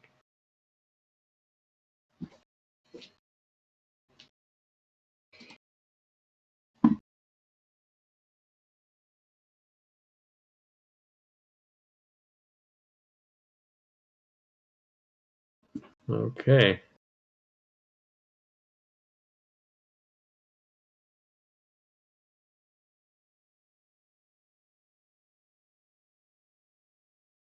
I think this could be a little bit tricky, but it looks like Trevor's activated Thrawn.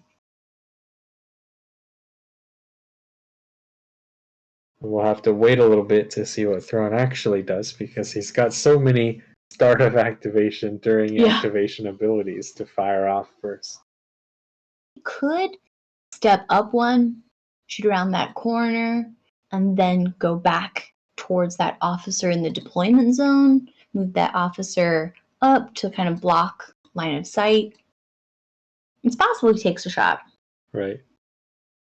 So it looks like he's discarding Armed Escort. Used during your activation during this round. Other friendly figures within 2 spaces if you gain +1 evade.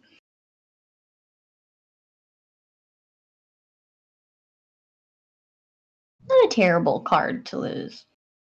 No, but it would. I mean, it helpful. would be helpful if he wanted to, say, protect that tank.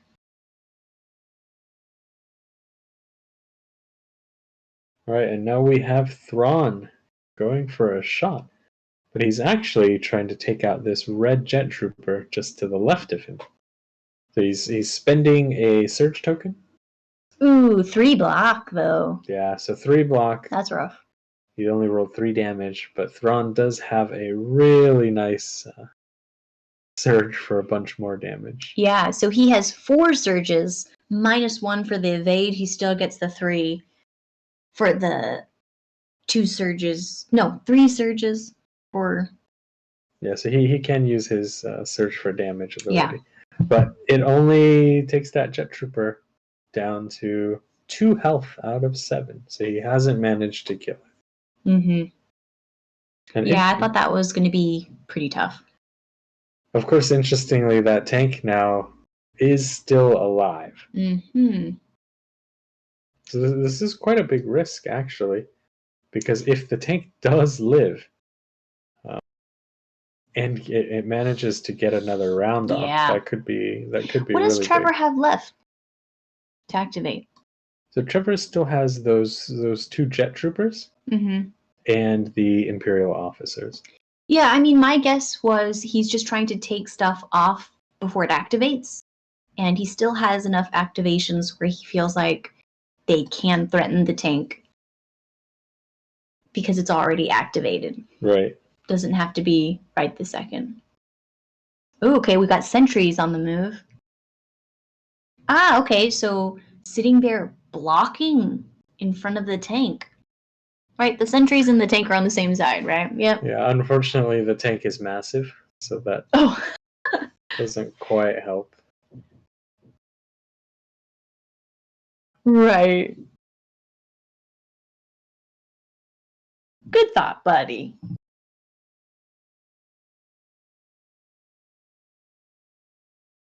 So we've got the sentry droid moving up, and he's declaring an attack, and I think he's attacking Boba Fett and playing concentrated fire. So that red jet trooper, sort of to the left and above of Boba Fett, is going to become stunned to let him add a red dice to this attack. So it's going to be a massive 4-die attack. You see some pretty good rolls on everything. Boba Fett has, of course, built-in +1 block and +1 evade, and he's got another evade from fuel upgrade. Right. But this is still going to be a lot of damage going through. Yeah, actually. that's a pretty nice roll. Like, it's still going to be about 5 damage going through. Yeah, that makes sense to stun that jet because that one's taken a lot of hits, so it possibly might get defeated before it gets to activate. So Yeah, exactly. And it has already activated this round. Yeah. Right, so then we've got the second sentry who comes up and takes another shot at Boba Fett. Boba Fett rolling an evade to add to his huge supply of evades. Looks like 2 damage going through. Yeah, it looks like 2 damage going through. And it seems like he is actually happy with that. Ooh, Boba, 1 health left. Ooh. Can you use Zillow with non-Imperial figures? Yes. Yeah.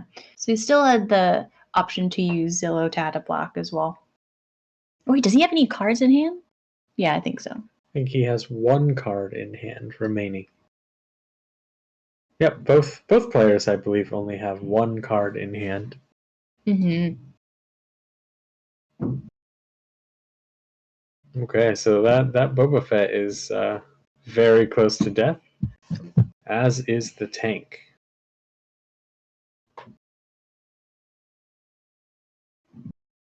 All right, so Trevor activating the blue jet trooper. Oh, another grenadier. He's playing his grenadier. There's a lot of weird stuff. But he rolls 1 damage. Oh, sad. That is so sad. That's got to be really psychologically damaging. Yeah, I mean it happens. Yeah. It's a 1 in 6 chance though. That red die is usually quite reliable. Mm. So unfortunately he does not kill that tank. That's big. Yeah, now he's got a little bit of a problem because Boba Fett's on very little health, and he still needs to try to take out that tank.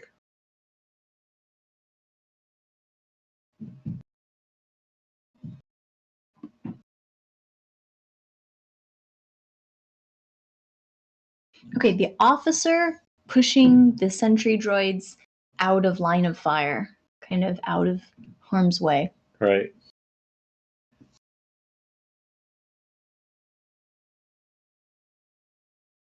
There's of course the other solution, which is to have the security station try to take out the tank, right?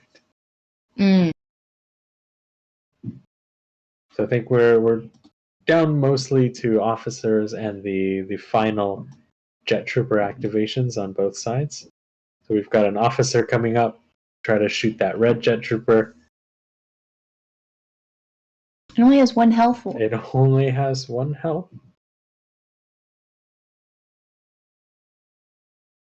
But I think he has not managed to do it.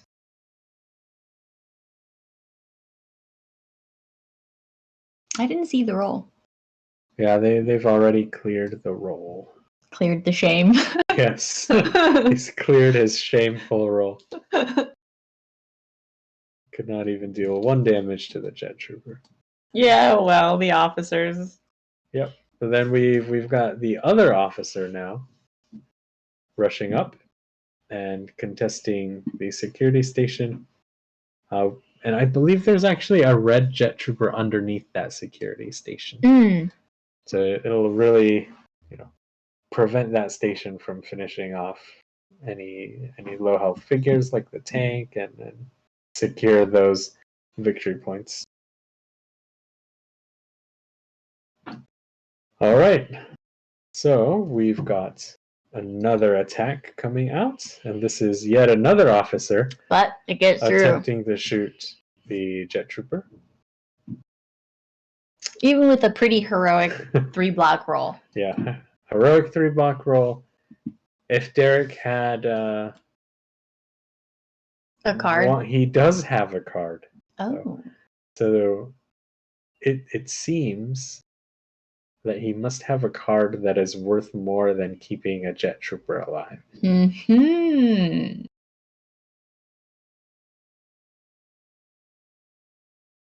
I thought that sentry had gone already. Why is it moving around? Oh, no, it's the jets that's supposed to be moving. Okay, so we've got the Jet Troopers coming out and taking a shot at Boba Fett. He has managed to get within range to add another Flyby. Yep, add another attack dice. And that is going to be painful. That'll do it. Painful. The end He of only Boba had Fett. one. Yeah, he only had 1 health, and that'll be a huge swing in points now. Yeah. So that takes Derek up to 27.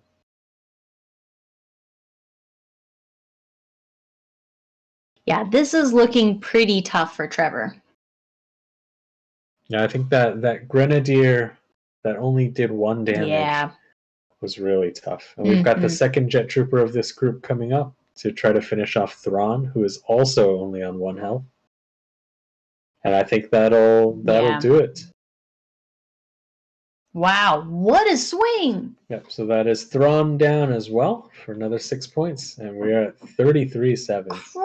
Crazy. Yeah, so one activation has almost gotten him, more than half the points he needed to win the game. Yeah, that tank holding on to its HP and lasting through a huge investment, right? Trevor invested quite a bit to try to get it, and really valuable. It's surviving on 1 health was huge. Yeah, definitely got its money's worth. Right, we've got a shot coming out on an officer. Oh, there's the dodge. Oh, yeah, and this heroic officer manages to dodge as well. All right, that's got to sting.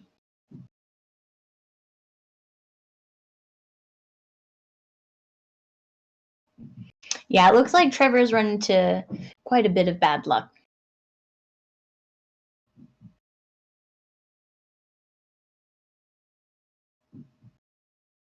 Yep, and they are going into end of round. So Derek has only taken 1 security station, though, because he gave up that top one on the right. However, he is on 36 points, which means he could just about kill any one thing. Or any one jet trooper, rather. Yeah, because officers aren't quite worth enough to get to 40, right? They're like 2. They are 2 points each. Unless they're elites, I guess, but I don't think they are. Yeah, they're only regular officers. Oh, take initiative. So he is playing that take initiative. And I do not see a negation coming out.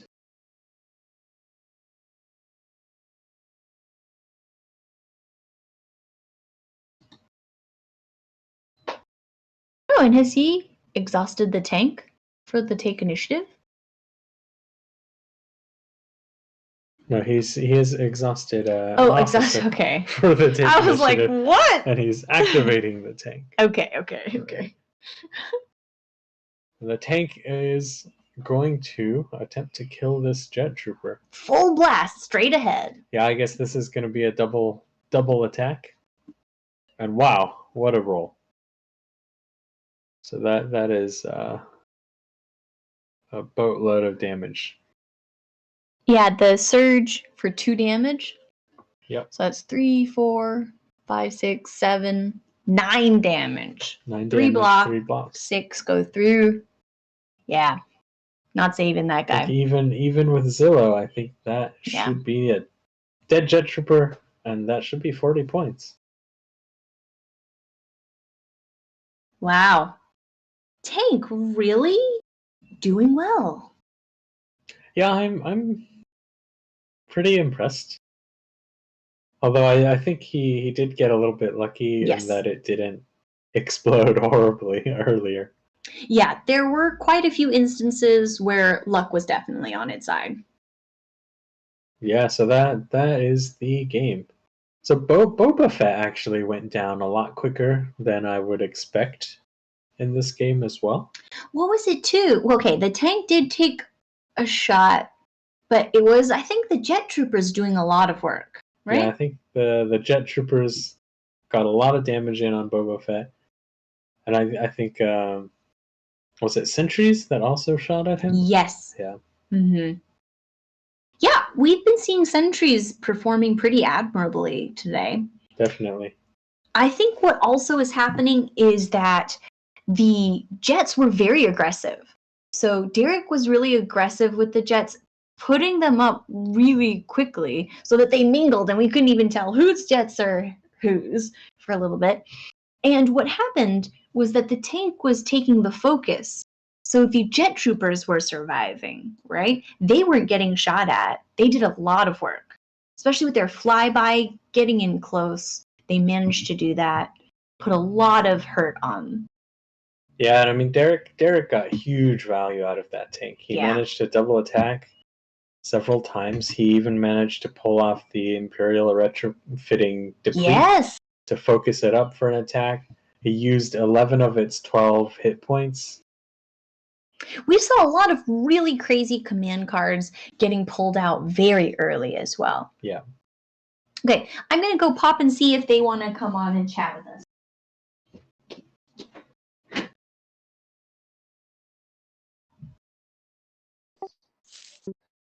Hey.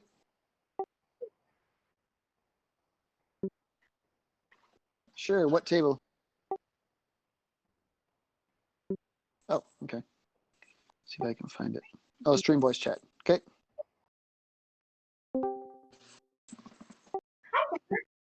Hey. Hello.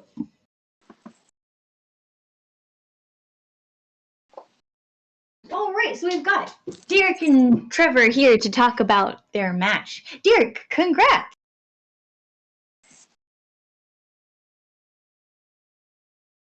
Hello? I hear you. I'm not sure that maybe Derek, are you muted or something, bud?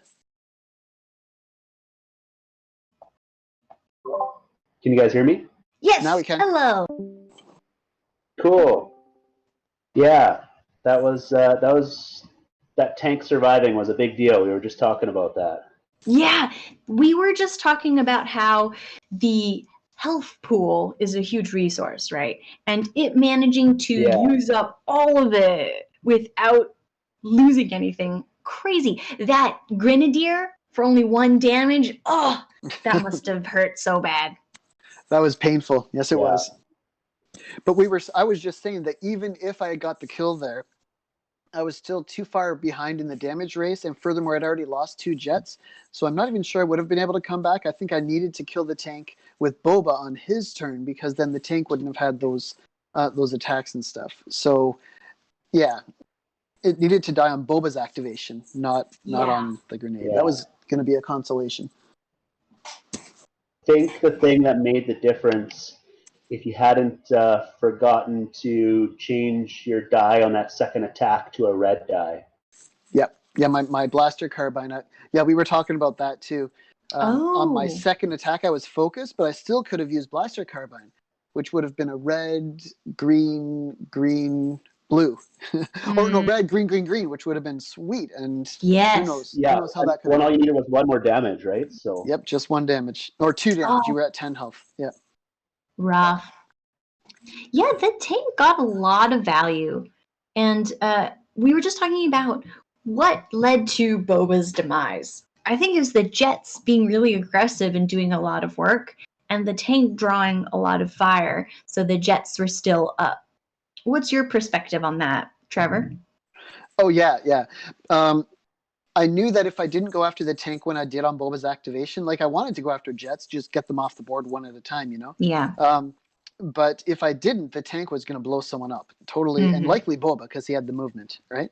So I knew I had to kill the tank. It was one of those things. He got some of my guys, now I get some of his, and if I can drop the tank, then that changes the tempo development a bit. Absolutely. But because the tank could live, then that's damage I have to now take in the face and all that kind of stuff. So yeah, because the Jets were so effective with Overrun and Grenadier, like both of them, I kind of figured that was going to happen the way he was setting up. And it was funny that we both had Fuel Run and and Call the Vanguard on the first. That was hilarious. That was hilarious. So that was pretty cool. So the way that the second round started with his Jets and Overrun and everything, that was really huge. Even if you didn't have the tank in good position, that would be hard to come back from anyway.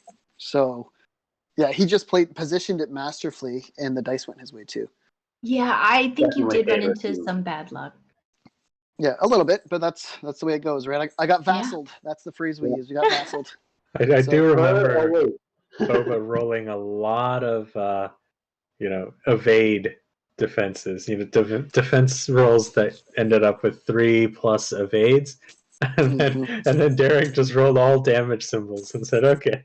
Yeah, that was difficult. Yeah. We were just talking also about how you had wildly powerful command cards really early on, and that one round, like, they all got played. You had like nothing left in your hand afterwards. I was just wondering, were those like the big stuff in your deck? What else is in your command card deck that didn't get drawn? Right. Well, I drew Overrun to start to start that last round. So I would have been able to do something, but look at his guys. They're not really in a spot where I can take advantage too well, right? So I'd probably have to just do it on the guys right beside me to kill off that jet, which is really not good value. Primary target, which would have been useful, opportunistic, but at that point, I'd already used all Boba's cool abilities and stuff. I had negation left. What else do we got here? I take initiative. Boring. Yeah, so that's it. I also had foresee. So basically, other than primary target, there was really no more heavy duty damage stuff coming out. So I basically threw everything at it, and it just didn't happen. But so my card draw was great. I was pretty happy with what I started with. By the start of round 2, I was really happy with my cards. Yeah. Us were pretty happy with card draw. I was so thrilled with my opening hand because it was Concentrated Fire, Grenadier, Call the Vanguard, and Fuel upgrade? No, I drew that at the end of the round. I think it was Overrun. Yeah, it was Overrun. Nice. Yeah. So I just knew, like, I set up those jets there for that spot, and I was super happy with that clump you'd set up. And honestly, I think the biggest mistake that you might have made was right at the end of round 1 where you put the jet here. Yep. Right beside Boba, and then you had like a jet on top, there beside, and then Thrawn was in there, right? So I was just like, well, I can really blast. This is what you had, and I had my tank right here. Yep. That blast one twice off of 2 shots made a big deal, and then I knew I had a bunch of area of effect, like kind of stuff happening with Overrun and Call the Vanguard and Grenadier and stuff. So I knew I'd get a decent amount of damage. So I put at least 6 into Boba without even shooting at him. Yeah, he was already almost half dead before he even shot. Yeah, I realized that too afterward. And here's the reason. See, we were talking about this too, Derek, just a few minutes ago before we got on the stream. But when I left that center door in the middle, when I left that closed, and then you got your door open first with your tank up there, I could no longer safely open my door without getting my guys blown away, right? And so I should have opened my door first, which would have given me more maneuverability room. But as it was, I had nowhere to move my guys. And so I kind of saw that, and I was just thinking, okay, I hope he doesn't have Grenadier or Overrun, or else this thing is going to be done quick. And that's just the way it went. So I kind of knew I was kind of setting up like that, but I didn't really have much else to work with. So Derek, how have you been finding? I got those 2 security stations too. Oh, right. That's right. That's why you could get them both. Yep. Yeah, because I had a plan to have one of my dudes up in here, right? So then we would trade damage on each other. Great spot for him. Yep. Yeah. Yep. I would have had him right up there. He would have been fine. But oh well. Yeah, tough. Derek, how have you been finding maneuvering the tank on the maps that are in rotation right now?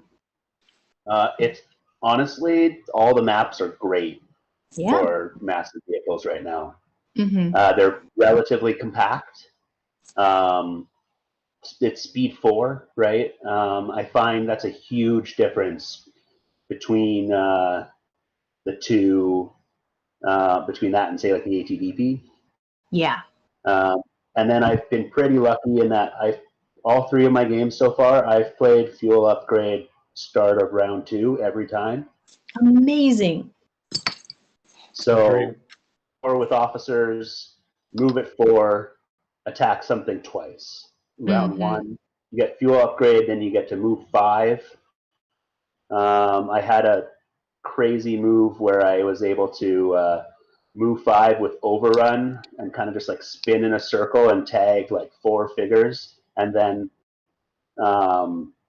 focus fire into something in a different game. Mm-hmm. Yeah, I think it's pretty really interesting. Impressed with the tank, actually. The only experience I have with the tank is that the tank often gets punched to death in one hit from Onar. Rough. But that probably won't happen with the assassinate changes, at least. Yeah. Well, and I haven't faced anything other than Imperials so far today. Oh, really? It's quite an Empire-heavy field, then. Yeah, we've seen a lot. We saw Isaac was playing the Royal Guard champion and just Royal Guards and Palpatine. What else have you seen?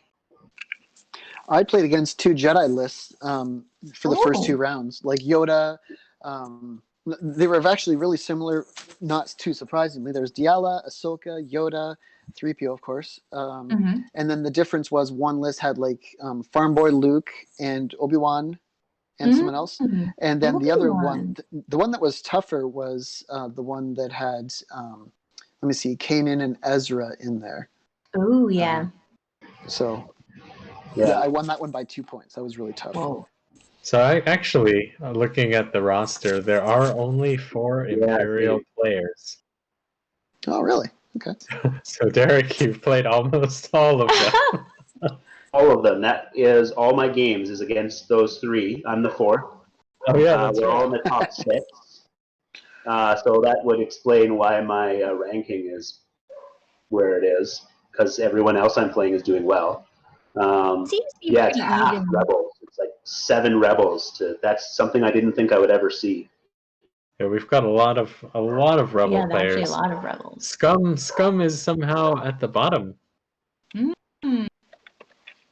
That's kind of cool. I mean, I might have to play next time. That's the balance it out.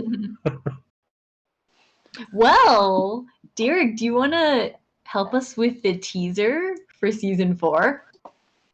Do you need me to bring something up here? No, I've got No. it. I've got it. Yes, so we have received this second season 4 spoiler card, which she's going to Which one put did you up guys do on first?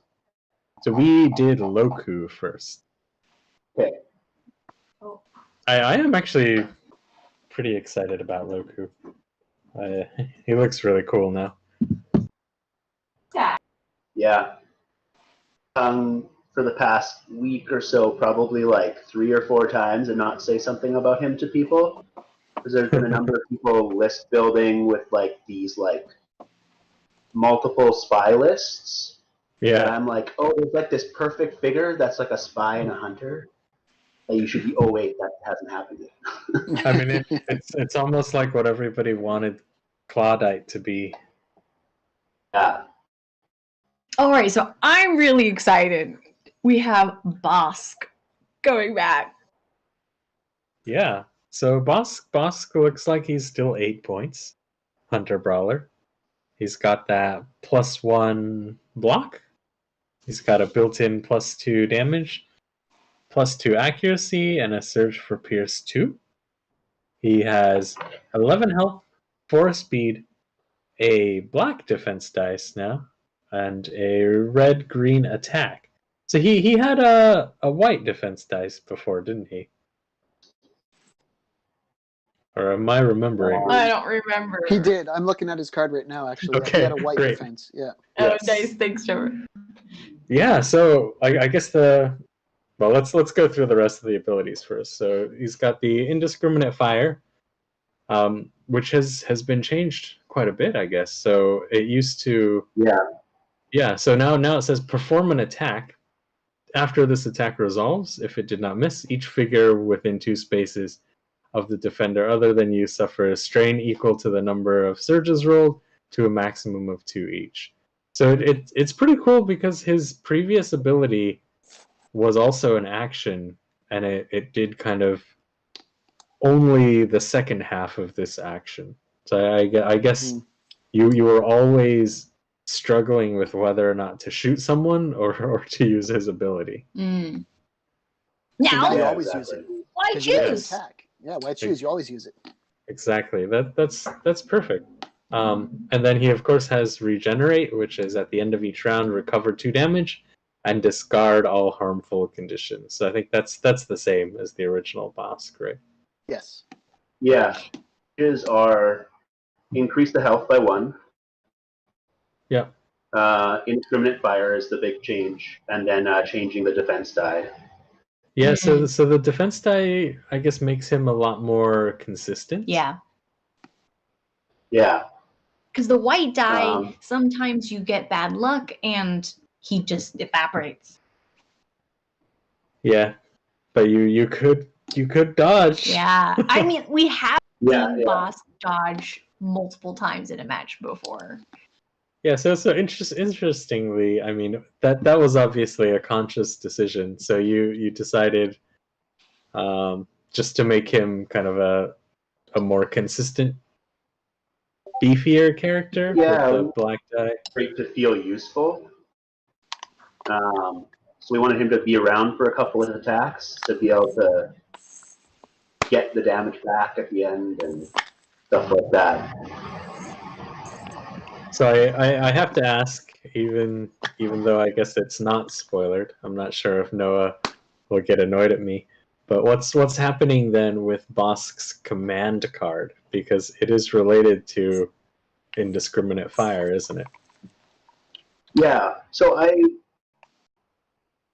100% had figured out what we were going to do for the command card.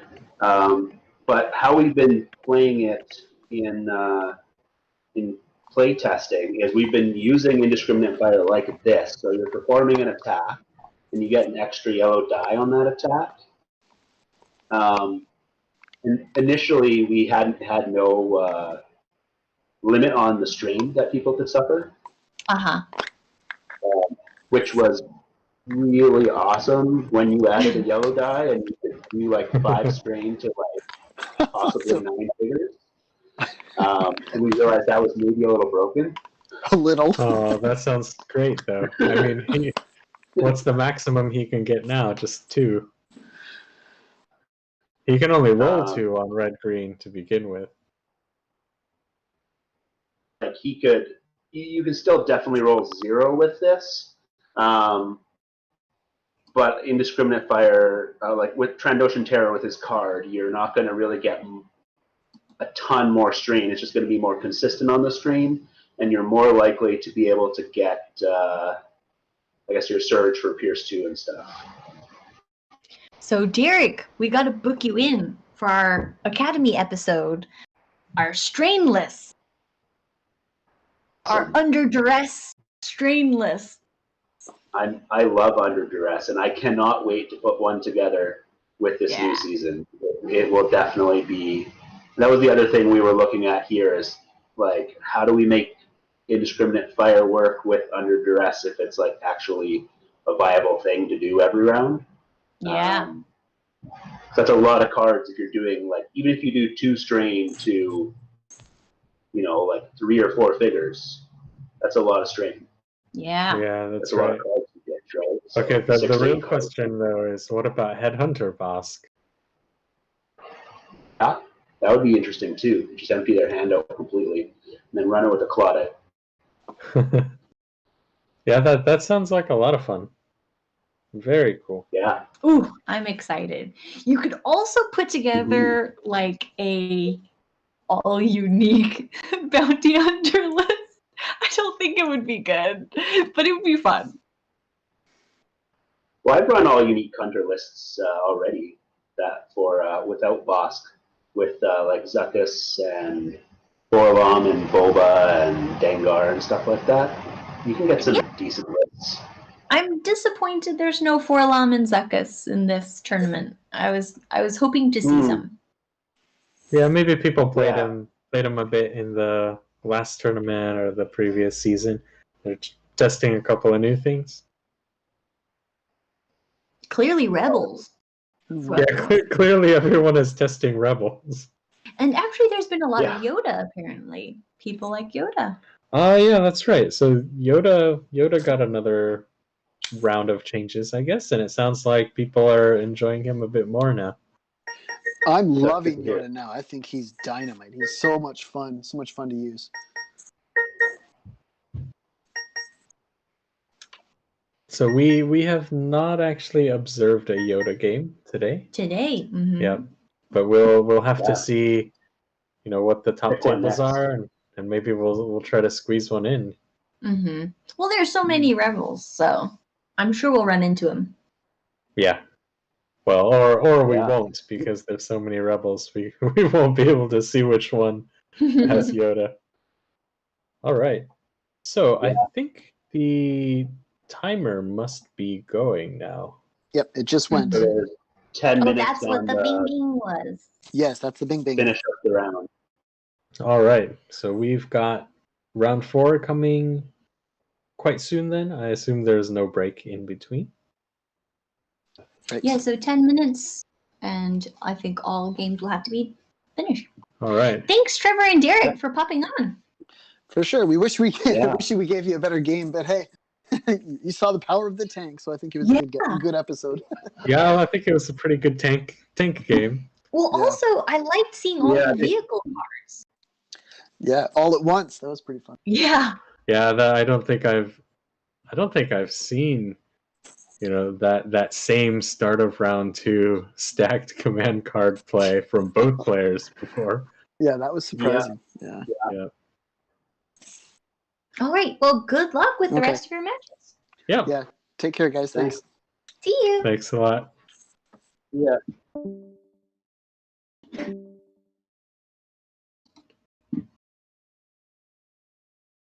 All right, so we are just going to wait for the next set of matchups. I think there's still 9 minutes of overtime while they finish up their games, and then we will get going on the final round. Definitely, we should try to see some scum. Seems underrepresented. Yeah, there are very few scum players for once, which makes me want to play a list that I have been thinking about. So what would you run? What would I run in IACP? I think I would give that 4 activation lion ambush list another try. Ooh. Or another list I've actually been wanting to play for a while, but it felt a little too meta for a long time. Was the double Lothcat, double Weequay list. Oh. Yeah, but that's a little. Yeah, I think that's a little too spiked for me at the moment. I suspect, it'll do well. How can you do that badly with double Weequays or double Lothcats, right? Yeah, true. Just bring them both. I want to play with the tank a bit, I think. I'd like to play Imperialist. I was really enjoying seeing this match because that's what I would like to play, vehicles. So definitely jets, tank. Hell, let's put Boba in there too. Let's have him there too in this party. We can have tank, Boba, jets. It'll be great.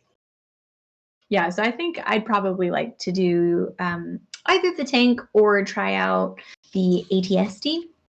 Yeah, I think the ATST looks really fun now as well. Yeah. I mean, I think IACP did a really good job in fixing some of these big, flashy vehicles. Yeah. That was a very successful wave, I think. Yeah, sadly, we can't actually go to an event and plonk down our giant model, but, we can imagine it. No, but we can play here. of course, in isolation. Yeah. All right, so we're going to take a little break and we'll be back for round 4. See you soon.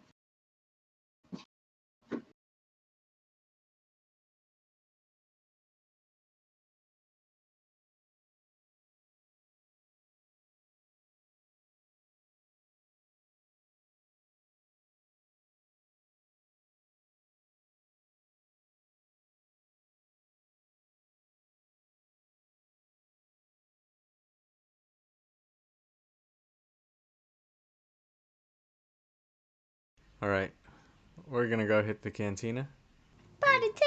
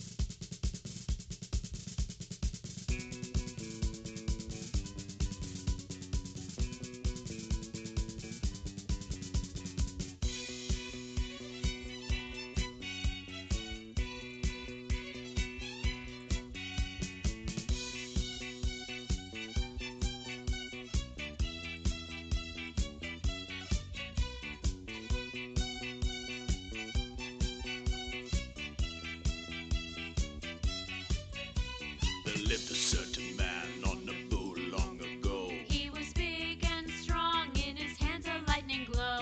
Most people looked at him with terror and with fear. But to chorus on chicks, he was such a lovely dear. He could preach the Senate like a preacher, full of ecstasy and fire. But he also was the kind of teacher Vader would desire. Papa Palpatine, ruler of the Senate scene. He will come back, he's not really gone. Papa Palpatine, the Empire's hate machine. Isn't it strange that he can respawn?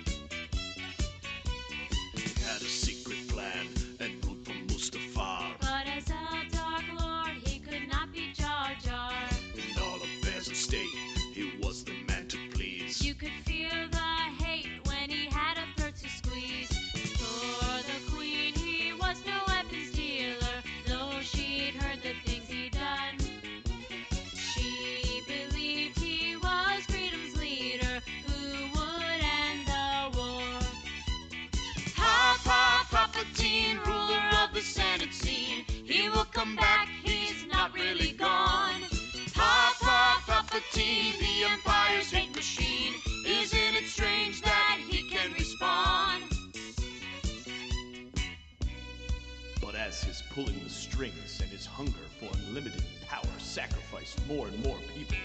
The balance of the force was disturbed, and the council became aware of his existence.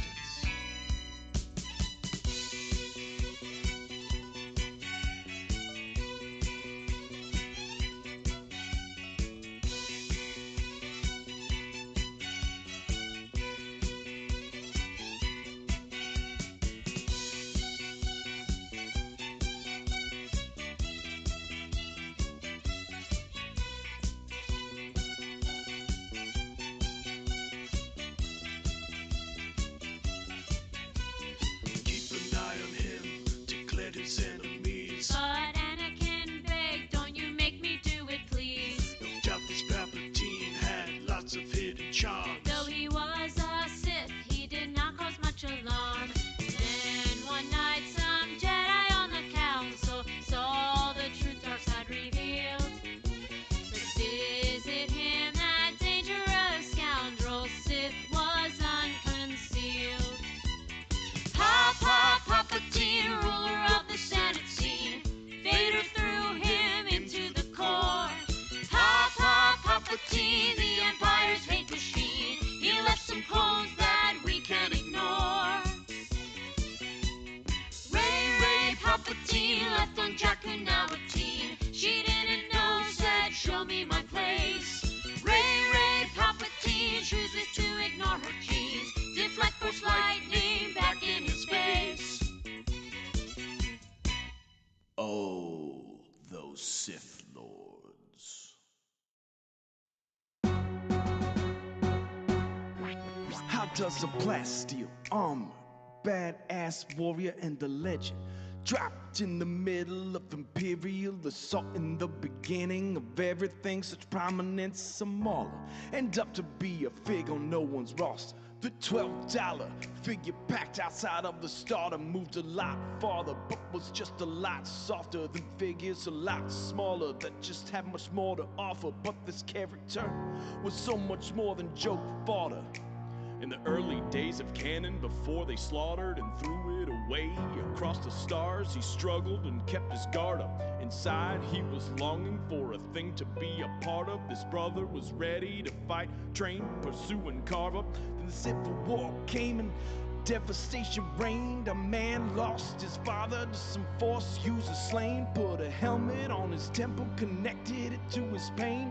The killers he restrained through his methods so profane. FFG design around him said this guy is insane, man. Gave him 6 movement just to zoom around the play, man. Number 13's on there to ensure there's dedication, and the game's gonna know your name. What's your name, man? Royal Guard Champion.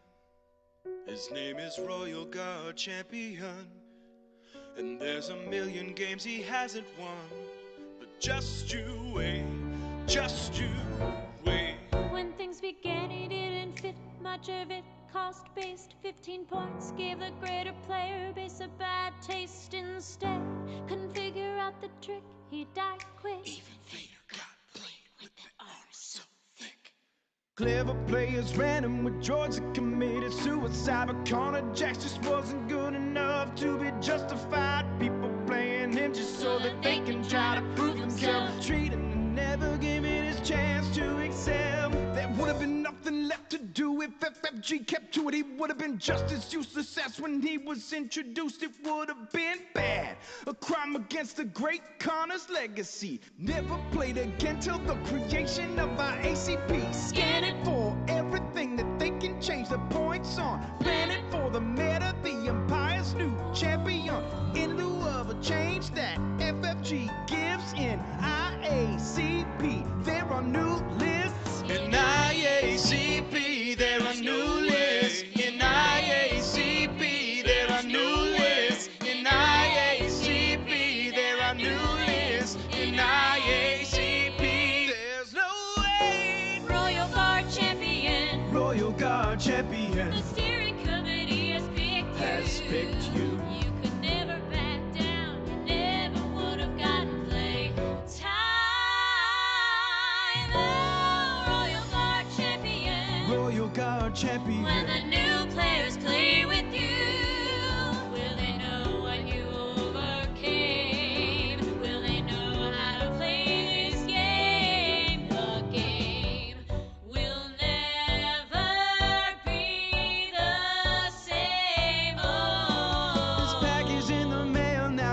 you wanna buy him? Another great figure coming up from the bottom. Darth Vader killed his rep, the Empire forgot him. We fought for him. Me, I died for him. Me, I dismissed him. Me, I loved him. And me, I'm the damn fool that bought him. There's a million games he hasn't won, but just you wait. What's your name, man? Royal Guard Champion.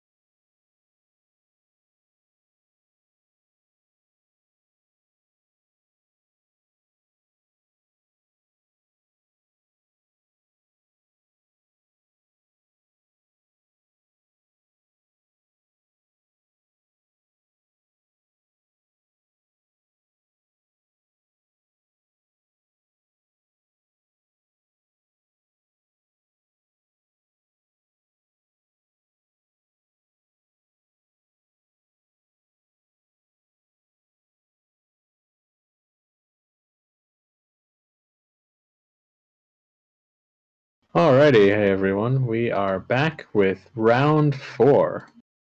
So we are going to be observing the top table, which is Derek versus Tuka.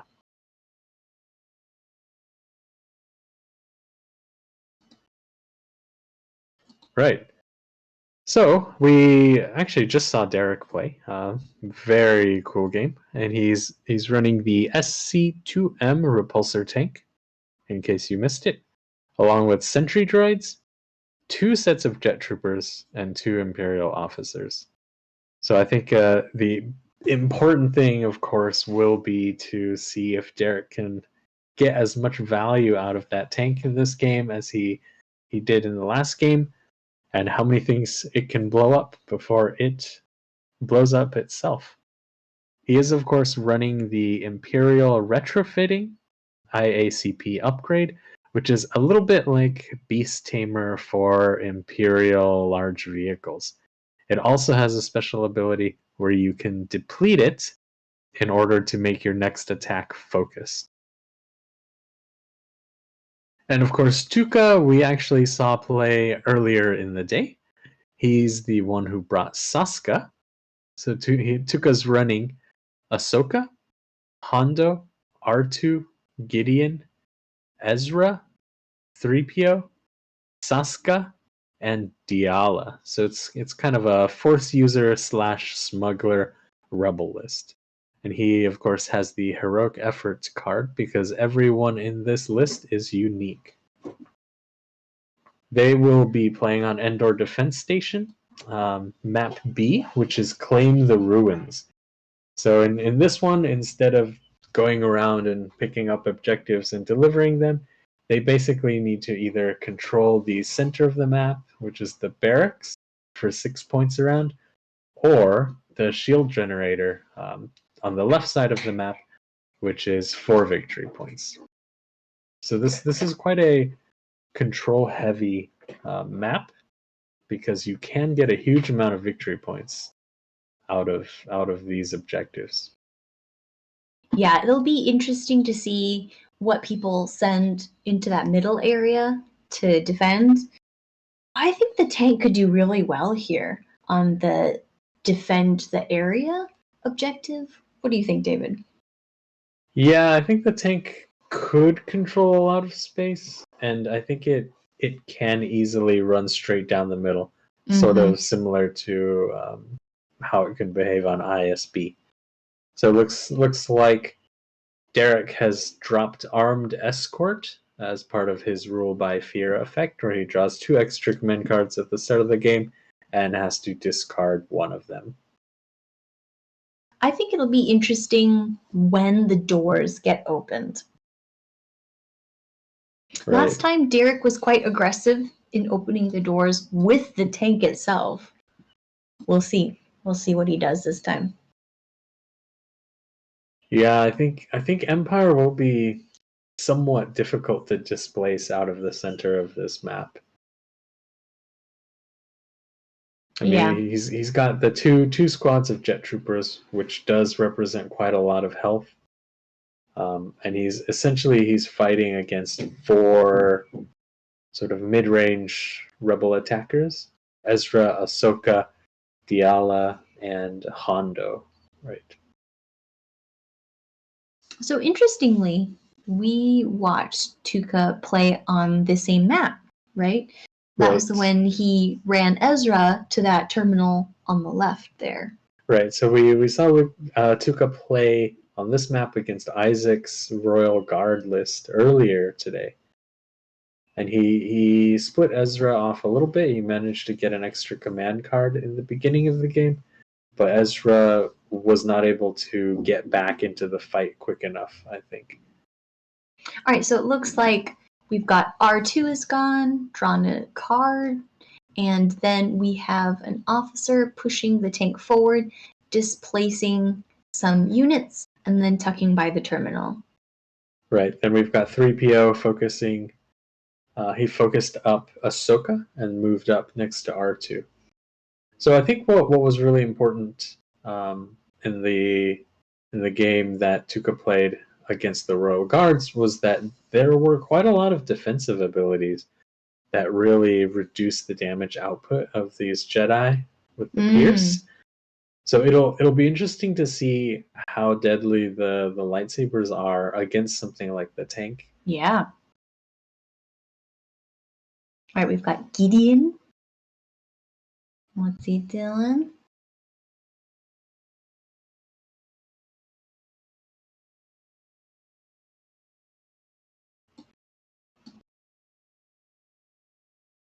So Gideon's moved Diala up a little bit. And I think he has also focused, was it Ezra? Yeah. So either way, Ezra and Ahsoka are the two focused rebels. All right, Derek, second officer being activated. I'm assuming he's going to push the tank. Yep. Yep. So that tank is definitely coming up. Straight shot, straight down the middle.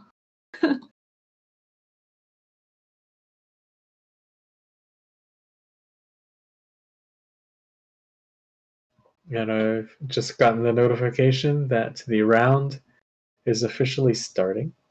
Ooh, they cheated. Got a little extra time in there. Yeah, so it looks like none of the doors have actually been opened just yet. Makes sense to me, though. Yeah, but remember the big hitters on the Imperial side actually haven't gone at all. We still have the tank, the sentries. We've got 2 sets of jet troopers. That's almost everything. Saska moving up to the terminal. Yeah. So we also still do have all of the big attackers on the rebel side to go as well. Ahsoka, Hondo, Ezra, and Diala. Okay, now in my mind, as the rebel player, I would not open this door. Ooh, I thought, yeah, Derek is quite bold. He's just gonna go straight in there. So he's having a jet trooper open the door. Is that right? Yeah, so Derek just had one jet trooper open the door and another jet trooper kind of move up into a supporting position next to the tank. So he is very threatening now because he's got the tank still to go, he's got the green jet troopers still to go, and he's got the sentry droids still to go. So he can put a lot of firepower into that room. Now, there is a wall straight there in the middle, so he can't just shoot straight through. So he'd have to move the tank forward a bit if Tuka stays back there. Right, but remember that tank is going to have the Imperial... retrofitting. Yeah, the Imperial Vehicle Beast Tamer. Vehicle Tamer. So it'll be able to get up to that wall, without using any actions, and then it can shoot twice. So that makes opening this door very quite hazardous. Scary. On the other hand, if you don't open the door, you are opening yourself up to losing that 6 points, right? Yeah. Okay, so we've got Hondo moving over to the left. So Hondo's taking position to cover a little bit of these paths on the left side. He doesn't quite go for the shield generator. It is a bit dangerous to run all the way out there. Yeah.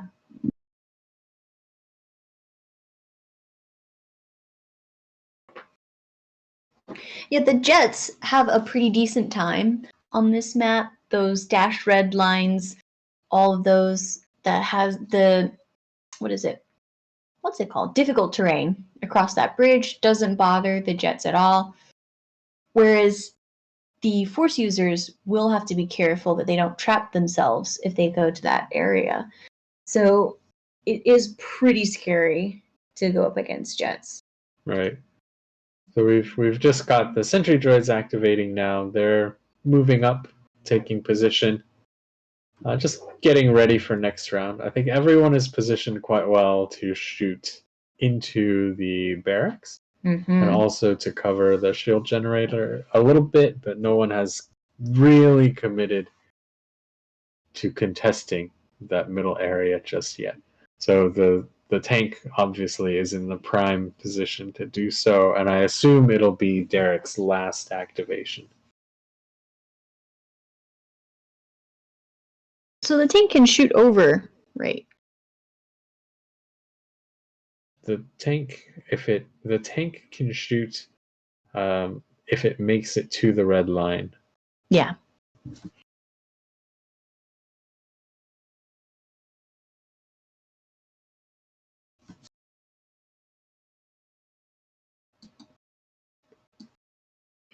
So Tuka's got left Ezra and Ahsoka.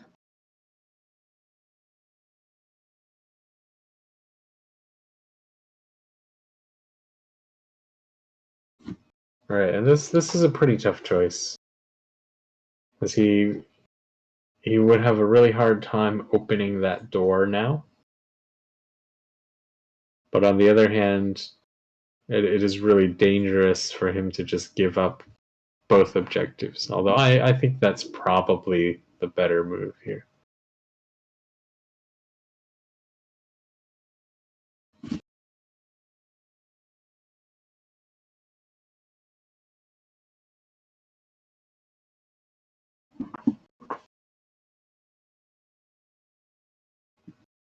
We've got Ahsoka being activated. So Ahsoka is being activated. And she Choosing a token. She does have a huge range. She doesn't need the movement points just now, so she's taking a black token. And it looks like she's going to try to reposition for next round. Mm-hmm.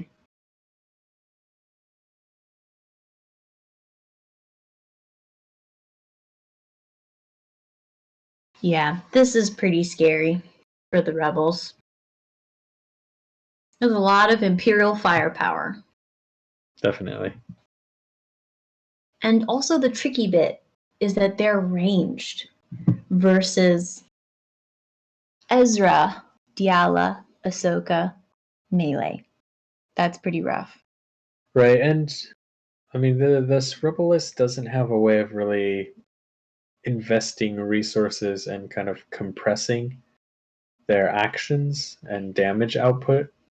So they'll have a very hard time kind of finishing off a group or killing the tank outright before it can activate. Right, so they've got 4 pretty good hitters, but odds are whatever that he starts going for will be able to get some value. Right, exactly, because Derek will be able to react to whatever's happening. Yeah, I mean this is why stuff like Jabba's order hit and strength in numbers, or even things like Squad Swarm. Yeah. Or that final activation Blaze of Glory or Son of Skywalker is so powerful. I mean, a lot of it has to do with just condensing your actions into one kind of burst. Yeah, one burst that your opponent can't respond to, right? Absolutely. Yeah, we had a pretty good discussion about this on Slack the other day, actually, and it is so powerful, but it removes kind of counterplay and makes it really hard for your opponent to respond to. So it's not my favorite mechanic. All right, and we've got Ezra activating and moving up just a little bit. Actually, he is coming out quite far now. Going all the way up to the shield generator.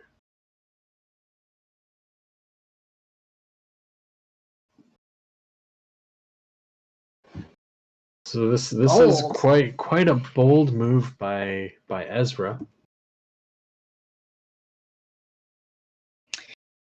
Maybe he's hoping to draw stuff out in that direction.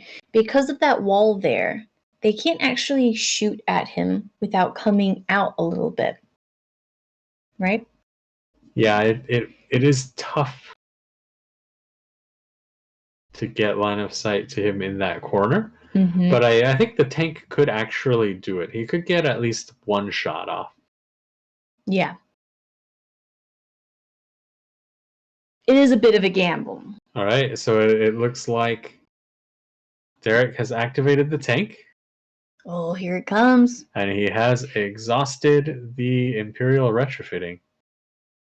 So he's got an extra move action going for. Mm-hmm. And he's flipping upside down. Going another 4. And he's going to shoot someone. Well, he's going to shoot Ezra, I guess. Yep. Dice. And he's doing it with element of surprise. Oh, okay.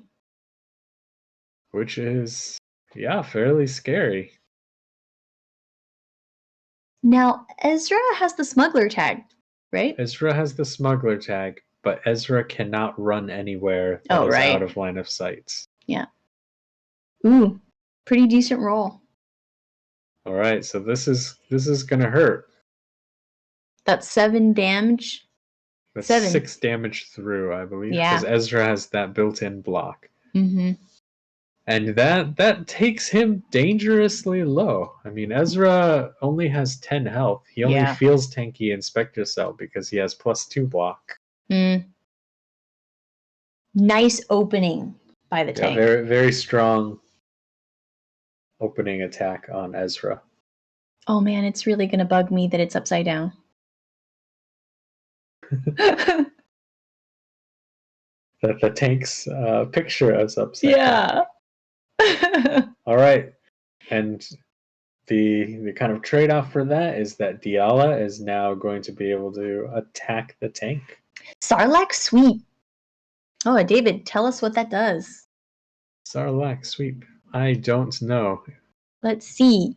Oh, it's disappeared. Because they have removed it. Let's look it up. I don't remember exactly what it does. So I kind of remember what the old one does, but I don't remember if it was changed for IACP actually.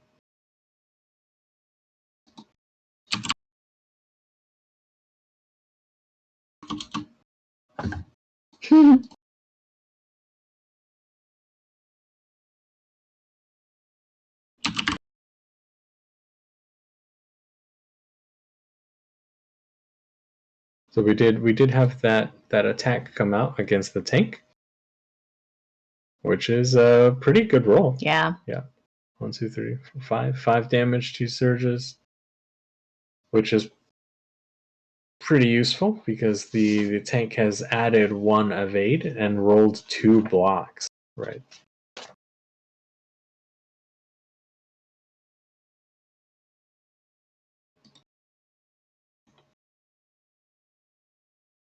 Yeah, Diala has a surge for +2. Yep. That's pretty good. So that tank is now taking 5 damage. Pretty decent chunk. Out of 12. Yeah, so Ezra did put himself in danger there, but it did draw out the tank. So we'll see if that pays off in the long run.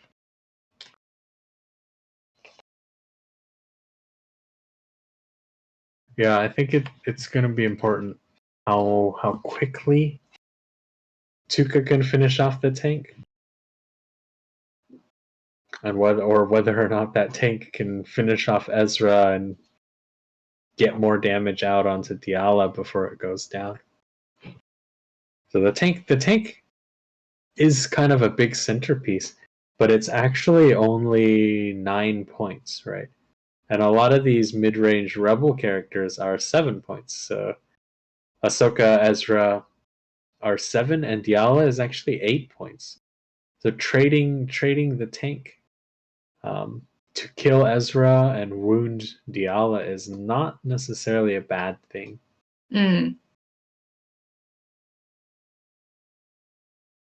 So we've got initiative passing over to Tuca. He is moving Ezra all the way up to the tank with Brash. Okay, Sarlacc sweep. Perform 2 attacks. Each attack must target a different figure. Right. So did she attack something else? No, she didn't play it. Oh, she took it back? Or... Yeah, she didn't play Sarlacc sweep. Oh, I thought I saw it. It appeared on the board and then they took it back. Okay, got it. Right, so Ezra's moved up to the tank, and now Derek has played Fuel Upgrade, which is, of course, a great defensive and offensive card, but he does not have the Take Initiative, and Ezra is going to activate and play Pummel. So he's going to hit that tank twice, which is potentially very nasty. Yeah. Okay, looks like Ezra's Gamble's seeming to working really well so far. We'll see. So this is a really strong set of attacks, right? It's a focused Ezra and he does have recover 2. So if he manages to recover twice, he'll be quite healthy. I forgot about the recover. Right, so that's a lot of surges. That is a lot of surges, but he does want a lot of surges because the tank has the +1 evade from fuel upgrade, and it can add another one at will from defensive. Right. Or defensible. Defensible. Yep, so Ezra, of course, is turning one of his yellow dice to +1 damage and +2 surges. And this is gonna allow him to use, I think, all the surges that he wants. So he'll be able to recover, he'll be able to add damage, and he will be able to pierce. This is gonna hurt a lot.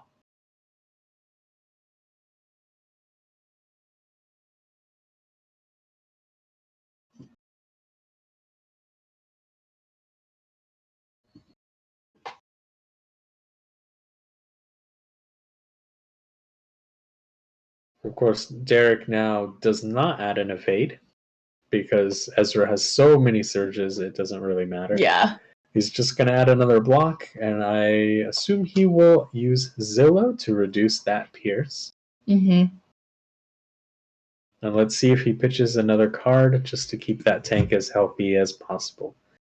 I would, because the longer that stays up, the better it is. Well, also, that tank will probably take around 5-6 damage now.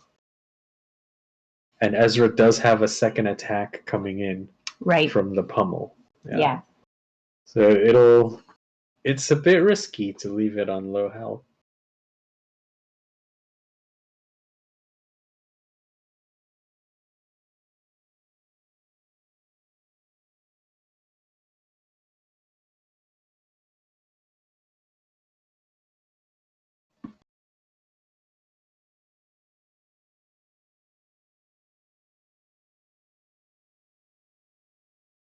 Right, so Derek has ditched a card. Ouch. He's had to drop Concentrated Fire, I think. Ouch. To add another block.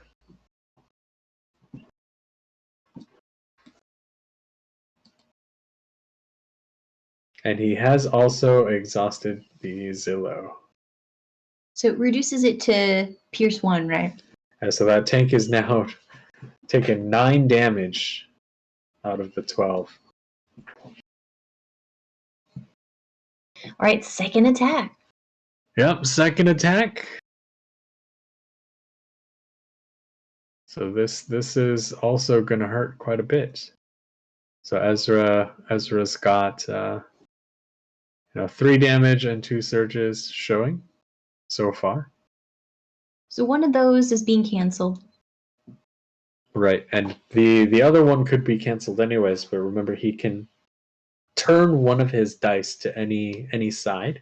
Yeah. And it will be the +1 damage +2 surge side because Diala is nearby. Right. And that makes it almost impossible for Derek to cancel all of the surges again. Yeah. So the synergy with the force users here is really nice.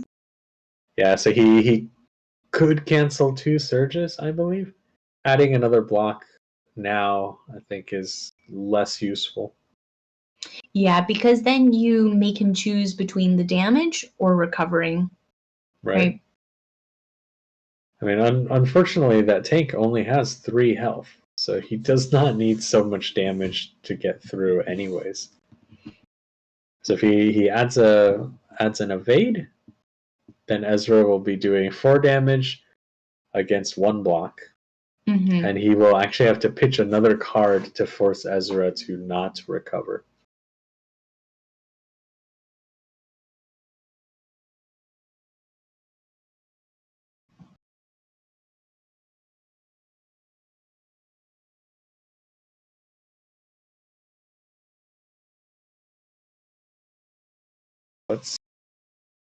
Yeah, so looks like Derek has added the second evade, but he has not pitched a card.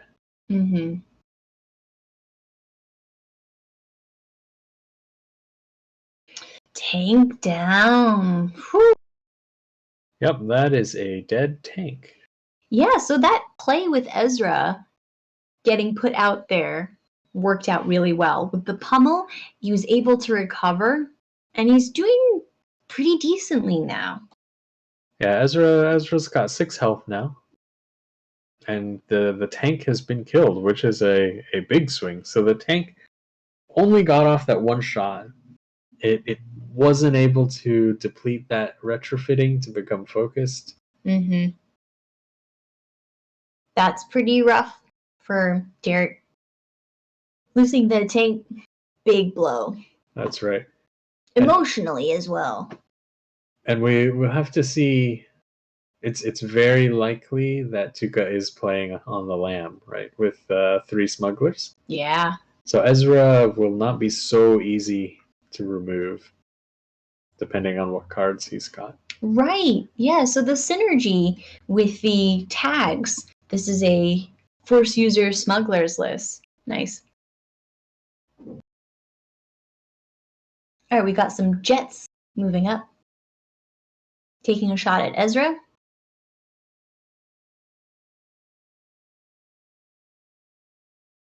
Yep, red jet trooper.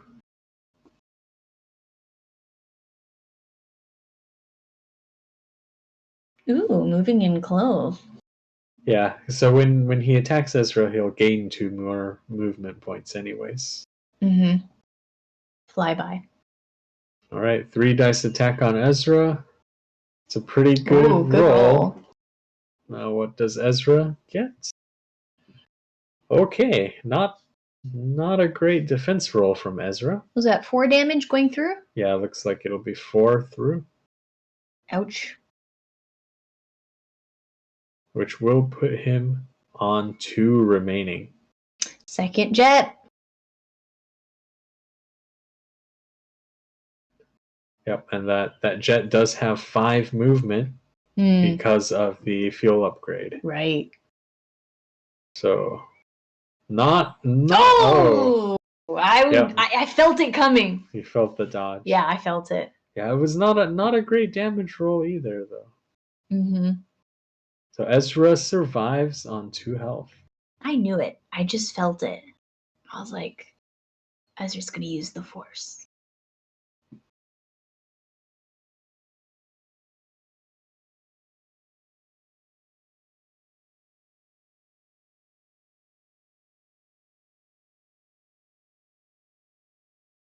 Yeah, so that was two jet attacks into Ezra.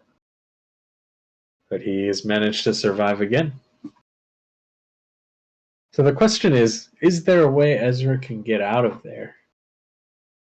So he's activated already. There's still a lot left to go. I don't think he makes it out of this. Right, we've got the sentries haven't gone yet, right? The other set of jets also, they all can get in and shoot at Ezra. The thing is, he could get really lucky if R2 just scomps on the Lamb. Or if someone plays planning or something like that. Mm-hmm. That's true. Yeah, but otherwise, he's in quite a tough spot at the moment. Mm-hmm.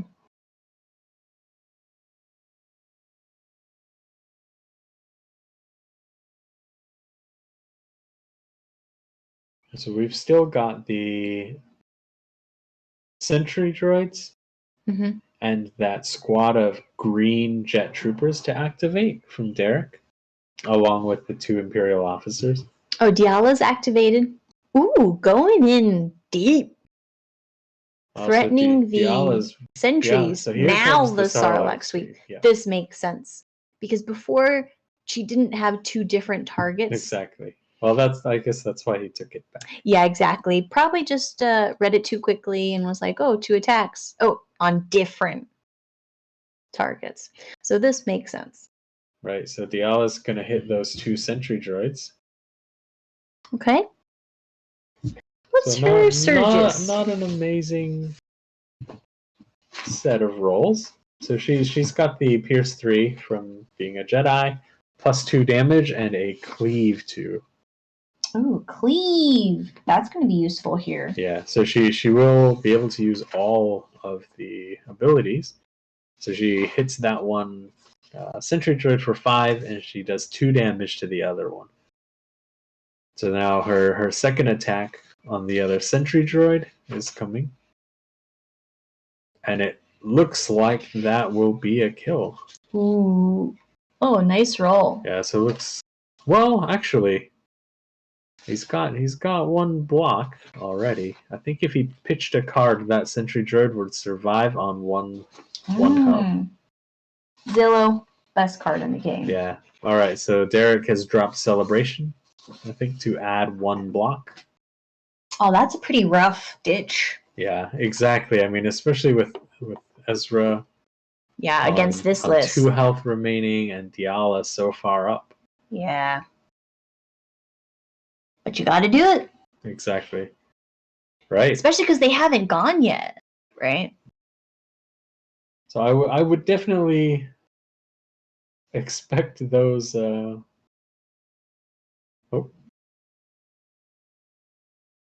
So what's happened now is that Ezra has been force pushed by Diala. Exactly. Ooh, Heart of Freedom.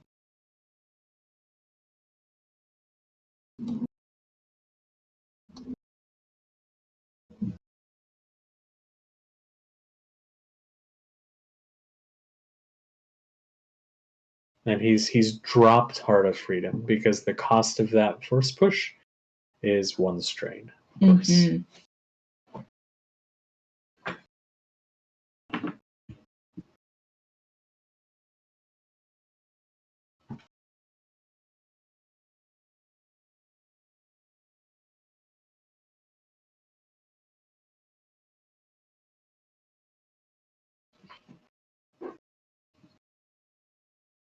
Right, so this is quite scary now because he really doesn't want that Ezra to survive. But if you leave Diala there, it's gonna be sad times next round for the sentry droids, right? Yeah, and with the possibility that Ezra has on the lam, that also makes him kind of a risky target. Yeah. So sentry droids attacking that Diala, and that is a pretty good damage roll. Yeah. So it looks like it should be 5 damage through. And her total health is 12. Right. Decent chunk. And the sentry droids will move over to the other side. What's that terminal? I think those are the 2 officers. Ah. So all he needs to do is to get Diala quite low, and then hopefully the officers can even finish her off. Right.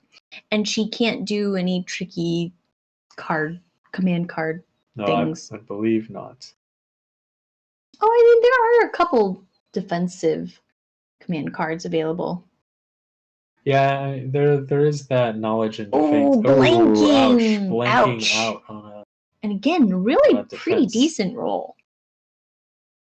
I think this will be another 5 damage.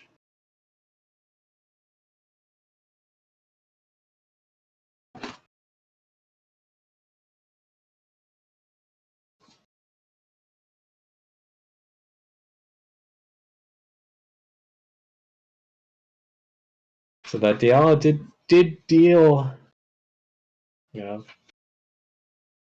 12 damage, but it looks like she's paying for it now. Yeah. I mean, that's kind of the risk versus reward calculation. Especially with melee. Yeah, exactly. Oh, okay. So that sentry droid is now playing Grenadier. Oh. Because they have the trooper tag. Right. Nice. And of course, now it's Derek's turn to roll Karma. the 1 damage grenade.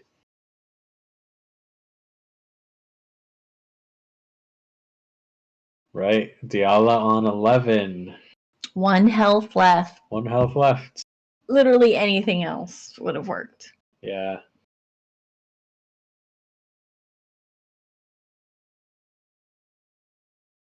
So there are 2 Imperial officers back there. I mean, yeah. the idea, I don't I'm see sure, her surviving. is that they finish her off. But you never know with Force users.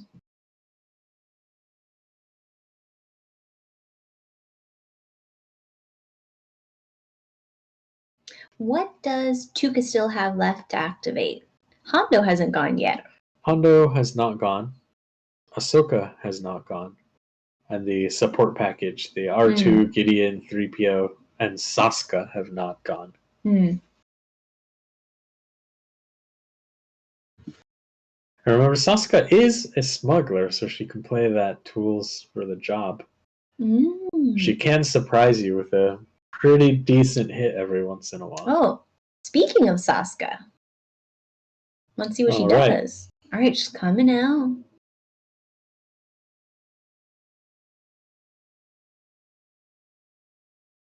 So Saska has come out, and I think she is actually trying to protect Ezra. And the shield generator. Reinforce that area. Right. Definitely the Imperials have captured the barracks. Yeah, 4 full health jet troopers is pretty hard to displace. All right, we've got the officer pushing the droid out of the way and taking a shot at Diala. Right. Let's see if the hero officers can do 1 damage. Ooh. Okay, not a bad start. Nope. Well, they don't have a search for damage, they have a do search for. I think the officers do have a search for +1 damage. Oh, they do. So she will try to re-roll, of course, but does not get the dodge, and she will go down. All right, so that is 1 big hitter down. On one on both sides. We've got the tank down, and now Diala down. There's similar points as well. Diala is 8, the tank is 9. Remember, the tank is effectively 10 because of the Imperial retrofitting, right? Right. But Ezra also is quite very wounded. low. And the sentry droids are quite wounded. Yeah. It looks like Derek looks in pretty good shape, though. He has that barracks area really locked down with some really healthy jet troopers. And his damaged sentry droids are tucked pretty far back.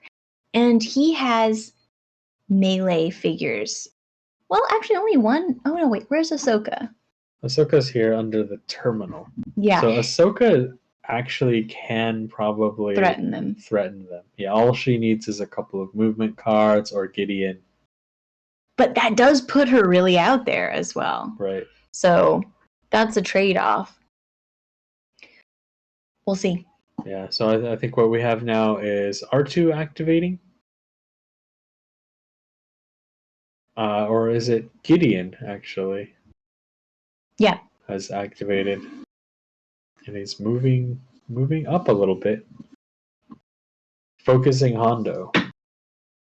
Makes sense. Yeah, so Hondo, I suppose, is getting ready to punish whatever comes out to try to finish off Ezra or Saska.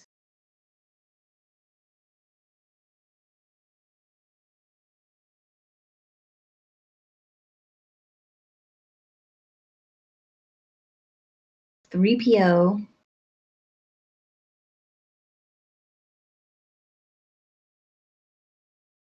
Right, and 3PO has even focused up that Gideon. So Gideon is getting ready to do his part.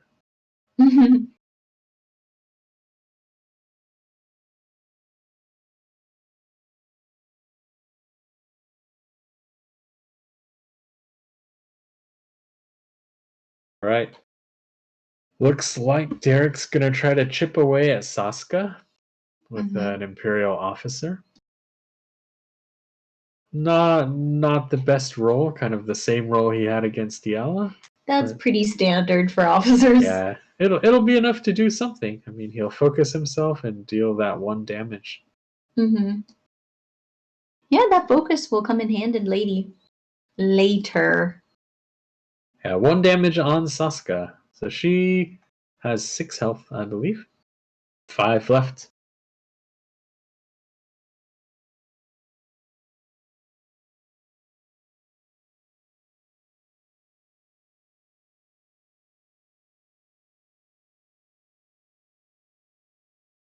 Ahsoka.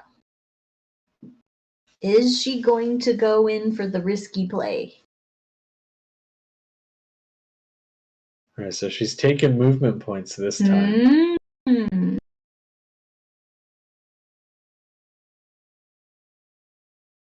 Whew. Yep, she's going in. Yeah, she's going in and trying to one-shot one of those jet troopers. Hoping, if she finishes it off, then Ezra should be safe this round, because Derek probably needs 2 attacks, right? Yeah. 1 attack on Saska and then 1 attack on Ezra to finish him off.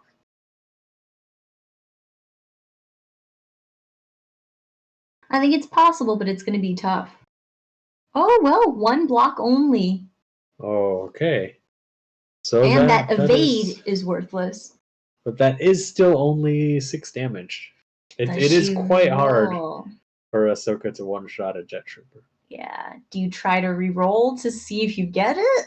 Or do you just take the pretty decent 6 damage? I mean, the thing is, that jet trooper either way will not be able to attack her anymore.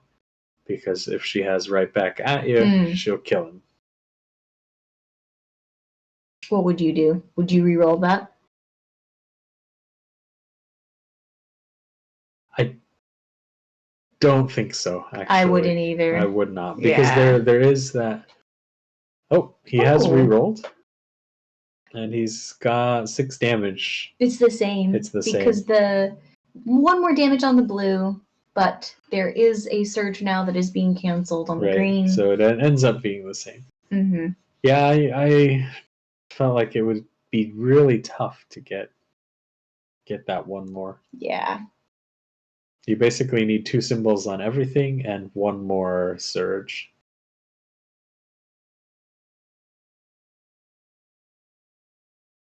Yeah, the built-in evade was really big here. Is that from fuel upgrade? Right. Yeah. Okay. That's a great card for so jets. we still do have the two jet troopers. Ooh, what's happening? Ah. He's played Price of Glory. So any Imperial figure can use during your activation to discard a harmful condition, gain 2 movement points, and then suffer a damage to gain 2 different tokens. So he's had that back jet trooper suffers a damage, and he's going to get a couple of different tokens. Gets his 2 movement points, and he's going straight for Ezra. So I think he's taken a damage and a block token. Yep. Yeah. Is he spending that damage? Yep. Yeah, it looks... Well, there's Ezra's +1 block. It is not +2 block, because he's not Spectre Cell right now. And we are going to see that +1 damage token being spent. The 3 dice attack. And Ezra does not dodge. So this should definitely be a dead Ezra right here.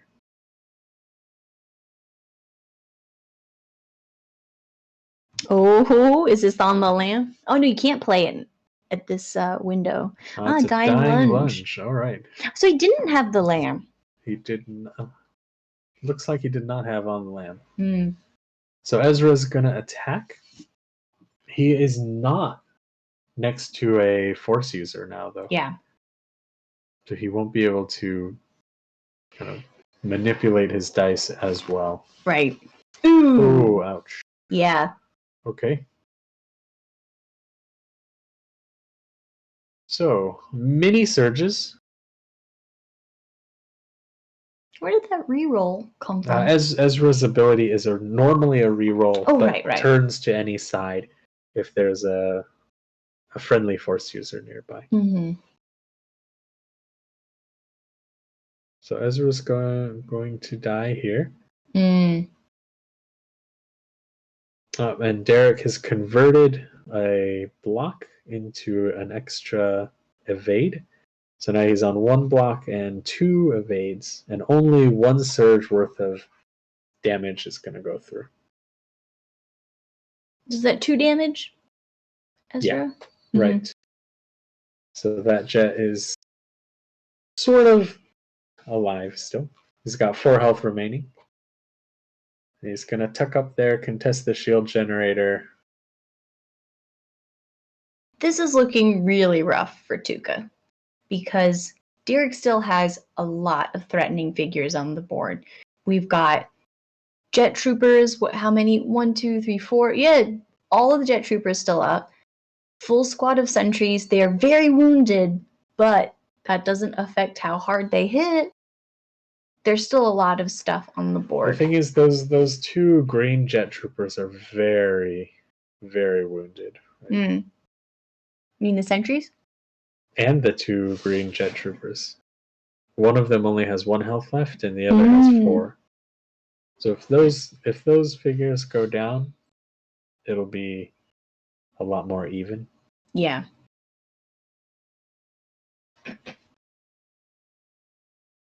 The problem is with the lower figure count, it's more difficult to take out multiple figures. Right. Whereas a squad of 2 is more flexible.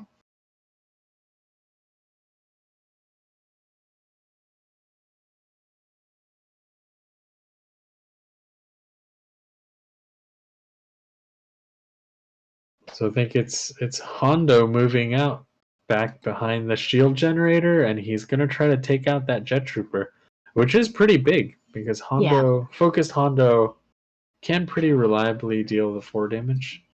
Yeah. Especially if he doesn't get paid. And it'll be an even larger point swing than that because now it means he will get the 4 points from that shield generator, right? Right, because it's not contested anymore. Exactly. Right, so it looks like Derek is not paying. So Hondo gets the +2. And that's a pretty decent roll from Hondo. Looks like at least 8 damage. So that jet trooper is dead. That's nasty.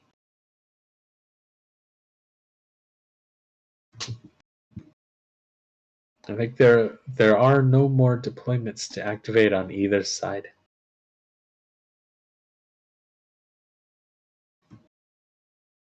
This is pretty close.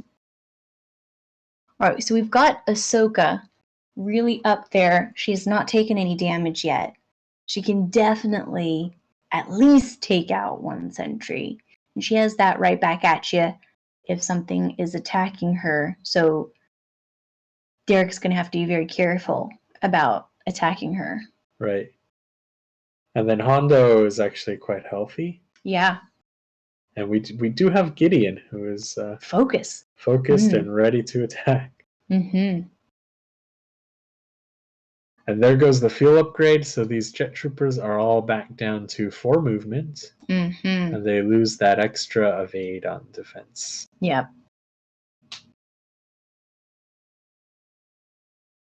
Initiative passes, but I believe... and Ahsoka being there contests the barracks. Exactly. That was really big. Oh, we've got a take initiative immediately negated. Yeah, that was big.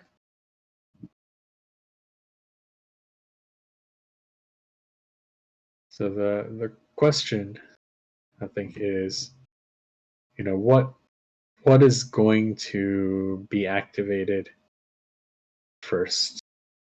It looks like Derek's going for sentry droids because they are Very quite weak wounded. right now. Yeah, if he doesn't go with them now, they're never going to get to go.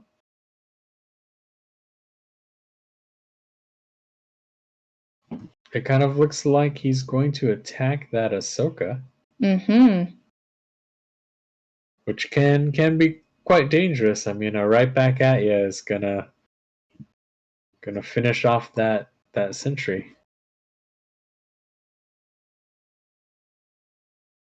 What's the wording on right back at you? There it is. So when an attack is declared, it suffers 1 damage. 3 if you spent a block token. So that sentry is now dead. And the attack fails because he's dead. Yeah. Yeah, because it's in the declare step. Right. So now we of course have the other sentry in the group.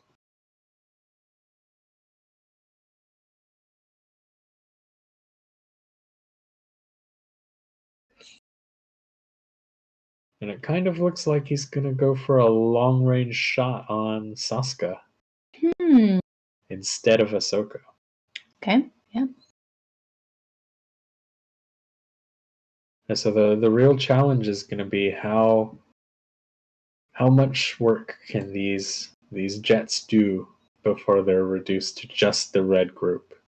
Ooh, that's a lot of surges. Right. So that is a huge amount of surges. They do have a reroll on attack.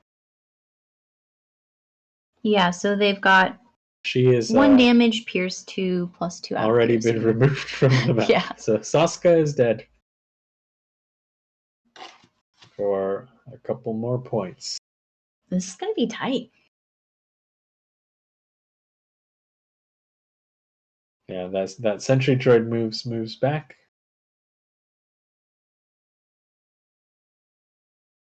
So the thing is, Ahsoka is very slippery. Yeah.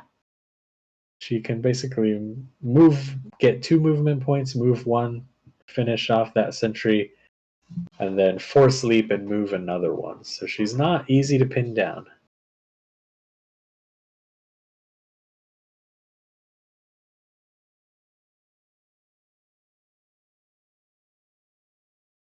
And it is going to be Ahsoka activating.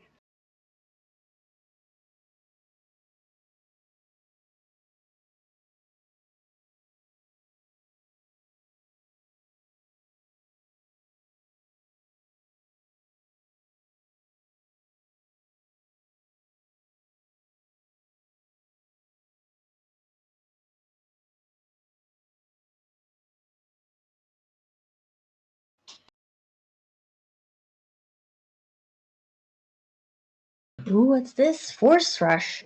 So she's playing Force Rush to gain 2 movement points. Okay. Very slippery. So she didn't gain that block token at the start of her activation. So she's going to have a lot of movement. Right. And what's this? Pommel. Ooh, okay. Yeah, so that sentry has already activated. So she's going after these jets now. Right, who have not yet activated. Mm-hmm. It's going to be 2 attacks. And the pommel has no restriction on the attacks, whether or not they are on the same figure, different figures. So it's flexible. So that's quite a good attack right there. I think that jet will convert it down to 5 damage. Mm-hmm.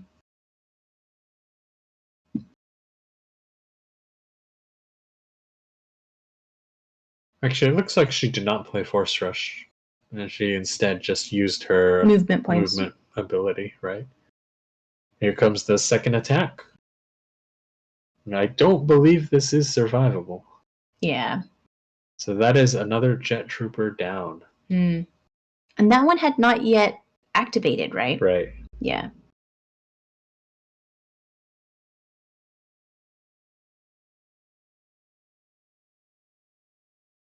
This has been pretty bloody.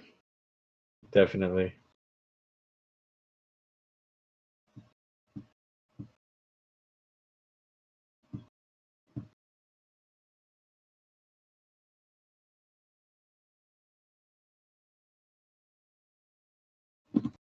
All right, so we've got Tuca, pretty good positioning right now.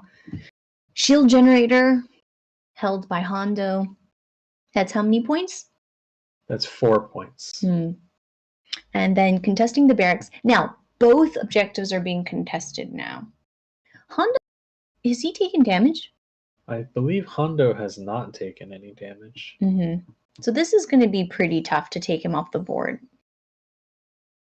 Right, and that's a pretty not with that solid roll. defense roll for Hondo against what amounts to 2 damage.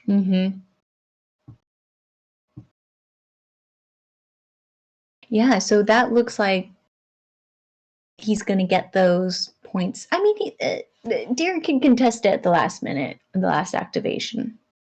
Yeah, the officers could do something about that. Yeah. Gideon still has a focus.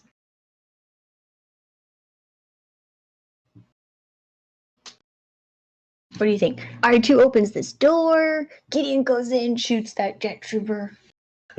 Looks like R2 has skunked for a card.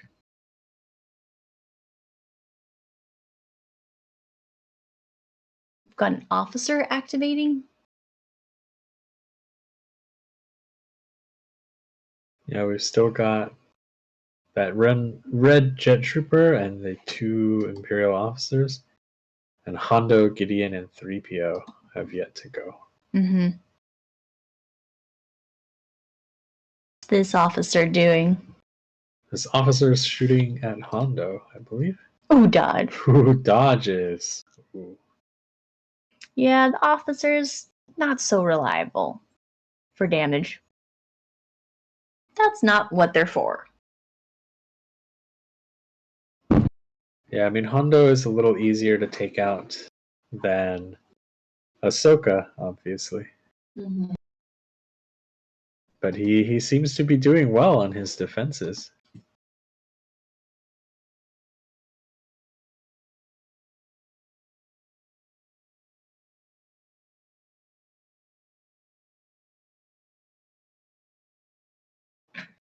Like, Derek's only got 1 command card left. Tuca still has 4. There's still a lot of time in the match, too. This might go to full wipe. No, I don't think so, because the objectives are worth quite a few points, so you don't need a full wipe in order to get to 40. Ooh, Hondo moving on up. Yep, Hondo's coming all the way up, and he's going to try to finish off that jet trooper. The jet only has 1 health, though. Yeah. And he doesn't even need to roll. Derek's just like, Yeah, I I mean, can with see the plus from my 2 roll damage already. it's not gonna work. I mean, I think the key turning point here was when the tank flipped upside down, right? Yeah. Yeah, I mean, how can you shoot if it's upside down, right? Clearly, that's where Derek went wrong.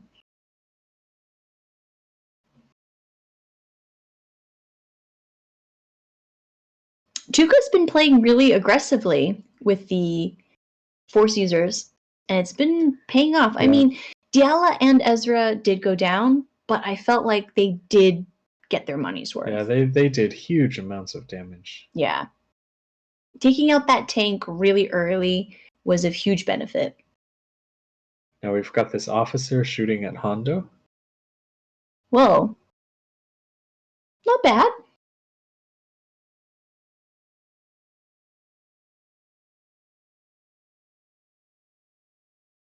Yeah, not a bad roll, but not a huge amount of damage. So Hondo's on 5 damage remaining.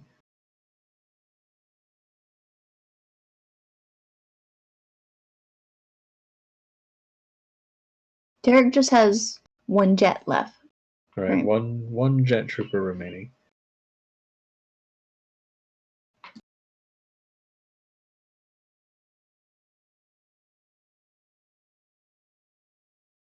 Has that officer in the middle gone already? Yeah, that's the officer that has just gone. Oh, okay. So we're gonna have 3PO contesting the shield generator. We're going to have Gideon still able to do a little bit of fighting. Oh, he hasn't gone yet. Yeah. Yeah, Gideon still has not gone. This is quite bold for 3PO. This is true. Because also, 3PO is so slow. And so if he's focusing, he can't get anywhere. I think the thing is, at this point, he knows that Derek can't really afford to use any shots on 3PO. You've also seen that Celebration was lost. Yeah, right? That was huge. So 3PO taking that shield generator is a pretty big threat. Yeah. You know, for not much risk at this point. Well, let's see what happens to him. Yeah, so the Jet Trooper is going to try to go for 3PO, who rolls enough to survive.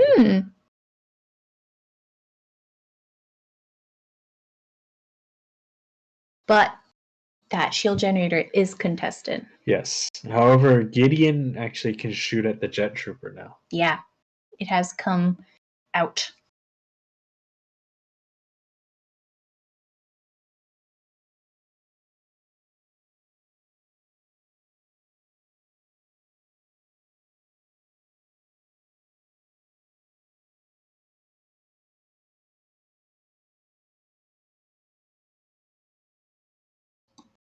And then I think Gideon is going to be the last activation.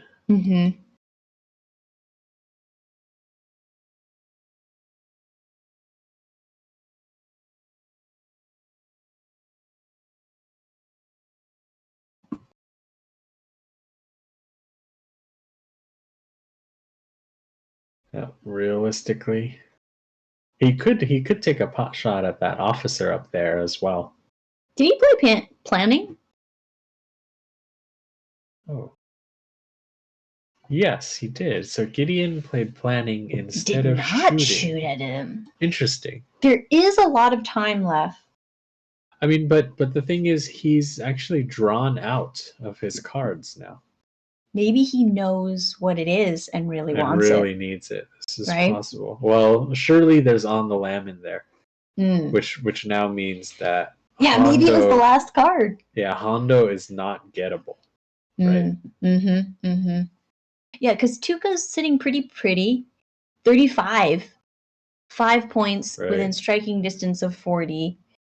And then we've got a second chance coming out for Hondo as well. So Hondo is very much not gettable. Yeah. And Gideon defeating a jet would have been a bit of a stretch. It's not guaranteed that he'd be able to do that focused. So I think this is the kind of long play. That's true. And this also guarantees that if 3PO goes down, there's still someone contesting that shield generator. So nobody getting any points from the objectives at the moment. Yeah, Tuca is very close, though. Yeah. He's okay, 35. so we've got Ahsoka. So if she takes out the sentry, that's 5 points. Yep. They're expensive. That's Dang. Yeah, this is it. I mean, I don't see it surviving, right? How much health does it have? I think it's got 3 health remaining. Yeah. Especially I mean, with the she reroll. isn't focused.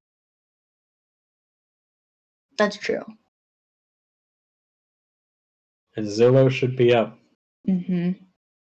But I don't think that roll is going to be survivable. Yeah, looks like Derek's just be like, yep, not gonna bother rolling. Yeah, that's a 7 damage roll. That looks like game, against right? Black Die. Wow. Nice. Yeah, that does look like game. That really ramped at the end.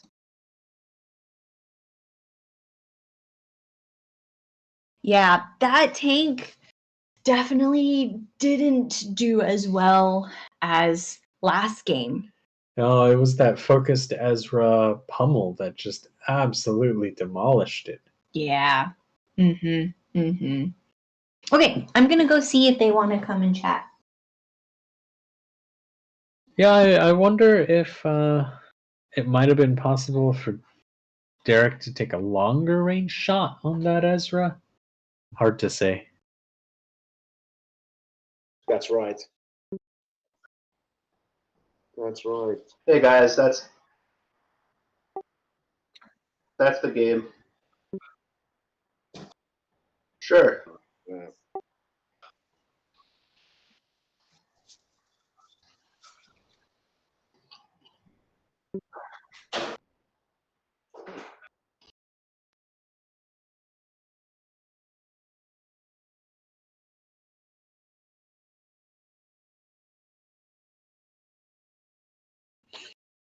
Sadly, tank just Got got smushed. The tank did not survive that time.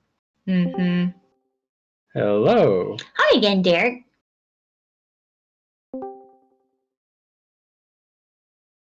Okay. Hi. Hello there. So Tuka, I believe that means you are first after Swiss, right? Sounds great. I'm not But sure. more importantly, you broke your curse of losing all streamed games. Yes. Yes. Yes. That's right. Excellent. That's right. I thought you played really nicely. So we were wondering about the aggressiveness of kind of rushing up Ezra right when the tank kind of was in range there. What was going through your mind?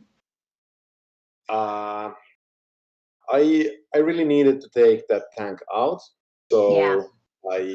I had to try it. I didn't have the negation, so if Kyle had take, I would be screwed. But I was totally sure when he drew a card from the map. That's the take, but it was fuel upgrade. But it's also really good to have start of round 2. And Ezra was focused, so really good. And when Diala was next to him, I could turn the die. So it was really good. I have never played against the tank, so so what you gonna do? And we discussed with Kyle that he probably made the mistake to put the tank one space too forward, so I could pass with Ezra next to the tank. So I'm not sure if I had any movement cards. I think I did not have the force rush then. So Did you have the pummel? Yes, I think I have 2 pummels after start of round 2. If I Okay. so brutal. And but I also had the celebration from start that is really good against that guy's list. Yeah. But, with heroic effort, I could change that card, so it helped really good because it was a dead one. Mm-hmm. I also have one thing I run with the strategic shift, but in all these games I never used it. So I just couldn't find. Carl had like 2 cards, so it's not paying to use an action, but I didn't have any extra actions, so and I found it better to run Saska next to Ezra to protect from the jet attacks. Yeah, I felt that you really guarded that shield generator really well because Derek had kind of taken that barracks area, which would have been really difficult for him to be dislodged from, but you really held on to the shield generator. Yes, that was a good thing to score points to get forward. So, and one thing I was really afraid was at start I didn't have that good plan with Hando, and I really put him forward there, up all alone, no 3PO anyone. And but I thought it could be really good position to be, so I could make attacks there from there and from many places. So Yeah, Hondo was dealing a lot of damage. We were wondering about if you had On the Lam. I did not have that. Yeah, I was thinking about it all game. Me too. Me too. So early on, Derek, when you moved the tank up, I was half expecting you to be really cheeky and actually deplete that retrofitting immediately and just take a massive, focused, obliterating shot at Ezra while being quite far away from everyone else, and then just leave it there and hold the barracks. Yeah. If I known that it was gonna die, I totally would have done that. Yeah, obviously. But yeah, I didn't quite get there. Yeah, that triple tap from Diala and then the 2 hits from Ezra was really brutal. Really brutal. I just did not picture the Ezra Brash working properly there. Yeah, well, although really I should have thought of Diala pummeling me anyways, right? So yeah, and the combo works really well as well. So Ezra going in combo with Diala, able to turn that die to whatever face is really strong. Yeah, he's strong. Yeah. It's the thing what makes Ezra so strong. Without that able to reroll or turn the die, it's like a gamble. Yeah. You can have a really bad from that. So yeah, I like the mix of Force User and Smuggler tag in your list as well. Yes, the thought behind the building this list is like that. I took all the figures, but I hate to play against it. So That's why Saska is in there, right? She's the first one. Focused Hondo is no joke. It's it's the threat always around. You have to worry about it can be massive. If also I can have like tools. So 2 reds, 2 greens, 1 blue. He can take down anyone almost. Yeah, and I mean resolving those abilities, your on declares in order of your choice is really strong, right? You can ask them if they want to pay first and then activate everything else. That's true. I also had really good die, so it was on my favor too. I dodged and I hit really hard, and even when I can do it, the die was really good for me. Yeah, today. Ezra, I remember, had a really critical dodge.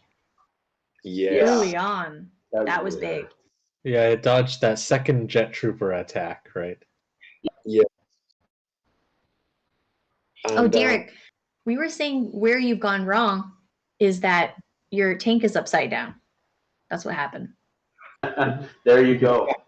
Yeah, that's it exactly. It kind of drove down and then spun around, and it's shooting the wrong way. So.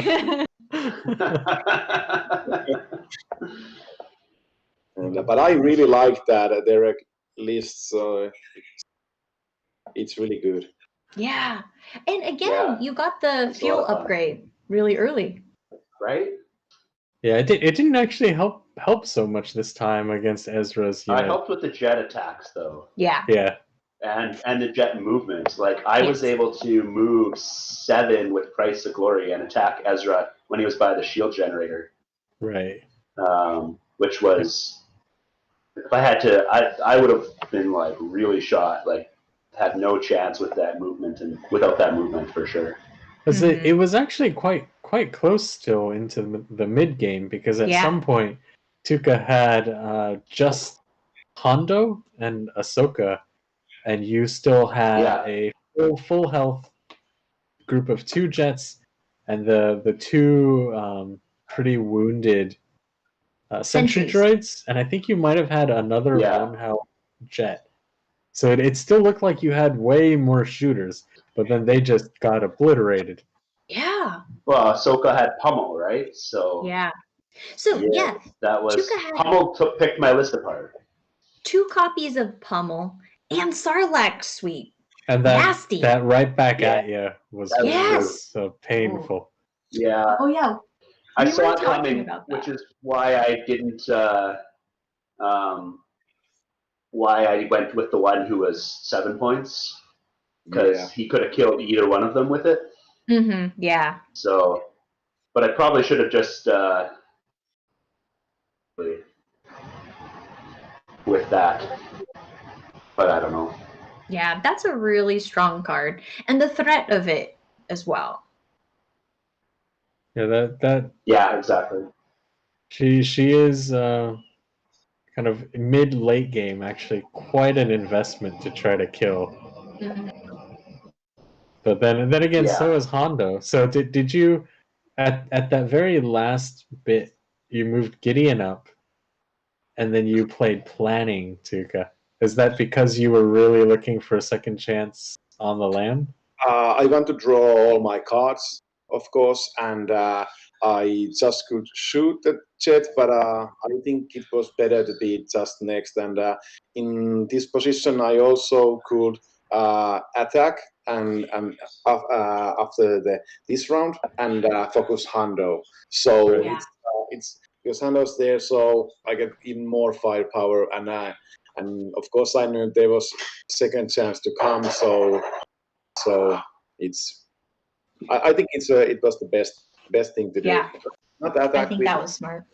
even Gideon, of course Gideon is really good, but there was no thing. I just need to guard the generator and be inside the barracks. So that was the main thing. Yeah, I think the big turnarounds were the 2 pummels that just tore everything to pieces.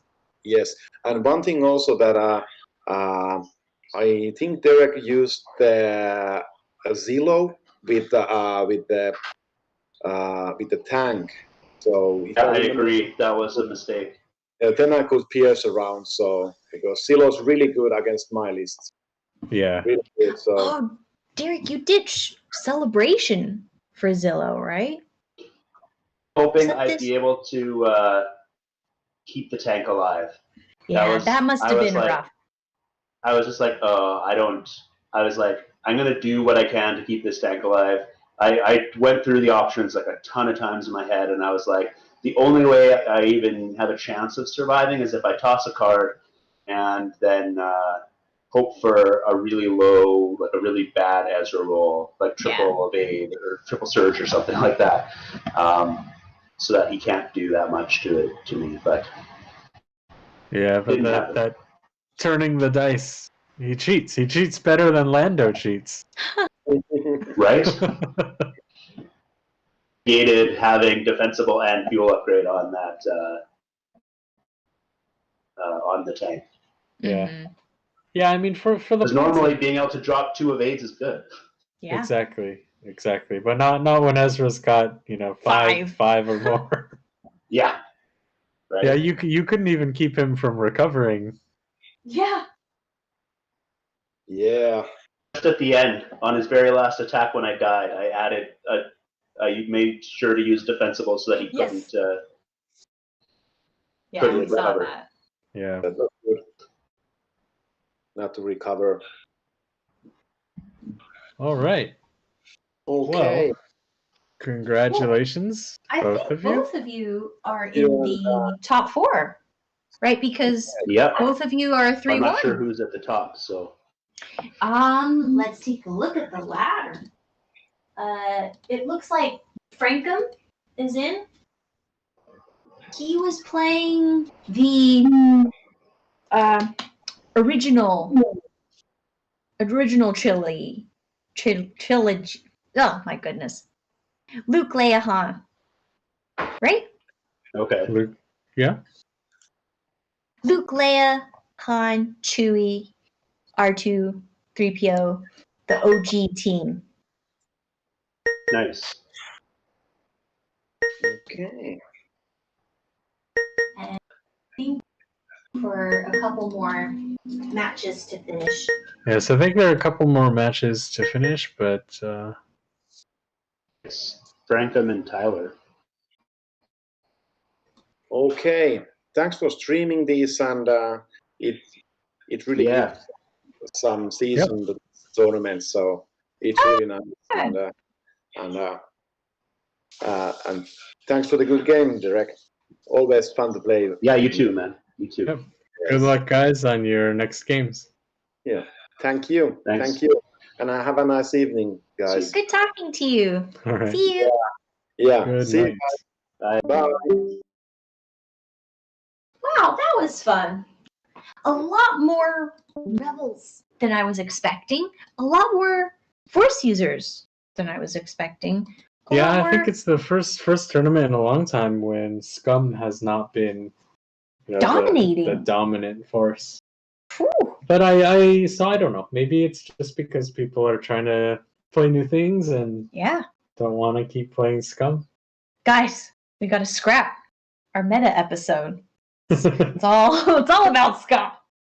But that's cool. Yeah, very nice. All right, so I guess the rest of the games will be happening on people's own schedules in the next couple of weeks. And we will see you next time. Yeah, we'll actually try to catch them if possible, if the time zones work out and everything.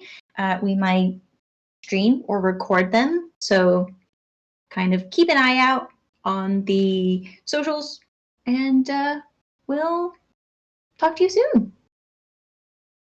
Alrighty. Good night, everyone, or good afternoon if you are in the US.